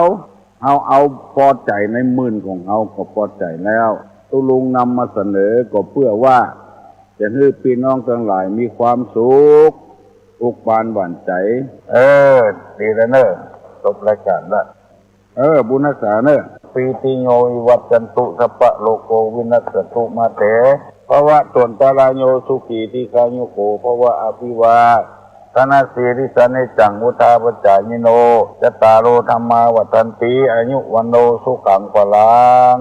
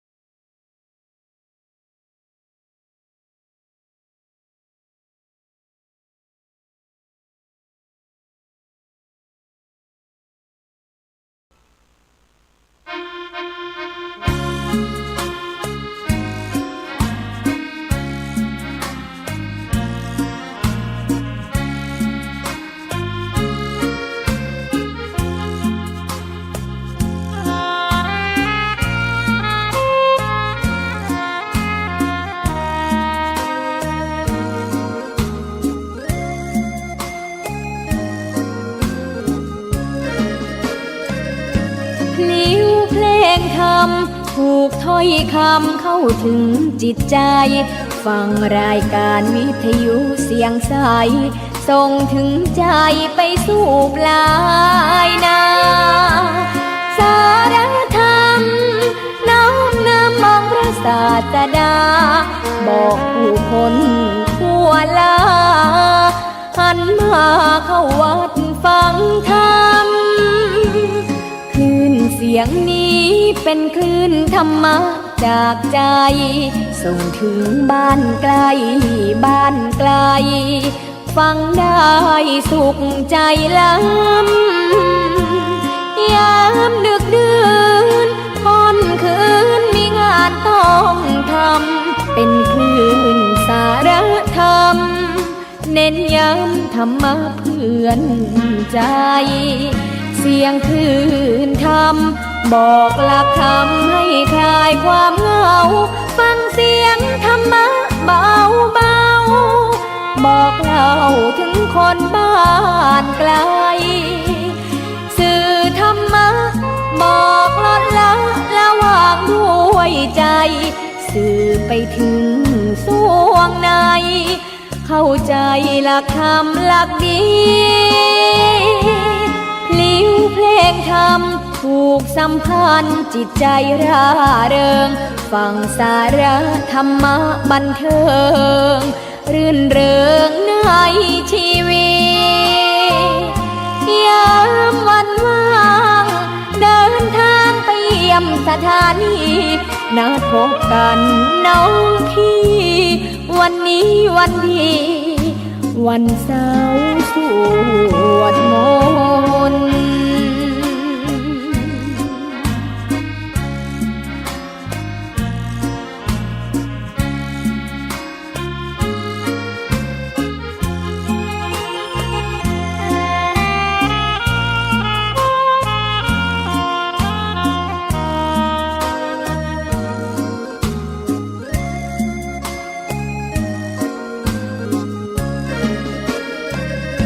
ที่ยงคืนทำบอกหลักธรรมให้คลายความเหงาฟังเสียงธรรมะเบาเบาบอกเล่าถึงคนบ้านไกลสื่อธรรมะบอกลดละละวางด้วยใจสื่อไปถึงสวงในเข้าใจหลักธรรมหลักดีพลิ้วเพลงธรรมถูกสัมพันธ์จิตใจร่าเริงฟังสาระธรรมะบันเทิงรื่นเริงในชีวิตยามวันว่างเดินทางไปเยี่ยมสถานีนัดพบกันน้องพี่วันนี้วันดีวันเสาร์สวดมนต์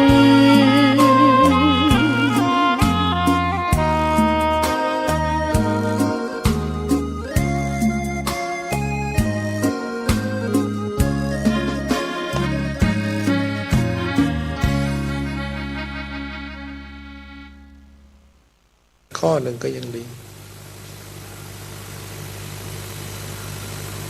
เหมือนเนี่ยบางคนมาฟังพระเนี่ยพระท่านบอกว่าคนนั้นติดเหล้าด้วยติดบุหรี่ด้วยเราก็ติดบุหรี่ก็ติดเมามาคุยกับพระบอกโยมเหล้าก็ไม่มีวิตามินบุหรี่ก็ไม่มีวิตามินเอาไปคิดคำพูดตัวนี้เป็นธรรมะได้ไปคิดแล้วเลิกเลยเลิกกินเหล้าเลิกดูบุหรี่ได้มาบอกอาตมาบอกเนี่ยผมมาฟังพระที่วัดเนี่ยพูดเหล้าไม่มีวิตามินบุหรี่ไม่มีวิตามินคิดได้เลยไม่ของไม่มีวิตามินไปกินไปสูบทำไมคนมีปัญญาเนี่ยเลิกอะไรได้ง่ายๆเลยไม่ต้องมาสอนกันทั้งวันทั้งคืนไม่ต้องสอนกันทั้งปีแล้วแค่มาฟังพระชั่วพักเดียวเท่านั้นรู้ไอ้เหล้าไม่มีวิตามินบุหรี่ไม่มีวิตามินนะพระก็ไม่ได้ว่าเลยว่าชั่วอะไรเพียงว่ามันไม่มีประโยชน์เลิกได้ความโกรธก็ไม่มีวิตามินเหมือนกันพอโกรธแล้วกินไม่ได้นอนไม่หลับความโลภมันก็ไม่มีวิตามินเหมือนกันความห่วงใยคนอื่นจนลืมตัวเองก็ไม่มีความสุขเหมือนกันไม่มีวิตามินความเป็นจริงธรรมะเนี่ยมันทำให้ทุกคนได้รับร่มเย็นทางใจกินอิ่มนอนหลับมีความสุขถ้าเราตัดปัญหาครอบครัวตัดปัญหาการงานตัดปัญหาหัวใจได้มากๆเท่าไหร่มันก็ยิ่งสบายใจมากเท่านั้นแต่มันตัดทีเดียวไม่ได้เราก็ต้องพิจารณาแบบเหมือนว่ามันเกิดประโยชน์อะไรกับเราบ้างมันก็บุหรี่มันไม่มีวิตามินเหล้าไม่มีวิตามินมันก็ไม่ช่วยอะไรเราได้เราก็ไม่เอามันคนที่ช่วยให้ใจเราสบายไม่ได้เราก็ไม่เอาพยายามตัดไปแต่คนเราไม่งั้นที่คนไหนทำทุกข์ให้กับเราชอบคิดถึงก็อยู่เรื่อยเลยเราชอบไปผูกพันกับไอ้คนที่ทำให้เราทุกข์นั่นแหละตัดไม่ลงสักทีถ้าเราตัดได้ก็สบายแต่เราก็ตัดไม่ลงชอบไปผูกพันกับไอ้ความรู้สึกอันนั้นเกาะกินใจจนไม่มีความสบายใจจนไม่มีความว่างดังนั้นต่อไปนี้เราก็ยึดหลักคำสอนพุทธเจ้ามาปฏิบัติกันมาลองภาวนากันดูบ้างมาพุทโธกันดูบ้างมาทำจิตใจกันดูแลจะได้รู้จักตัวเองรู้จักใจของเราเป็นอย่างไรคนที่ไม่สงบนะเวลาสงบแล้วมันดีแค่ไหนไอ้ไม่สงบเนี่ยรู้จักแล้วไอ้สงบนี่สิควรศึกษาต่อไปศึกษาทั้งสองทางดีใจเสียใจนี่อยู่กับชาวโลกอยู่ตลอดเวลาเนี่ยมันก็ยิ่งเพิ่มพูนดีใจเสียใจมากขึ้นเวลาจะตายจากกันจะพัดพรากจากกันหรือเสียของรักเนี่ยทุกคนดีใจเสียใจแรงมากถ้าได้มาก็ดีใจมากถ้าเสียไปก็เสียใจมาก ถ้าเราไม่มีธรรมะแล้วเราไม่มีเครื่องข่มใจเลย เราก็ต้องหาทางเอาธรรมะไว้เป็นที่พึ่งของเราบ้างเราจะได้เกิดความสุขสมหวังในชีวิตเราต่อไปอย่างไรเราก็มีธรรมะไว้ในใจเรามีความสงบไว้ในใจเรายึดหลักพุทโธไว้เป็นอารมณ์ใครจะด่าใครจะว่าใครจะนินทาสรรเสริญเราก็ถือว่าธรรมะเป็นของดีพุทโธเป็นของดีเราเป็นผู้รู้ไว้ดีก็เป็นคนไม่รู้ก็ไม่ต้องลำบากอะไรเรื่องจิตใจนี้ก็ไม่มีอะไรถ้าพวกเราได้ฝึกได้ปฏิบัติพวกเราก็จะรู้ตัวเองกันมากขึ้นจากการเข้าวัดเข้าหาธรรมะก็รู้สึกว่าวัดมีประโยชน์ศาสนามีประโยชน์มีแต่ริดรอนสิ่งที่ไม่ดีออกไปจากตัวเราจากใจเราทั้งนั้นมีแต่เพิ่มพูนบุญกุศลจิตใจเราให้เยือกเย็นให้มีความสุขทางใจมากขึ้นไม่มีสิ่งใดมาทำให้เราดีให้เราเสียหายเลยถึงจะเป็นเสียเวลาสักพักหนึ่งชั่วหนึ่งอาตมาก็ว่าถือว่าเวลานี้มีค่ากว่าไปอย่างอื่นบางคนไปกินเหล้าไปเล่นการพนันทุ่มเทชีวิตหมดเป็นหนี้เป็นสินเขาเยอะแยะเป็นไปได้มีใจบอลทำลายชีวิตตัวเองทั้งนั้นแต่มาวัดนี่ไม่เป็นอย่างนั้นเลยมาวัดนี่มีแต่ทางดีทางได้ทางเสียมีน้อยที่สุดเลยถ้าจะเป็นไปได้มันเป็นเรื่องของกรรม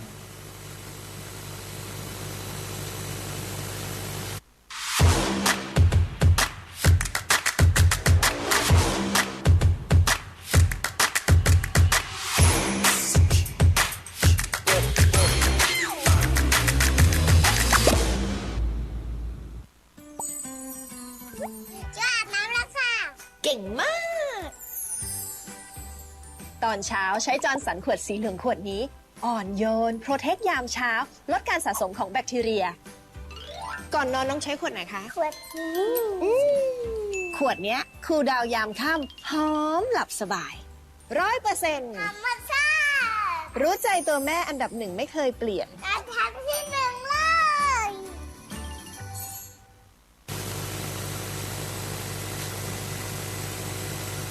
ก็เราก็ต้องมาลองปฏิบัติกันดูมาลองสงบใจกันดูถ้าอยู่บ้านไม่สงบก็มาฝึกที่วัดฝึกไปฝึกมามันก็ดีไปเองไม่ใช่ว่าจะทำปุ๊บสงบปุ๊บไม่ได้หรอกไม่มีใครทำได้หรอกพุทธเจ้ายังต้องใช้ความเพียรถึง6 ปีให้เรามาวัดวันเดียวจะให้กิเลสล่วงไปหมดทำไงหมดไปไม่ได้หรอกมาวันเดียวมันก็ต้องขยันภาวนามันก็ค่อยขัดเกลาไปเอง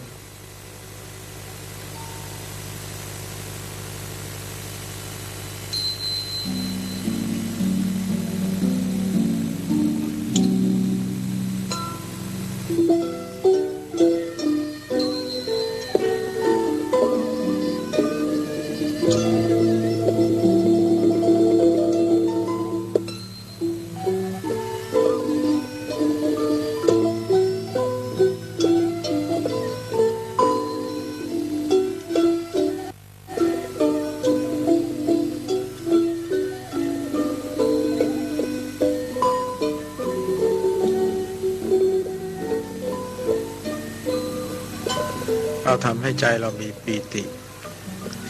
ทำให้ใจเรามีความผ่องใสมีความอิ่มในใจเรา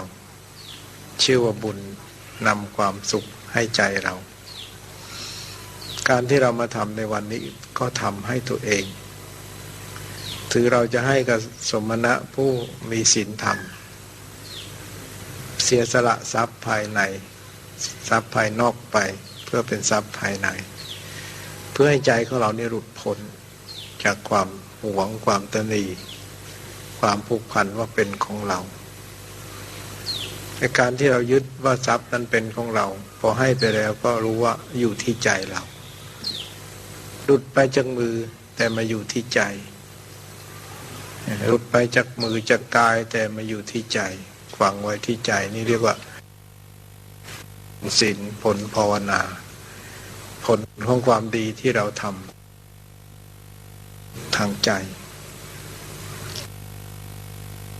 เป็นการปลดเปลื้องทุกข์จึงเป็นการปลดเปลื้องความยุ่งยากลำบากใจทำให้ทุกคนไม่เดือดร้อนใจทำบุญก็ไม่ใช่เหน็ดเหนื่อยอะไรไม่ใช่ยุ่งยากลำบากอะไรทำแล้วก็เกิดความสบายใจทุกคนถ้าเราไปทำบาปทำอย่างอื่นสิเดือดร้อนใจทำแล้วเกิดความทุกข์ความกังวลมากกว่าที่จะทำอย่างนี้ถ้าเรามองกันโดยสติโดยปัญญาเราก็จะเห็นว่าทำความดีนี่มันให้ผลทันตาเห็นให้เราได้รับความสบายใจทุกเวลาคนที่มีความสุขใจนั้นสังเกตดูแล้วไม่ใช่คนมีบาปไม่ใช่คนทำบาปไม่ใช่คนชอบด่าคนโน้นว่าคนนี้เบียดเบียนคนโน้นเบียดเบียนคนนี้เราสังเกตดูคนที่มีความสุขใจก็คือคนเดินตามทางพระคนที่มีศีลธรรมคนที่รู้จักประพฤติตนเป็นคนสุจริตเป็นคนมีน้ำใจการที่ประพฤติตนเป็นคนสุจริตมีน้ำใจนั้นทำให้บุคคลนั้นเบิกบานใจอยู่ทุกเวลาสังเกตดูแล้วบุคคลที่ทำแต่ความดีนั้นไม่ค่อยทุกข์ใจเท่าไหร่ไม่ค่อยหวั่นไหวเท่าไหร่ไม่ค่อยเล่าร้อนใจเท่าไหร่ถือมีทุกข์มาก็สามารถแก้ทุกข์ได้ไม่อาทรร้อนใจจนเกินไปเรียกว่าคนทำบุญเนี่ยไม่ค่อยขี้ขลาดไม่ค่อยหวาดกลัวคนที่ไม่ทำบุญนี่ขี้ขลาดหวาดกลัวกลัวทุกสิ่งทุกอย่างที่จะมาในอนาคตบางคนนี่กลัวซะจนเป็นโรคประสาทไปก็มีกลัวไปทุกสิ่งทุกอย่างอันนี้เราจึงยึดหลักว่าการทำความดีนี่ให้แก่ความสุขใจของทุกคนทำไปแล้วมันก็ไม่ไปไหนทำไปแล้วก็อยู่กับเราใครก็เอาไปไม่ได้ทำแล้วก็เห็นอยู่ในใจเราใครไม่เห็นเราก็เห็นใครไม่รู้เราก็รู้ใครไม่เป็นสุขเราก็เป็นสุขเพราะเรารู้อยู่กับตัวเราว่าเราทำดีไว้แค่ไหนทำกี่ครั้งทำกี่หน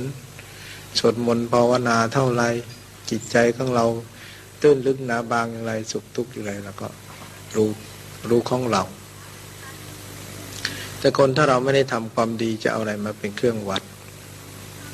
ไม่มีอะไรเป็นเครื่องวัดเลยว่าตัวเองทำอะไรไว้จะนึกถึงความดีก็ไม่มองไม่เห็นเลยจะนึกสักกี่ครั้งกี่หนก็นึกไม่ออกไม่รู้ไปทำที่ไหนไว้เพราะเรามีแต่โลภโมโทสันมีแต่เรื่องวุ่นวายใจมีแต่ปัญหาหัวใจทั้งนั้นไม่เคยศีลไม่เคยมีศีลไม่เคยมีสมาธิไม่เคยภาวนาก็เลยไม่พบตรวจตาดูตัวเองไม่พบความดีก็เลยไม่มีที่พึ่งทางใจไม่มีที่ยึดเหนี่ยวทางใจก็ว้าเหววุ่นวายเล่าร้อนพอมีปัญหาชีวิตก็ทุกข์อย่างเดียวไม่ยึดมั่นในหลักความดีตัวเองเลย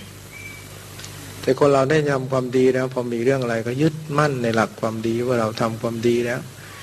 ไม่มีอะไรที่จะเป็นพิษภัยกับเราไม่มีอันตรายอะไรที่จะมาทำเราได้เราจะต้องพ้นภัยพ้นอันตรายไปได้เพราะเรามีความดีของเรามีทานในตัวเรามีศีลในตัวเรามีสมาธิในตัวเรามีความเข้าใจมีพระพุทธพระธรรมพระสงฆ์อยู่ในตัวเราในใจเราก็กลายเป็นคนไม่หวั่นไหวจึงว่าอิ่มใจ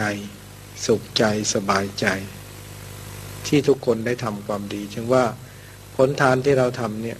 มันก็จะเป็นเสบียงให้พวกเราไม่อาภัพไม่อับจนคนเราถ้าจนใจซะแล้วทุกสิ่งทุกอย่างก็จนหมด ถ้าใจมันฟื้นฟูเสียได้ใจมันไม่จนมีสติปัญญาแล้วก็ไม่จนฉะนั้นทานนี่เป็นผู้ให้เป็นผู้รวยจะไม่จนอีกต่อไปคนที่เกิดมายากจนเข็นใจนั้นเพราะเป็นคนมีความตนีเป็นคนมีความเสียดายไม่เคยสละทรัพย์ไม่เคยสละความโลภเขาไม่เคยให้ทานจึงกลายเป็นคนต้องอาภัพอับจนเกิดมาก็ไร้ที่นาคาที่อยู่ไม่มีที่กินที่ใช้ไม่มีญาติดีไม่มีมิตรดีไม่มีความสุขเพราะผลทานชาติแต่ปางก่อนไม่มีเป็นคนตนีเป็นคนเสียดายคล่องไปหมดทุกอย่างเพราะว่าถ้าพูดกันแล้วมาชาติก่อนเราไม่ค่อยให้ทานหรือเราจะเป็นลูกเศรษฐีเป็นมหาเศรษฐีแต่เราก็ขี้เหนียวเอาเงินทองไปลื่นเริงอย่างอื่นหมดพอมาชาตินี้ก็ลำบากยากจนมีศีลเขาชักชวนรักษาศีลเราก็ไม่อยากรักษาเห็นว่าไม่สำคัญอะไรพอเกิดมาชาตินี้รูปก็ไม่งามเพราะศีลมันรักษายากเพราะใจมันไม่อยากทำดูแต่คนสมัยนี้โยมให้ทานก็ยากนะไม่ต้องไปดูชาติก่อนหรอกดูชาตินี้เนี่ยชาติก่อนอย่างไรชาตินี้ก็อย่างนี้อย่างนี้ชาตินี้อย่างไรเมื่อชาติก่อนก็อย่างนี้เมื่อชาติก่อนก็คงไม่อยากทำบุญชวนมาวัดก็ไม่อยากมารักษาศีลก็ไม่อยากรักษาทำสมาธิยิ่งไม่อยากทำชวนมาวัดก็ไม่มีใครอยากมาแต่พอมาเกิดชาตินี้ก็มาบ่นว่าเดือดร้อนอย่างนั้นเดือดร้อนอย่างนี้ทำอะไรก็ไม่มีใครจริงใจต่อเราไม่มีใครรักเราจริงมีมิตรก็ไม่มีมิตรดีสังคมนี้ไม่มีความซื่อตรงเลยมีแต่ความทุกข์ใจถ้าเรามามองย้อนไปก็เนี่ยมันเป็นเรื่องของกฎธรรมจริงๆว่าชาติปางก่อนพวกเราไม่ค่อยชอบทำบุญกันเขาชวนให้ทานก็ไม่เอาชวนรักษาศีลก็ไม่เอาชวนภาวนาก็ไม่เอาจึงได้ต้องมาเกิดเป็นคนอาภัพกันมากมายตกระกรรมลำบากมาใช้ชีวิตกันเบียดเบียนกันต่อไปอีกเพราะไม่เคยขัดเกลาจิตใจกันเลยไม่เคยเสียสละกันเลยแต่ถ้าชาตินี้เราทำล่ะให้ทานก็เอาชอบให้ทานใครชักชวนทำความดีชอบรักษาศีลก็เห็นเป็นของดีทำสมาธิก็เห็นเป็นของดีมันก็ให้ผลความสุขแก่เราทันทีในชาตินี้เลยแต่ถ้ามีชาติหน้าต่อไปพวกเราก็ไม่ลำบาก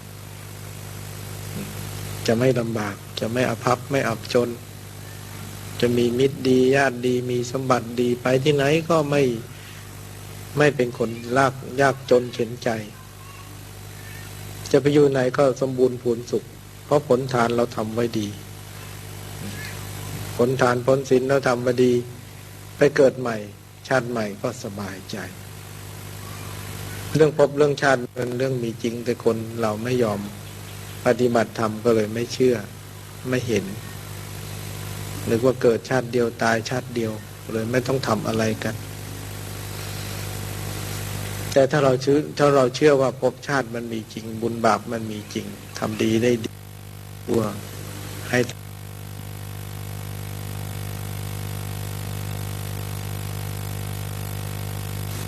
มีความระเบียบเรียบร้อยมีความงดงามคนเจริญภาวนาเนี่ยเป็นคนที่รู้จักมีปัญญาหักห้ามความทุกข์ที่ใจได้ปัญญามันมีอย่างนั้นภาวนาเนี่ยเกิดปัญญาที่หักห้ามความทุกข์ใจได้คนที่มีทุกข์แล้วห้ามไม่ได้นี่คือคนไม่มีปัญญาภาวนานี่ภาวนาไปแล้วมันสามารถห้ามความทุกข์ใจได้เช่นเราโกรธกันมากๆเลยพอภาวนาแล้วความโกรธมันก็ดับเราโกรธเราเกลียดเราวุ่นวายใจมากเนี่ยถ้าเราไม่ยึดหลักภาวนามันจะทุกข์มากภาวนานี่ทำให้เกิดปัญญาดับความทุกข์ใจได้กลายเป็นคนใจเย็นใจดีได้ฉะนั้นจึงหลักศีลธรรมนี่เราควรเจริญกันไว้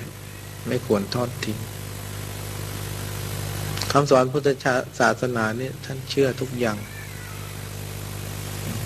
เราต้องมีพื้นฐานตั้งแต่ฐานศีลภาวนาไปเลยไม่งั้นเราจะไม่มีอะไรเป็นที่พึ่งของพวกเรา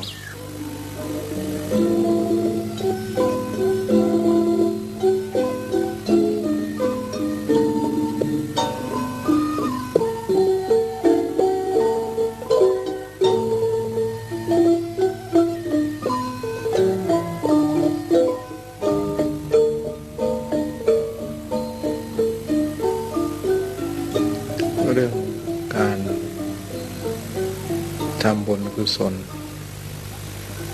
เป็นเรื่องที่เราชาวพุทธรู้ว่า ทำแล้วได้ประโยชน์กับตนเอง พวกเราชาวพุทธจึงคิดว่าบุญทำให้ทุกคนได้รับความสุขทำให้เกิดความสบายใจจึงเพียรทำบุญบาปทำให้ทุกคนไม่สบายใจเกิดความทุกข์ความเร่าร้อนใจจึงเพียรละบาปจึงพยายามละบาปบำเพ็ญบุญ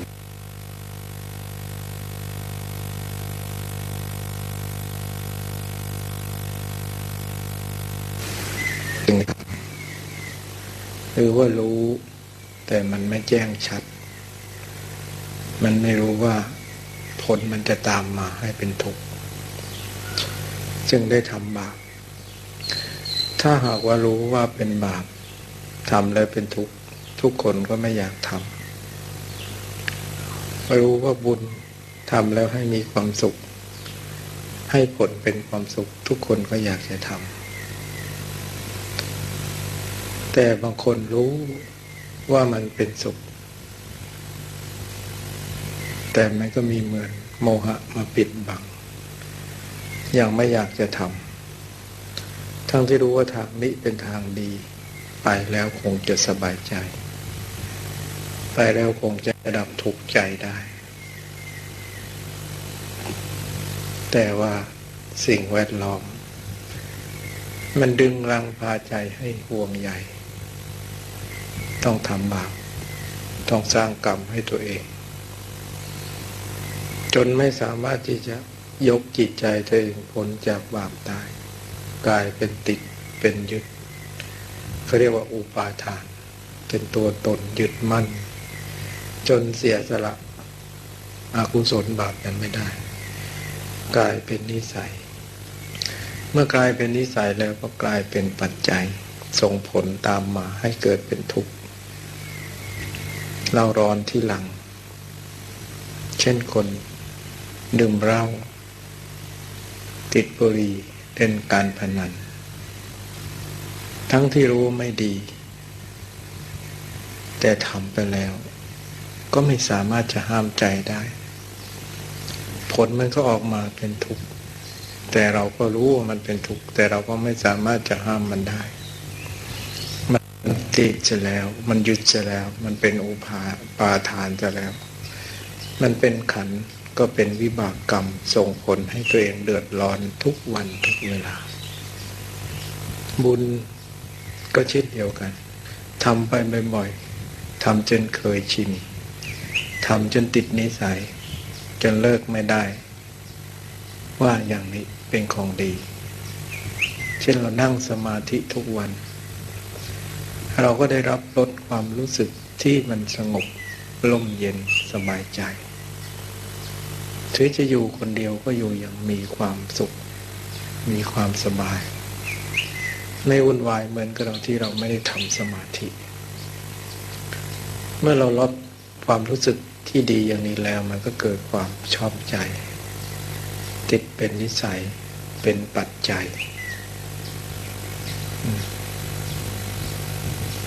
เมื่อเป็นนิสัยเป็นปัจจัยก็ส่งผลให้เป็นกรรมที่ดีไม่ทำก็ไม่ได้เขาเคยทำความดีจะได้ไม่ทำก็กระดากใจหรือว่าไม่สบายใจถ้าทำความดีเสร็จแล้วรู้สึกว่ามันปลอดโปร่งโล่งใจคนเราเมื่อตกอยู่ในสภาวะอย่างนี้แล้วผลก็ตามมา ผลที่ตามมาก็คือให้ได้รับความสบายใจทุกเวลาใครจะด่าใครจะว่ายังไงก็ทนได้ปล่อยวางได้ก็เรียกว่ากายเป็นคนเฉยเป็นคนใจเย็นเป็นคนมีเหตุผลที่สามารถช่วยตัวเองให้สงบช่วยตนเองให้พ้นทุกข์ได้จิตคนเราเนี่ยต้องตั้งมั่นอะไรสักอย่างหนึ่งมันก็ตั้งของมันไปอย่างนั้นถ้าเราตั้งไปในทางกุศลกุศลก็นำพาไปสู่ความรื่นเริงบันเทิงใจแต่ถ้าเราตั้งควายอกุศลทำใจให้เป็นทุกข์ทำใจให้ขุ่นมัวเศร้าหมองมันก็พาไปให้เดือดร้อนเป็นผลตามมาไม่มีความสุขชีวิตคนเราเนี่ยขึ้นอยู่กับการทำความดีให้ตัวเองไม่ได้ขึ้นอยู่กับพระอินทร์พระพรหมไม่ได้ขึ้นอยู่กับผีสางเทวดาไม่ได้ขึ้นอยู่กับดวงชะตาอะไรดวงชะตาที่จะได้หมายที่ดีก็คือเป็นบุญวาสนา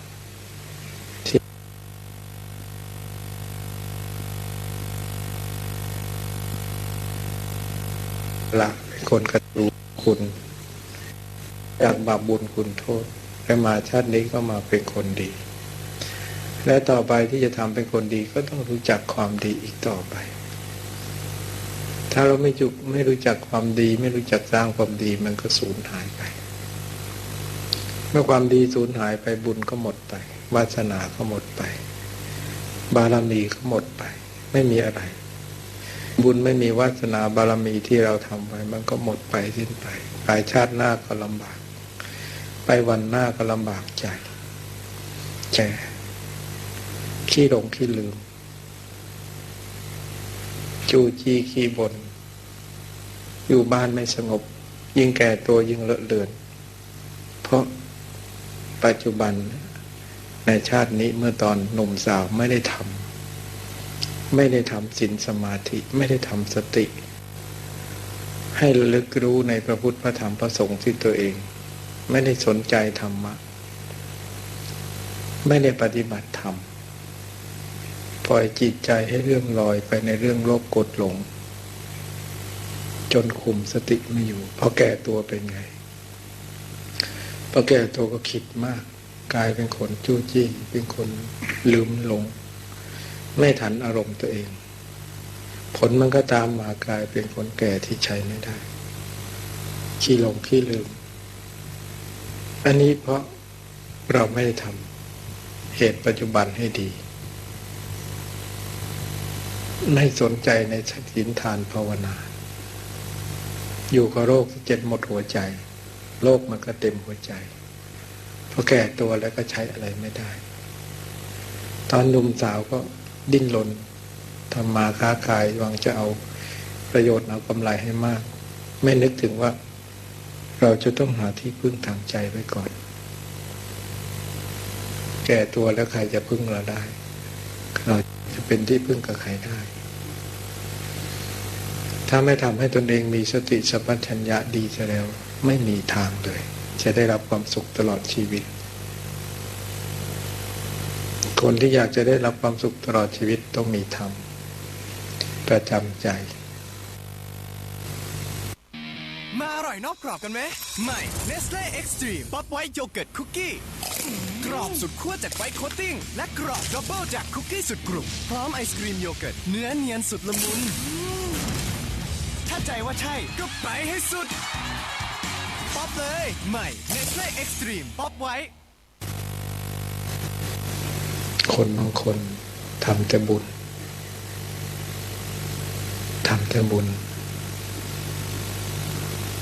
ถือความสุจริตเป็นใหญ่ทำมีเท่าไรก็ทำมีเท่าไรก็ทำแล้วมีแต่ความสุขมีแต่โน่นมานี่จะมีสินก็ไม่มีพ้นหนี้พ้นสินพ้นทุกข์มีแต่คนเอามาให้จะทำมาค้าขายอะไรมันก็เจริญขึ้นมันดูสภาพจิตใจในตัวเองเป็นคนดีมันก็ไม่ตกต่ำแก่ตัวก็ทำแต่บุญแล้วไม่มีจนได้รับความสุขตลอดชีวิตเวลาจะตายก็ดับเป็นสุขเพราะอะไรเพราะว่า พื้นฐานทางจิตใจนั้นมันดีตลอดเพราะคนลงไปบุญแล้วมันก็เป็นคนไม่ขาดสติไม่หลงลืมมันเป็นคนละโมบโลภมากไม่เป็นคนโลภโมโทสันบ้านปลายชีวิตนั่นมีแต่ความสุขคนเราจะหาบ้านปลายชีวิตมีความสุขนี่ยากใครๆก็อยากได้ถ้าเราไม่เดินตามทางคำสอนพระพุทธเจ้าจะไม่พบเลยความสุขในชีวิตบ้านปลายชีวิตเพราะเราทำใจให้เป็นสติเป็นสมาธิฝึกฝนอดตัวเองไม่ได้เราตกอยู่ในอารมณ์ที่ขุ่นมัวเศร้าหมองเป็นคนจู้จี้ขี้บ่นคิดมากไปแล้วจะได้อะไรฉะนั้นเรื่องสภาพจิตใจของเราเนี่ยเราต้องฝึกทำฝึกให้มันเกิดขึ้นให้รู้จักหนทางให้รู้จักทางสงบถ้ารู้จักทางสงบแล้วมันก็มีแนวของตัวเองแต่แล้วบางคนไม่รู้เลยนะเกิดมาไม่รู้เลยว่าสงบใจเป็นยังไงพอนั่งสมาธิไม่เป็นได้เข้าถึงแก่นศาสนาเลยเพราะไม่เห็นว่าจำเป็นอะไรที่จะมาปฏิบัติอย่างนี้แต่หารู้ไหมว่าคนเราเนี่ยอยู่ที่สภาพจิตใจจะดีจะชั่วจะสุขจะทุกข์มันต้องทำใจได้ถ้าทำใจไม่ได้ไม่มีความสุขจะเป็นเศรษฐีมหาเศรษฐีมีเงินนับเป็นร้อยๆพันๆล้านก็ไม่พบความสุขถ้าทำใจไม่ได้สงบใจไม่ได้มันจะหาความเย็นใจไม่ได้มันจะพบความสุขได้อย่างไรสภาพจิตใจคนเราทุกวันนี้ยิ่งน่าเป็นห่วงเพราะสิ่งแวดล้อมมันมีแต่สิ่งที่ทำให้ใจวุ่นวายความเป็นอยู่ในครอบครัวก็ดีคนที่เราคบก็ดีสังคมทุกวันก็ดีมีแต่สภาพสิ่งที่เลวร้ายทั้งนั้นเพราะคนไร้ศีลธรรมคนไร้สัจจะคนไร้เมตตาใช่เราอยู่วัดเราไม่เห็นเลยอยู่วัดนี่เราไม่เห็นเลยคนเลวคนชั่วเห็นแต่คนดีเห็นแต่คนรักษาศีลเห็นแต่คนทำสมาธิเห็นแต่คนใจบุญใช่เราอยู่อย่างนี้เราเห็นแต่คนดีแต่เราออกไปดูโลกภายนอกสิน่าเป็นห่วงว่าโลกภายนอกเนี่ยเขาต่อสู้กันแค่ไหนเขาต่อสู้เขาดิ้นรนกันแค่ไหนแค่เมืองเรากำลังพัฒนาเนี่ยก็วุ่นวายไม่ใช่เปล่าสังคมทุกวันนี้หาคนมีความสุขที่แท้จริงไม่ได้เลยยิ่งเขาไม่สนใจทางธรรมะธรรมโมเขายิ่งเดือดร้อนมากทุกวันนี้แต่ถ้าเรามองออกไปทั่วประเทศต่างๆทั่วโลกก็เดือดร้อนเพราะคนฝึกใจไม่ได้ไม่มีธรรมคำสอนของพระไม่มีธรรมคำทรงสอนของพระพุทธเจ้าทุกคนก็ควบคุมอารมณ์ไม่ได้โกรธกันก็ตีกันด่ากันฆ่ากันอิจฉาริษยาให้ลายป้ายสีกันทุกรูปแบบที่จะทำแม้แต่แม่ลูกอยู่ด้วยกันสมัยนี้ยังอยู่ไม่มีความสุขเลยผัวกับเมียอยู่ด้วยกันทุกวันนี้ก็ไม่ค่อยมีความสุขยิ่งเขาปฏิบัติธรรมไม่ได้เขายิ่งมีอารมณ์ต่างๆที่จะเข้ามาในใจเขากิริยาวาจาคำพูดของเขาเนี่ยมันทำให้เกิดทุกข์กันเพราะมันไม่มีความสงบไม่มีเหตุผลเพราะขาดหลักธรรมะแล้วทุกสิ่งทุกอย่างก็เสียไปจนหมดสิ้นค่อยๆเสื่อมไปค่อยๆเสียไปค่อยๆหมดไปจนไม่มีอะไรอยู่ในใจตัวเองก็คนนี้ก็ออกแต่ไอ้สิ่งที่ไม่ดีฉะนั้นถ้าคนเรามันมีธรรมะมันก็ยังมีของดีออกมาอยู่ยังมีความสงบใจยังมีความดีใจยังมีความสุขใจไอ้สิ่งที่เป็นสุขที่เป็นสิ่งที่สงบเชื้อของความดีเนี่ยมันก็ให้ผลกับคนนั้นคนนั้นก็จะออกมาในรูปการที่ดีๆก็ให้ความสุขกันได้ฉะนั้นถ้าเราไม่มีเวลาปฏิบัติธรรมเราก็จงนึกว่าเราจะไปปฏิบัติเมื่อไหร่เราจะไปรอวันตายหรือ เราจะไปรอตอนแก่หรือ ถ้าแก่หูตาเราไม่เห็นเข้าวัดไม่ได้ทำไงเรากราบพระไหว้พระทำความดีไม่สะดวกเราจะทำยังไงจริงชีวิตคนเราต้องดิ้นรนต่อสู้ทำมาหากินแต่มันก็ต้องอยู่ในหลักคันลองของความดีบ้างคนที่พุทธเจ้าเตือนได้นะคนนั้นจึงจะมีความสุขคนที่พระสอนได้ปฏิบัติตามพระได้นะคนนั้นจึงจะมีความสุขใจคนที่พระเตือนไม่ได้สอนไม่ได้เขาไม่พบหรอกความสุขในชีวิตนี้เขาจะทำให้ใจของเขานะคิดมากอยู่ตลอดเวลาคิดจนเขาไม่มีเวลาหยุดคิดเขาคิดจนไม่มีเวลาหยุดคิดเนี่ยเขาจะอยู่กับความสุขสบายใจได้อย่างไรนี่เรามาศึกษากันเรื่องธรรมะคำสอนพระพุทธเจ้าเรื่องจิตใจเรื่องสภาพของความดีคนเราต้องมองตัวเองก่อน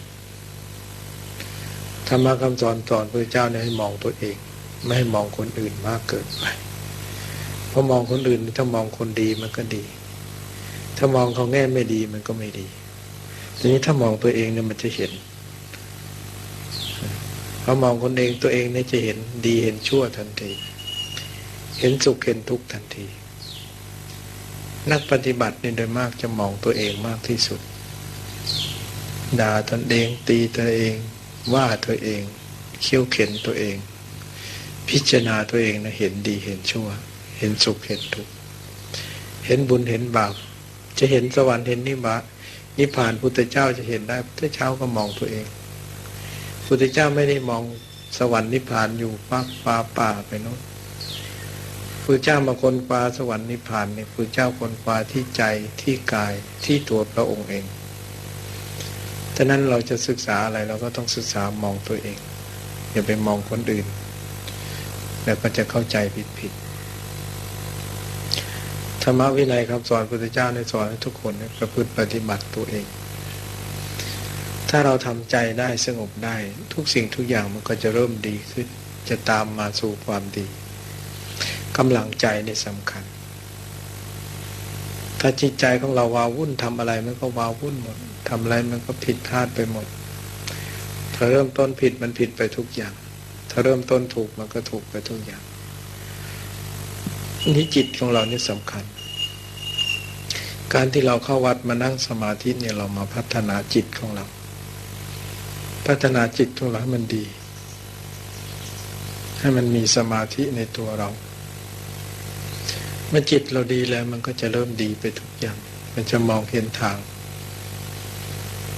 ว่าชีวิตนี้เราจะไปอย่างไรดีแต่ถ้าเราสงบไม่ได้มันไม่มีอะไรเป็นสุขเรามาดูใจของเรามาปฏิบัติน้อมมาดูที่ตัวเราจะเห็นทุกสิ่งทุกอย่างในตัวเราหมดนี่แหละคือการแก้ความบกพร่องในตัวเราคนเราถ้าไม่ยอมรับตัวเองไม่พิจารณาตัวเองไม่เห็นเลยนะบางคนนี่ไปทำงานโยม ไปทำงานราชการเนี่ยไม่ถูกกับใครเลยเข้ากับใครไม่ได้เลยมันฉลาดมันรู้มากคนโน้นก็ไม่รู้เท่าเราคนนี้ก็ทำไม่ถูกคนนี้ผลที่สุดเราไม่เคยเอาใจใครเลยเราเอาใจตัวเองผลที่สุดเข้ากับใครไม่ได้ไอ้ตัวเองก็ยังยึดว่าตัวเองฉลาดตัวเองรู้แต่ทำไมเราเข้ากับใครไม่ได้คนฉลาดมันต้องเข้ากับคนได้นี่ต้องทำให้คนรักได้ทำให้คนเห็นอกเห็นใจได้เราก็เห็นอกเห็นใจคนอื่นได้แต่เราฉลาดเรารู้นี่เราเข้ากับใครไม่ได้เลยไม่ถูกกับใครเลยอยู่ในบ้านก็ไม่ถูกกันออกไปนอกบ้านเราก็ไม่ถูกกันนี่เราฉลาดยังไงเข้ากับใครไม่ได้มาวัดก็ไม่ถูกกับใครอีกคือคนไม่ได้มองความไม่ดีตัวเองไม่ได้มองไอ้ความโง่ที่มันซ่อนความฉลาดอยู่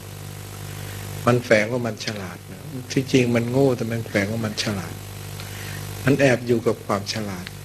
แต่แท้มันซ่อนความโง่ไว้เต็มมันไม่ยอมเอาโง่ออกมาคือจะมองให้ตัวเองฉลาดอยู่ตลอดเวลาคนเราบางทีเป็นไง คือที่ว่าคนปลดทิฏฐิตัวเองไม่ได้คือไม่ยอมโง่และไม่ยอมแสดงความโง่จะต้องเอาฉลาดออกมาไอ้ฉลาดนั้นก็คือการเหนือคนพูดชนะคนทำอะไรต้องชนะคนเอาเปรียบคนเหมือนสามีภรรยาต่างคนต่างไม่ยอมกันต่างคนต่างรู้มากกว่ากันต่างคนต่างมีทิฏฐิถือว่าตัวเองรู้ดีก็ไม่สิ้นสุดธรรมะคำสั่งสอนพระเจ้าคือสอนให้ดูตัวเองโง่ไม่ให้ดูตัวเองฉลาดฉลาดนั้นปล่อยวางฉลาดนั้นเป็นการยกตัวเองชูตัวเองเข้าใจตัวเองวิเศษกว่าคนอื่นแต่พระพุทธเจ้าให้จับตัวโง่อย่างเดียวให้จับตัวขี้เกียจให้จับตัวโง่ให้จับตัวความโกรธตัวความโลภให้จับสิ่งไม่ดีในตัวเองแต่คนชาวโลกเนี่ยเขาให้มองตัวเองดีเขายกตัวเองดีอย่างนั้นดีอย่างนี้สวยอย่างนั้นรวยอย่างนั้นฉลาดนี่คือคนชาวโลกเนี่ยจะมองตัวเองในแง่ดีคือไม่จับผิดตัวเองเลยวันทั้งวันไม่มองตัวเองเลวเลยแต่มองคนอื่นเลวกว่าตัวเองคนนั้นไม่ดีอย่างนั้นคนดีไม่ดีมองเห็นอยู่ตลอดเวลาความผิดคนอื่นความไม่ดีคนอื่นเนี่ยคนชาวโลกเขามองออกแต่มันตรงกันข้ามกับคำสอนพระพุทธเจ้าคำสอนพระพุทธเจ้ามันเป็นคำสอนแก้ตัวเองแก้ทุกข์กลายมามองตัวเองตลอดวันตรงนั้นก็ไม่ดีตรงนี้ก็ไม่ดีที่พูดไปแล้วก็พูดไม่ดีไม่น่าจะพูดให้เขาลำบากใจทำอย่างนั้นก็ไม่ดีไม่น่าจะทำเลยคนมองตัวเองมองไม่ดีตลอดวันเลยแต่ยิ่งมองไม่ดีมันกลับดีขึ้นทุกวันเลยมองตัวเองโง่มองตัวเองไม่ฉลาดมองตัวเองยังไม่รู้อะไรไอ้การมองตัวเองนี่กลายเป็นเรื่องแก้ไขใจตัวเองอยู่ตลอดเวลาทำให้หมดทิฏฐิหมดมานะละตัวตนได้อยู่ทุกเวลาเหมือนอย่างคำสอนพระเจ้าสอนให้กำหนดปฏิบัติ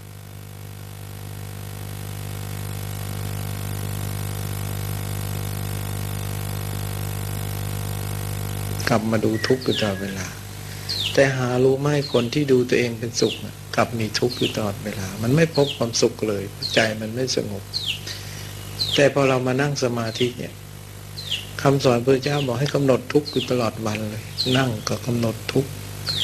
นอนก็กำหนดทุกข์กินก็กำหนดทุกข์เดินกำหนดทุกข์พิจารณาเห็นทุกข์ในขันธ์ห้าอย่างนั้นก็มีแต่ทุกข์สิตรงกันข้ามเหมือนหมอนั่นแหละทำไมจะต้องมองแต่เชื้อโรคเจอคนไข้นี่มองแต่เชื้อโรคทำไมไม่มองคนไข้เป็นคนดีบ้างเพราะหมอต้องมองคนไข้มีเชื้อโรคแล้วมองเห็นเชื้อโรคสามารถจะยาให้กินหายแต่ใครเป็นทุกข์คนไข้เป็นทุกข์แต่ถ้าหมอมองโรคออกคนไข้ก็เป็นสุขเหมือนหมอมองไข้ออกนั่นเองมองโรคคนไข้ออกแต่คนทุกวันนี้เขาไม่มองอย่างนั้นเขามองตรงกันข้ามกับคำสอนพระพุทธเจ้าพยายามมองตัวเองในแง่ดีมองตัวเองมีความสุขแต่ไม่เคยเจอความสุขเลยก็พยายามจะดิ้นรนไปหาความสุขกันไปกินไปเล่นไปเต้นไปรำก็เพื่อจะได้ความสุขคือจะมองให้ตัวเองมีความสุขแต่มันไม่สุขสักทียังไม่เคยอิ่มในความสุขได้เลยสักคนเดียวคนยังที่อยากจะทำโน่นทำนี่เนี่ยเขาเรียกว่าคนไม่เคยอิ่มในความสุขเลยมันยังอยากอยู่ตลอดเวลาเพราะมันยังไม่อิ่มถ้าคนอิ่มแล้วก็ไม่ทำอะไรเขาถือว่าเขามีความสุขแม้คนที่เขาไม่ทำงานเลยเนี่ยเขาบอกเขาเหลือกินเหลือใช้แล้วเขาหยุดได้แต่มีคนไหนแล้วที่ไม่ทำกินมีทุกคนต้องดิ้นรนทำกินทุกคนเพราะยังไม่อิ่มยังไม่รวยพอนั้นยังโยมกิน3 มื้ออย่างเงี้ยต้องดิ้นรนกิน3 มื้อแต่พอมาอยู่วัดมื้อเดียวไม่ต้องดิ้นรนมันก็มีความสุขอีกรูปหนึ่งคนมีเงินก็ต้องดิ้นรนหาเงินแต่คนไม่มีเงินคนไม่ต้องดิ้นรนหาเงินเขามีความสุขอีกอย่างนึงฉะนั้นจึงว่าทำไมจะต้องมองทุกข์ตัวเองให้เห็นพอเรามองเห็นแล้วมันเกิดปัญญาเกิดละสิ่งที่ไม่ดีในใจได้สิ่งใดที่เกิดขึ้นมามันก็เฉยซะเพราะทุกสิ่งทุกอย่างมันเป็นเรื่องธรรมะเป็นเรื่องทุกข์ทั้งนั้น การที่มองตัวเองได้เนี่ยเป็นของดีที่สุดเป็นการปฏิบัตินำมาใช้ได้คนเราโดยมากไม่ชอบนะไม่ชอบติตัวเองไม่ชอบว่าตัวเองชอบสรรเสริญชอบให้คนอื่นชมเราดีถ้าจะให้คนอื่นชมเราดีเราต้องติตัวเองไม่ดีแก้สิ่งบกพร่องในตัวเราได้หมดเนี่ยก็จะดีเองเมื่อเราใจเย็นเนี่ยเราเป็นคนไม่โกรธคนเนี่ยใครจะว่าเราเป็นคนไม่ดีไงได้ก็ใจมันดีซะแล้วแต่ถ้าเราเป็นคนวุ่นวายจิตใจฟุ้งซ่านใครจะว่าเราเป็นคนใจเย็นใจดีก็เป็นไปไม่ได้ฉะนั้นจึงว่าคำสอนพระพุทธเจ้าพวกเรานะมาพิจารณาตัวเรามากที่สุดเพื่อจะได้ปฏิบัติแก้ข้อบกพร่องในใจเราไม่สงบเราก็ยอมรับว่ามันไม่สงบเราวุ่นวายเราก็ต้องยอมรับมันยังวุ่นวายเรายังคิดไม่ดีก็ต้องยอมรับมันคิดไม่ดีแต่เราจะไปห้ามมันไม่ได้แต่เราให้รู้จักมันแล้วเราก็มาแก้ไขด้วยการทำสมาธิของเรามันก็ช่วยได้คนถ้ามองตัวเองออกได้เหมือนมีกระจกเงาบานหนึ่งเลยมองเห็นหน้าตัวเองมองเห็นตัวเองอยู่ทุกเวลาอะไรมันบกพร่องในหน้าตัวเองก็เห็นได้ชัดคนที่ไม่มองตัวเองก็เหมือนไม่มีกระจกส่องดูตัวเองไม่เห็นข้อบกพร่องที่เรามาทำสมาธิเนี่ยมองตัวเองทุกคนทำไมจะต้องหลับตาหลับเพื่อจะให้มันรู้จักตัวเองพอเราลืมตาเนี่ยเรารู้เรื่องราวต่างๆของคนสารพัดจะรู้ไม่จะไปรู้เฉพาะครอบครัวเรารู้หลายๆครอบครัวรู้หลายๆเรื่องมันก็วุ่นวายหลายๆเรื่องแต่นี่พอเรามาหลับตาเราจะรู้เรื่องเดียวคือใจเราว่ามันสุขทุกข์วุ่นวายแค่ไหนสงบแค่ไหนอยากจะดูตัวเองอยากจะรู้ตัวเองถ้าไม่มีเวลานี่เราไม่รู้จักตัวเองเลยเมื่อไม่รู้จักเราก็ไม่สงบเท่านั้นเองเมื่อสรุปแล้วว่าคำสอนพุทธเจ้าเนี่ยสอนให้พวกเราได้พิจารณาตัวเราข้อบกพร่องทุกอย่างพอเราปฏิบัติแล้วมันก็ปลดปล่อยละวางตัวตนได้ดีขึ้นไม่ค่อยถือมึงถือกูถือชั้นวรรณะก็ใครจะว่าด่าว่าไงมันก็ชักดีขึ้นกว่าเดิมแต่ก่อนนี่มานอนกระดินอย่างนี้ไม่ได้มากินกระดินอย่างนี้ไม่ได้กินข้าวมื้อเดียวไม่ได้มานั่งสมาธิอย่างนี้เดี๋ยวนี้มันทำได้ทุกอย่างกินข้าวมื้อเดียวก็ได้กินปนก็ได้จะทำยังไงก็ได้อย่างนี้มันกินง่ายงอนง่ายมันปรงได้อะไรแต่แต่ว่ามันไม่ใช่คนเดิมมันเป็นคนที่ปรับปรุงแก้ไขตัวเองซะแล้ว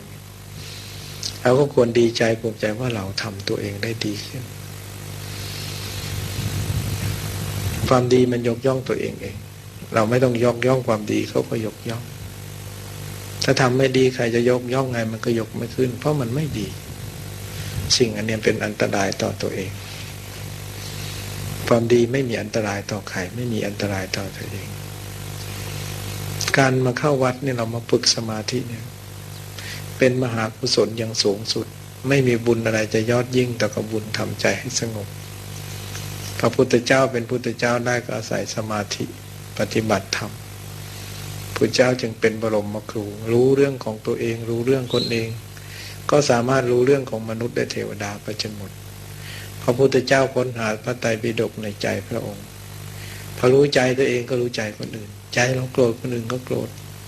ใจเรารักอย่างไรคนอื่นก็รักอย่างนั้นใจเราอิจฉาคนอย่างไรคนอื่นก็อิจฉาเหมือนเราท่านก็มองออกหมดเลยที่อิจฉาริษยาขี้เกียจขี้โกรธโลภโกรธหลงคนอื่นอย่างนั้นหมดเลยมีญาณเกิดขึ้นทัศนะเกิดขึ้นพุทธเจ้าไม่ได้ไปดูใจใครหรอกรู้ตัวเองก็รู้คนอื่นแต่คนอื่นไม่ได้เรียนตัวเองจะรู้ได้อย่างไรก็ไม่รู้โกรธไม่รู้โลภไม่รู้หลงไม่รู้รักชังอิจฉาริษยาก็ไม่รู้ว่าใจเราเป็นยังไงแต่ถ้าเรามารู้ตัวเองปุ๊บเนี่ย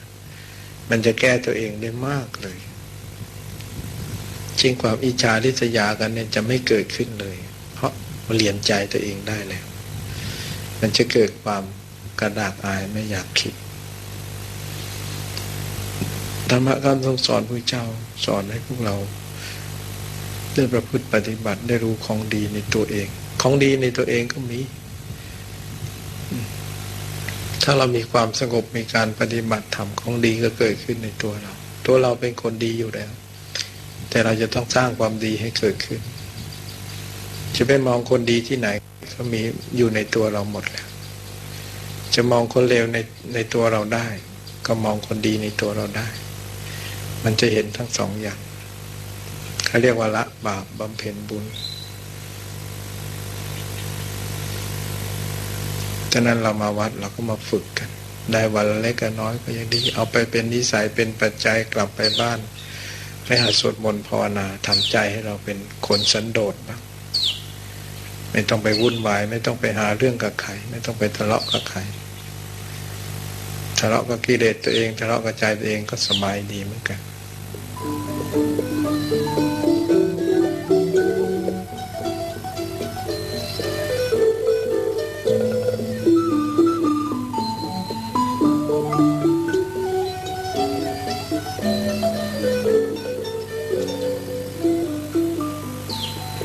การที่เราทำบุญในครั้งหนึ่งนั้นเท่ากับเป็นการต่ออายุของเราต่ออายุบุญ เพื่อไม่สูญหมดไปอายุของความดีมันมีเวลาหมดได้คนเราเนี่ยมันมีเวลาเสื่อมได้ถ้าเราไม่ทำเพิ่มเติมเหมือนเงินทองที่เรามีอยู่ถ้าเราไม่สะสมเราได้จะใช้อย่างเดียวใช้ทุกวันกินใช้ทุกวันถ้าเราไม่เก็บไม่หาไว้ไม่สะสมเพิ่มเติมทรัพย์เงินทองนั้นก็หมดสิ้นไปเป็นคนอนาถาเป็นคนยากจนได้แต่ถ้าเราเป็นคนสุจริตธรรมมันก็หมดไปได้ยากหน่อยหนึ่งแต่ก็ต้องจำเป็นต้องหาต้องขวนขวายมา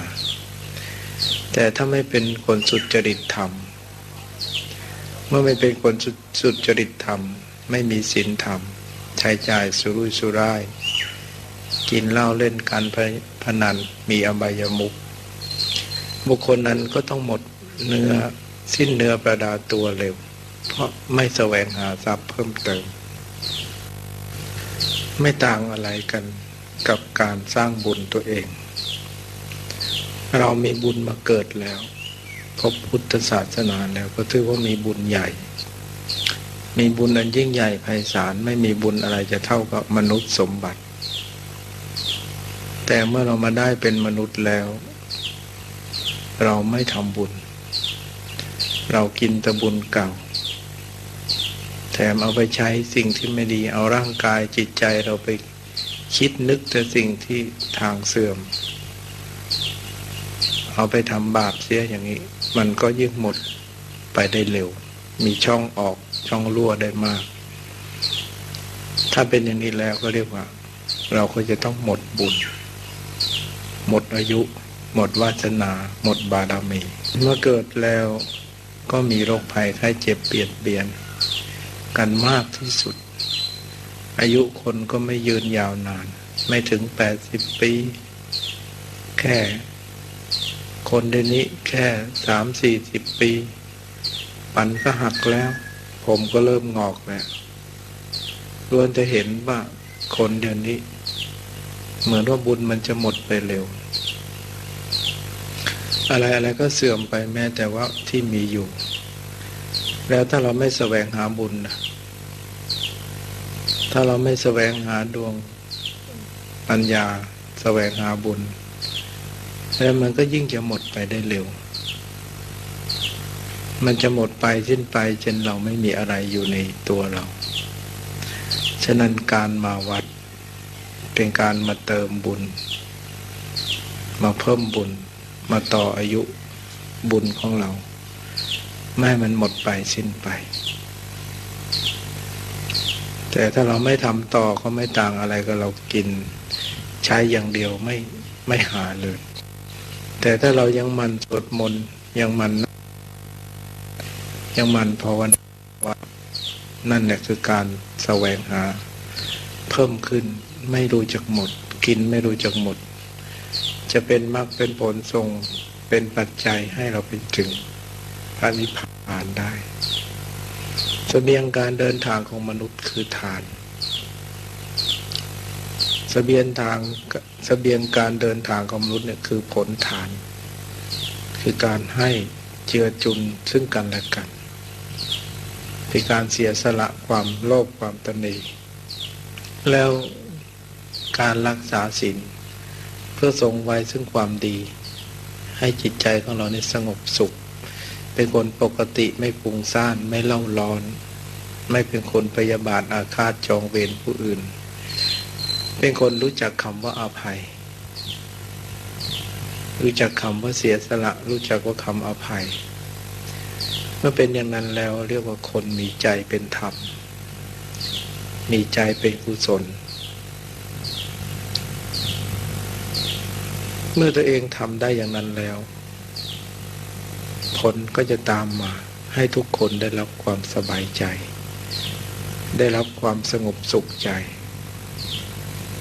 และการเจริญกรรมฐานสมถะยังใจให้อยู่กับตัวเองให้เป็นคนไม่คิดมากไม่ฟุ้งซ่านวิปัสสนาเป็นคนตัดละวิปัสสนาภาวนาเป็นคนรู้ทันใจตัวเองควบคุมใจตัวเองรู้จักตัดละความโกรธความพยาบาทความคิดไม่ดีอิจฉาริษยาผู้อื่นเมื่อรู้เท่าทันจิตตัวเองเขาเรียกว่าวิปัสสนารู้ละใจตัวเองให้เกิดความสุขสงบถ้าคนใดได้ปฏิบัติเข้าถึงธรรมธรรมะอันนั้นก็ย่อมคุ้มครองรักษาผู้นั้นอยู่ตลอดวันตลอดคืนจะกินจะเดินจะนั่งจะนอนเราก็มีธรรมะอยู่ในใจเรามีความสงบมีความเยือกเย็นมีความรู้เท่าทันจิตใจของตัวเราควบคุมสติคนเราไม่มีที่พึ่งอะไรดีไปกว่าศีลธรรมพุทธศาสนาเราจะมีอะไรมากมายแต่เราก็ยังไม่มีธรรมะเราก็ยังไม่พบหรอกความสบายใจถ้าไม่อย่างนั้นพุทธเจ้าก็คงไม่ตรัสรู้ไม่สอนถึง 2,000 กว่าปีที่พระองค์ยกย่องศีลธรรมอันนี้เป็นของประเสริฐที่จะคำจุนโลกเป็นสุขได้เช่นพุทธเจ้าท่านบอกว่าธรรมะเนี่ยย่อมคุ้มครองรักษาผู้ประพฤติปฏิบัติแต่ไม่รักษาคนที่ไม่ประพฤติปฏิบัติคนที่ไม่ประพฤติปฏิบัติก็ย่อมมีทุกข์ใจตลอดไป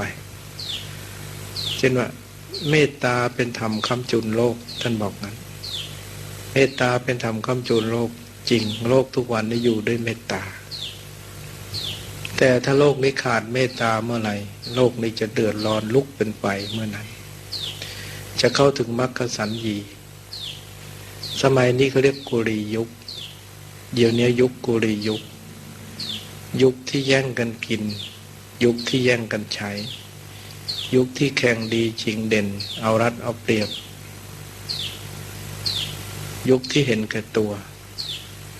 แต่ว่ายุคนี้เนี่ยที่พุทธเจ้าทรงเกิดมาเพื่อเอาธรรมะเข้ามาสั่งสอนอบรมบุคคลที่เห็นแก่ตัวเพื่อให้ได้ละความเห็นแก่ตัวจะได้ไม่แย่งกันกินไม่แย่งกันใช้ไม่รบราฆ่าฟันกันแต่ธรรมะคำสอนพุทธเจ้าเกิดขึ้นมาแล้วไปอยู่ตรงใดที่นั้นก็จึงจะร่มเย็นแต่ถ้าตรงสถานที่ใดไม่เอาธรรมะคำสอนพุทธเจ้าไปใช้ไม่มีเมตตาธรรมไม่คุ้มครองโลกได้โลกนั้นก็ลุกเป็นไฟเป็นหย่อมๆไปสมัยนี้ที่ไหนจะขาดเมตตาที่นั่นจะมีการลบลาฆ่าฟันเบียดเบียนเป็นหย่อมๆไม่ได้ลุกร้อนหมดทั้งโลกเมื่อกโยมได้ปฏิบัติธรรมเนี่ยทำใจให้มีสมาธิก็รู้สึกว่าจิตใจเย็นแต่วันไหนไม่มีสมาธิเกิดมีความโกรธไม่ชอบใจคนในครอบครัวได้ไม่ชอบใจคนที่ตรงกันข้ามหรือเพื่อนกันที่ทำงานกันใจของเราก็ลุกเป็นไฟทันทีแต่ถ้าเราวันใดเรามีสติระงับดับได้ใจเราก็เย็นทันที ที่พระพุทธเจ้าทรงสอนว่าเป็นเมตตาธรรมคุ้มครองโลกก็เพื่อให้พวกเราเนี่ยได้รู้จักเอาธรรมะเข้ามาปฏิบัติตัวเอง เมื่อเราเห็นสังคมโลกทุกวันนี้มันเดือดร้อนวุ่นวายเราก็จะต้องหาทางหลีกเลี่ยงสิ่งพวกนั้นให้มันพ้นไปจากกุลียุคพระพุทธเจ้าท่านรู้ดีรู้อนาคตรู้อดีตรู้ปัจจุบันว่าคนที่จะแสวงหาบุญกุศลน้อยคนที่แสวงหาบาปนั้นมันมากคือจะทำตามใจตัวเองนั้นมันมากที่จะหักน้อยเช่นใจดีเนี่ยมันหายากใจที่จะไม่โกรธไม่พยาบาทใครเลยเนี่ยมันหายากมันต้องทำแล้วยังดีไม่ค่อยได้เลยเพราะใจเนี่ยมันคอยส่งไปอยู่กับคนโน้นคนนี้ไม่พอใจคนโน้นคนนี้อยู่ตลอดวันฉะนั้นธรรมะคำสอนพระเจ้าเนี่ยเป็นธรรมที่คุ้มครองพวกเราแต่พวกเราจะต้องน้อมมาภาวนาน้อมมาปฏิบัติให้จิตใจของเรารู้จักสงบบ้างเริ่มต้นเราก็ต้องสมถะก่อนสมถะภาวนาให้มีพุทโธไว้ในใจมีพุทลมเข้าโธลมออกมีสติควบคุมตัวเองให้รู้ตัวเองเห็นตัวเองไว้ก่อนเมื่อเราสามารถควบคุมใจของเราได้มันก็จะพบความสงบที่ตัวเราเรื่องมีสติควบคุมไว้ที่ตัวเราจิตใจมันก็จะไม่ค่อยร้อนรนฉะนั้นจึงว่าการที่เรามาปฏิบัติธรรมจึงมองเห็นว่าทุกคนเหล่านี้จะต้องหาทางเยือกเย็นหาทางสงบถ้าบอกว่าถ้ายุคมกสัญญีเนี่ยถ้าเกิดยุคมกสัญญีขึ้นมาเนี่ยคนจะมีโทสะตลอดกันคนที่ไม่ได้เจริญสมถกรรมฐานวิปัสสนากรรมฐานเนี่ยเขาบอกว่าเห็นหน้ากันก็โกรธได้ยินเสียงกันก็โกรธหญิงก็เป็นคนดุร้ายชายก็เป็นคนดุร้ายพอเสื่อมจากศาสนาพุทธเนี่ยจะเข้ายุคมกสัญญีคนจะรบราฆ่าฟันเป็นดินจะลุกเป็นไฟทั้งเมืองทั้งโลกจะมีคนอยู่3 ล้มโพเท่านั้นเองที่ใจเย็นไม่เบียดเบียนไม่รบราฆ่าฟันกับใครก็คือคนที่มีพระพุทธพระธรรมพระสงฆ์คนที่มีจิตใจที่เคยสร้างบุญกุศลมาแต่ชาติก่อนมาชาตินี้ก็ไม่อยากเบียดเบียนใคร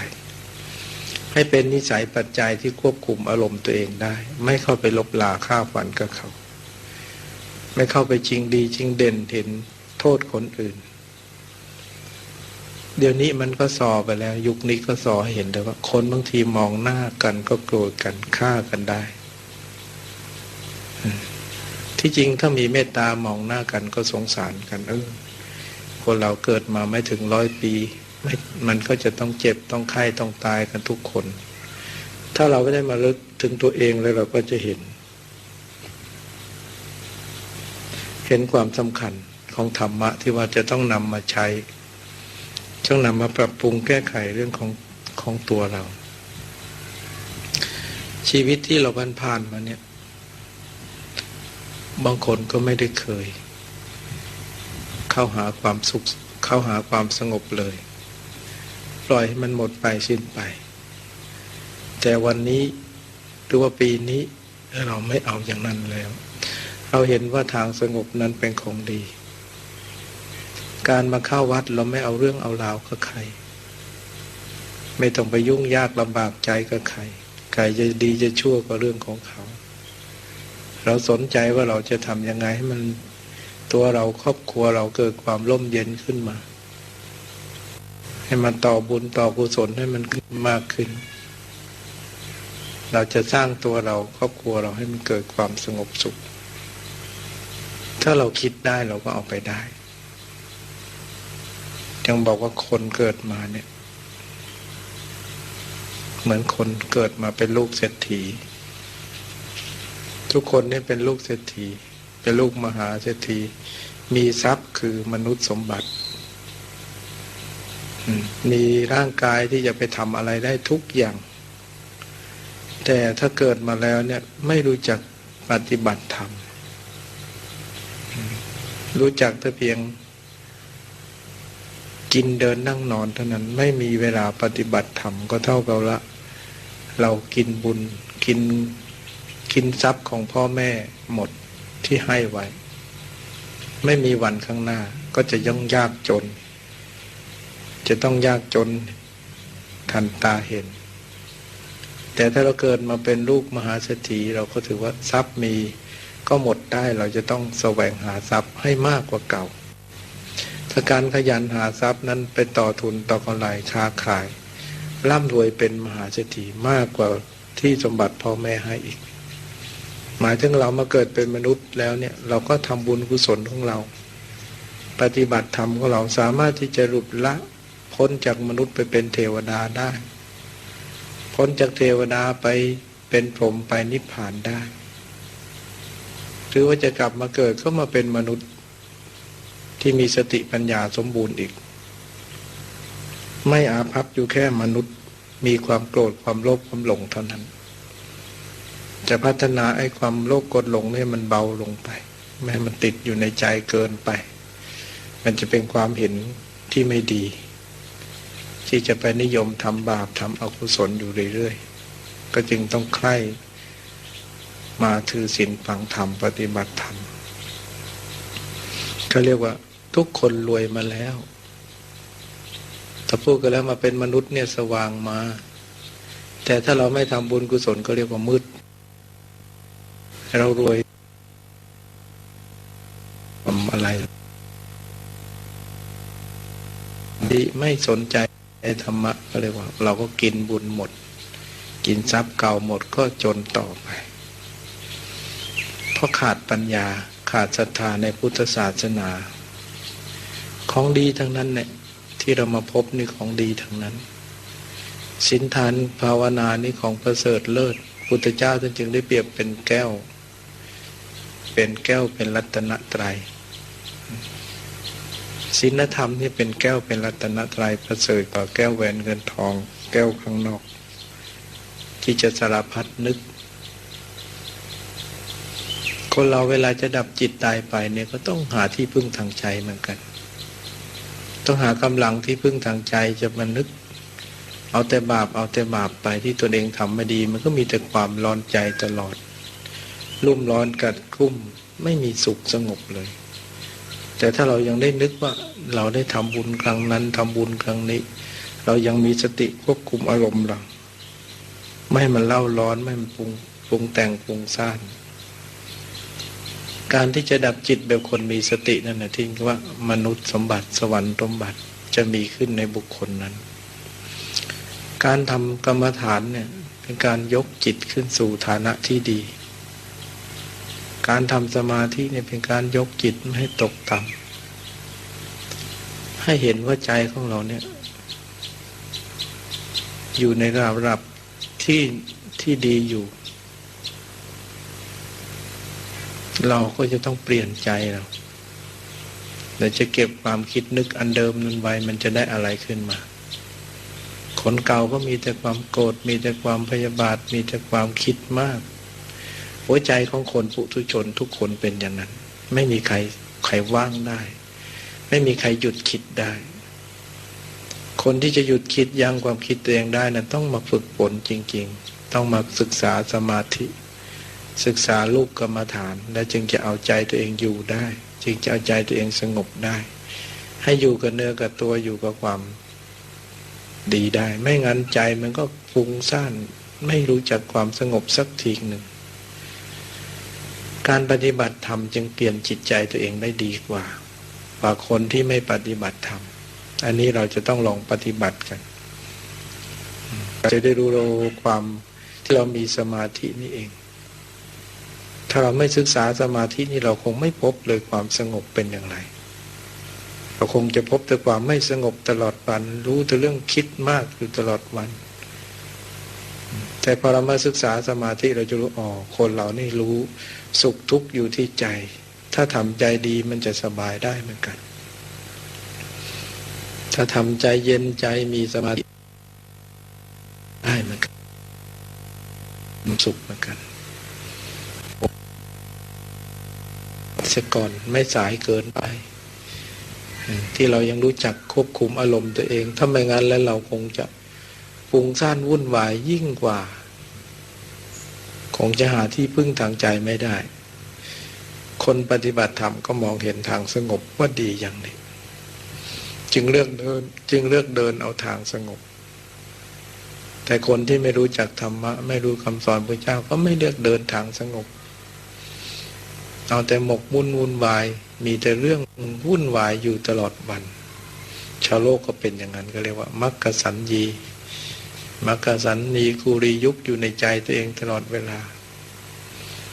ฉะนั้นโลกนี้วุ่นวายอย่างใดแต่เราก็จะต้องทำใจของเราไม่วุ่นวาย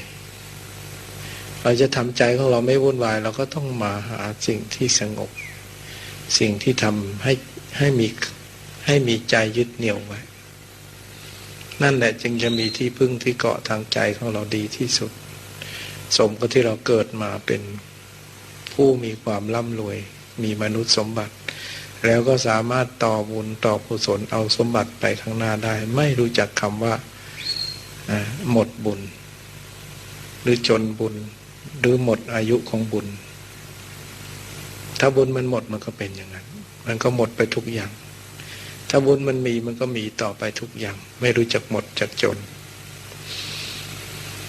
ฉะนั้นเราจะเป็นคนไม่ประมาทก็จะต้องศึกษาพระศาสนาให้ดีให้เข้าถึงให้เข้าใจเสียก่อนเราจะได้เอาไว้ระลึกเป็นที่พึ่งทางใจให้เกิดความเบิกบานรื่นเริงบันเทิงใจของเราทุกวันทุกเวลาความดีที่เราสร้างไว้นั้นไม่เป็นของใครใครก็จะแย่งยื้อเราไปไม่ได้แล้วก็ไม่มีวันสูญหายเงินทองแก้วแหวนยังมีวันสูญหายมีร่างกายก็ยังมีวันสูญหายแต่มีนามธรรมที่เป็นศีลธรรมที่เป็นบุญกุศลที่เราปฏิบัติกันไว้ไม่มีคำว่าสูญหายเลยมีแต่จะเป็นแสงสว่างนำทางเรา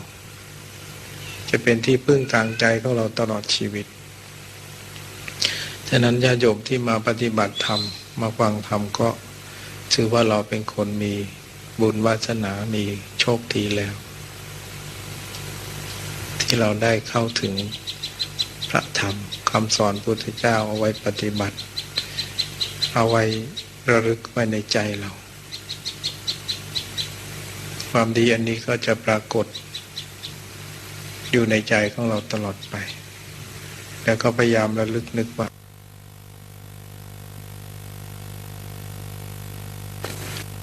ก็ได้บุญมาได้ความสบายใจเย็นใจเมื่อนั้นฉะนั้นธรรมะคำทรงสอนพระพุทธเจ้าเนี่ยจึงว่าคุ้มครองตัวเราอยู่ทุกเวลาขอให้เรารู้จักนำเอาไปใช้ก็แล้วกันจะเกิดประโยชน์กับชีวิตอย่างมากเลยที่เราไม่ลืมบุญของเราเช่นเราระลึกคำว่าพุทโธเมื่อก่อนเราระลึกไม่ได้ต่อไปเราระลึกได้พอเราลึกได้แล้วใจมันก็เลยมาอยู่กับพุทโธพอใครจะว่าอะไรมันก็มีสติใจก็ไม่ค่อยเร่าร้อนเหมือนแต่ก่อนมันระลึกถึงแต่พุทโธไว้มากใช่มันก็เลยไม่ค่อยวุ่นวายใจเราจะเห็นแล้วว่านี่เนี่ยคือบุญระลึกเมื่อใดมันก็เป็นกุศลเมื่อนั้นเป็นบุญเมื่อนั้นเมื่อก่อนเราไม่ได้นึกมันก็คิดแต่เรื่องทางโลกคิดแต่เรื่องที่ไม่ดีพอเรามันนึกพุทโธแล้วใจมันก็สบายมันก็เบามันก็ปล่อยละวางมันก็มองเห็นกุศลในตัวเราอยู่เป็นเรื่องที่จะต้องระลึกอยู่เรื่อยๆเพราะเห็นว่ามันช่วยใจได้อันนี้เป็นอันว่าเรามีเมตตาธรรมที่จะคุ้มครองตัวเราโลกเราให้เกิดความสุขสงบเราก็จงนำทำมาปฏิบัติให้เกิดความดีของเราที่จะนำไปใช้ ฉะนั้นธรรมะคำสั่งสอนพระเจ้าเราก็ต้องพยายามปฏิบัติไม่ต้องมีอะไรไม่ต้องไปศึกษาอะไรแค่นั่งสมาธิให้เป็นใช้ได้นั่งสมาธิพุทโธให้เป็นเดินให้เป็นภาวนาว่าเช่นหายใจเข้าพุทหายใจออกโธให้เป็นให้มีพุทโธสัก5 นาที10 นาทีเดินพุทโธเป็นนั่งพุทโธเป็นนอนพุทโธเป็นคิดนึกอะไรก็ให้รู้ว่าเรากำลังคิดนึกกำลังภาวนาอยู่เท่านี้ก็มีธรรมคุ้มครองตัวเองแหละก็จะเกิดการปล่อยวางละเกิดความสงบขึ้นมาได้และไม่ต้องไปเรียนอะไรมากมายเพราะเราไม่มีเวลาเรียนเราก็เรียนเรื่องใจของเราก่อนเรียนเรื่องการสวดมนต์นั่งสมาธิเนี่ยมันก็เข้าใจอะไรมากไปเองไม่ต้องไปอ่านไปถามใครแล้วภาวนาไปก็เข้าใจเองเหมือนมีครูบาอาจารย์ระลึกเมื่อใดก็ได้บุญเมื่อนั้นได้ความสบายใจเย็นใจเมื่อนั้นฉะนั้นธรรมะคำสั่งสอนพระพุทธเจ้าเนี่ยจึงว่าคุ้มครองตัวเราอยู่ทุกเวลาขอให้เรารู้จักนำเอาไปใช้ก็แล้วกันจะเกิดประโยชน์กับชีวิตอย่างมากเลยที่เรา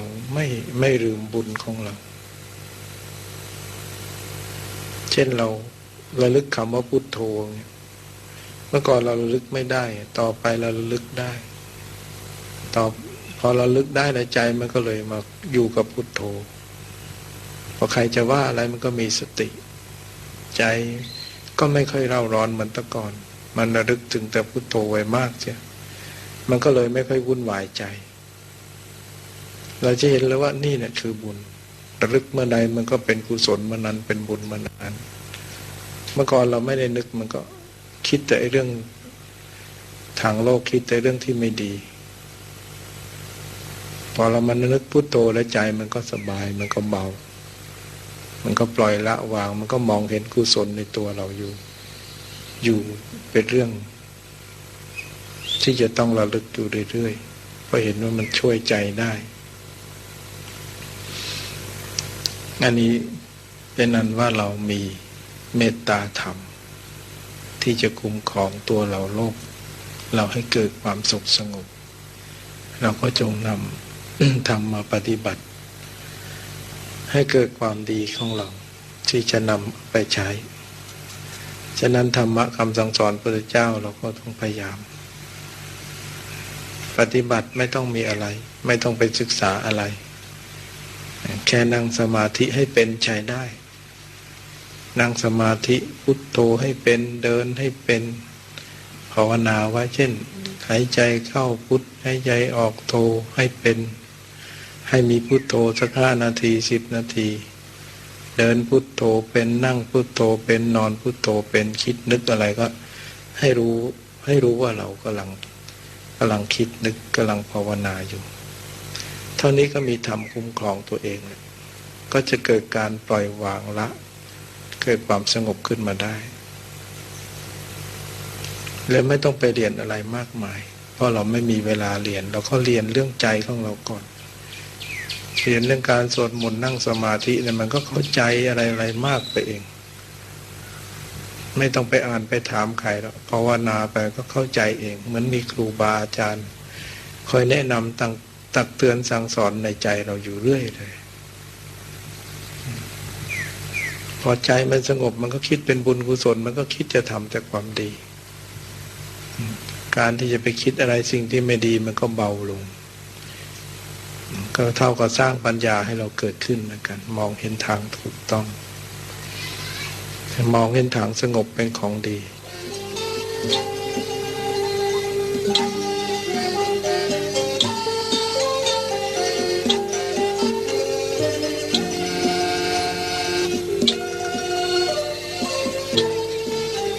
เรามาวัดทุกคน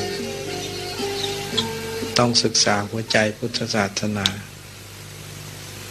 ทุกคนเข้าวัดจะต้องฝึกให้รู้จักคำว่าสงบเป็นอย่างไร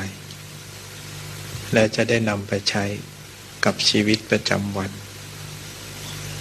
เพราะถ้าไม่รู้จักคำว่าสงบแล้วเนี่ยเราจะไม่รู้จักคำว่าอภัยจะไม่รู้คำว่าอภัยเมตตาต่อคนอื่น เพราะจะถูกความไม่รู้ครอบงำใจเรามันก็จะเกิดความเห็นผิดเกิดความเห็นตัวตนผิดมันก็มีการถือว่าเราสำคัญเราดีเราสำคัญแล้วก็คนที่เกิดถกเถียงทะเลาะเบาแวงกันทุกวันนี้เพราะว่าไม่มีความสงบคนเราที่นั่งทะเลาะนอนทะเลาะเดินทะเลาะกันกินทะเลาะกันเนี่ยทุกวันเนี่ยเพราะว่าไม่รู้จักคำว่าสมถะไม่รู้จักคำว่าสงบแล้วเมื่อทำใจไม่ได้แล้วก็เลยกลายเป็นคนใจร้อนกลายเป็นคนไม่ใจเย็นแล้วก็นำความวุ่นวายให้แก่ตัวเองแล้วก็นำความวุ่นวายให้แก่ครอบครัวเราจึงไม่มีใครเป็นสุขได้ฉะนั้นเรามาวัดเนี่ยเราจะเอาความสุขไปได้ด้วยการมาฝึกตัวเอง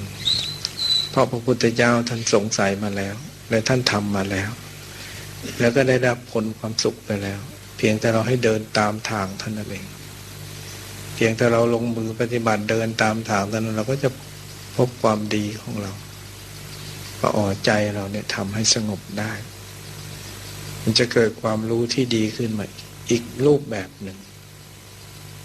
มันจะพูดดีคิดดีทำดีอีกรูปแบบหนึ่งไอ้ที่คิดไม่ดีทำไม่ดีพูดไม่ดีเนี่ยมันก็จะไม่เป็นของเราแล้วไอ้คนที่เคยโกรธเกลียดกันพูดไม่รู้เรื่องกันมันก็จะรักกันจะเมตตาต่อกันเพราะเรารู้จักพูดดีทำดีควบคุมใจของเราได้ถ้าเราควบคุมใจของเราไม่ได้เราก็ตกเป็นทาสของความโกรธของความพยาบาทของความคิดที่มันทำให้เราเดือดร้อนอยู่เรื่อย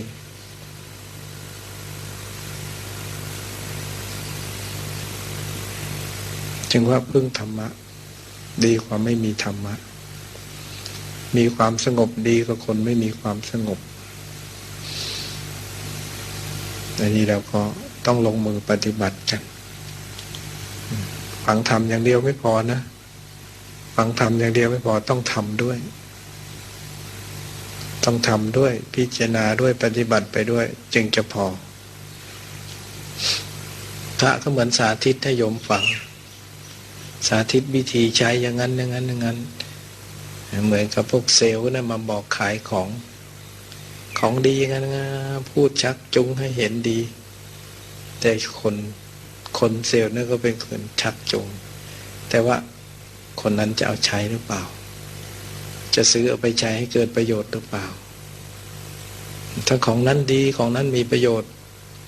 เขาแนะนำแล้วเราไม่เอาไม่ซื้อไม่เอาไปใช้ก็ไม่เกิดประโยชน์กับตัวเรา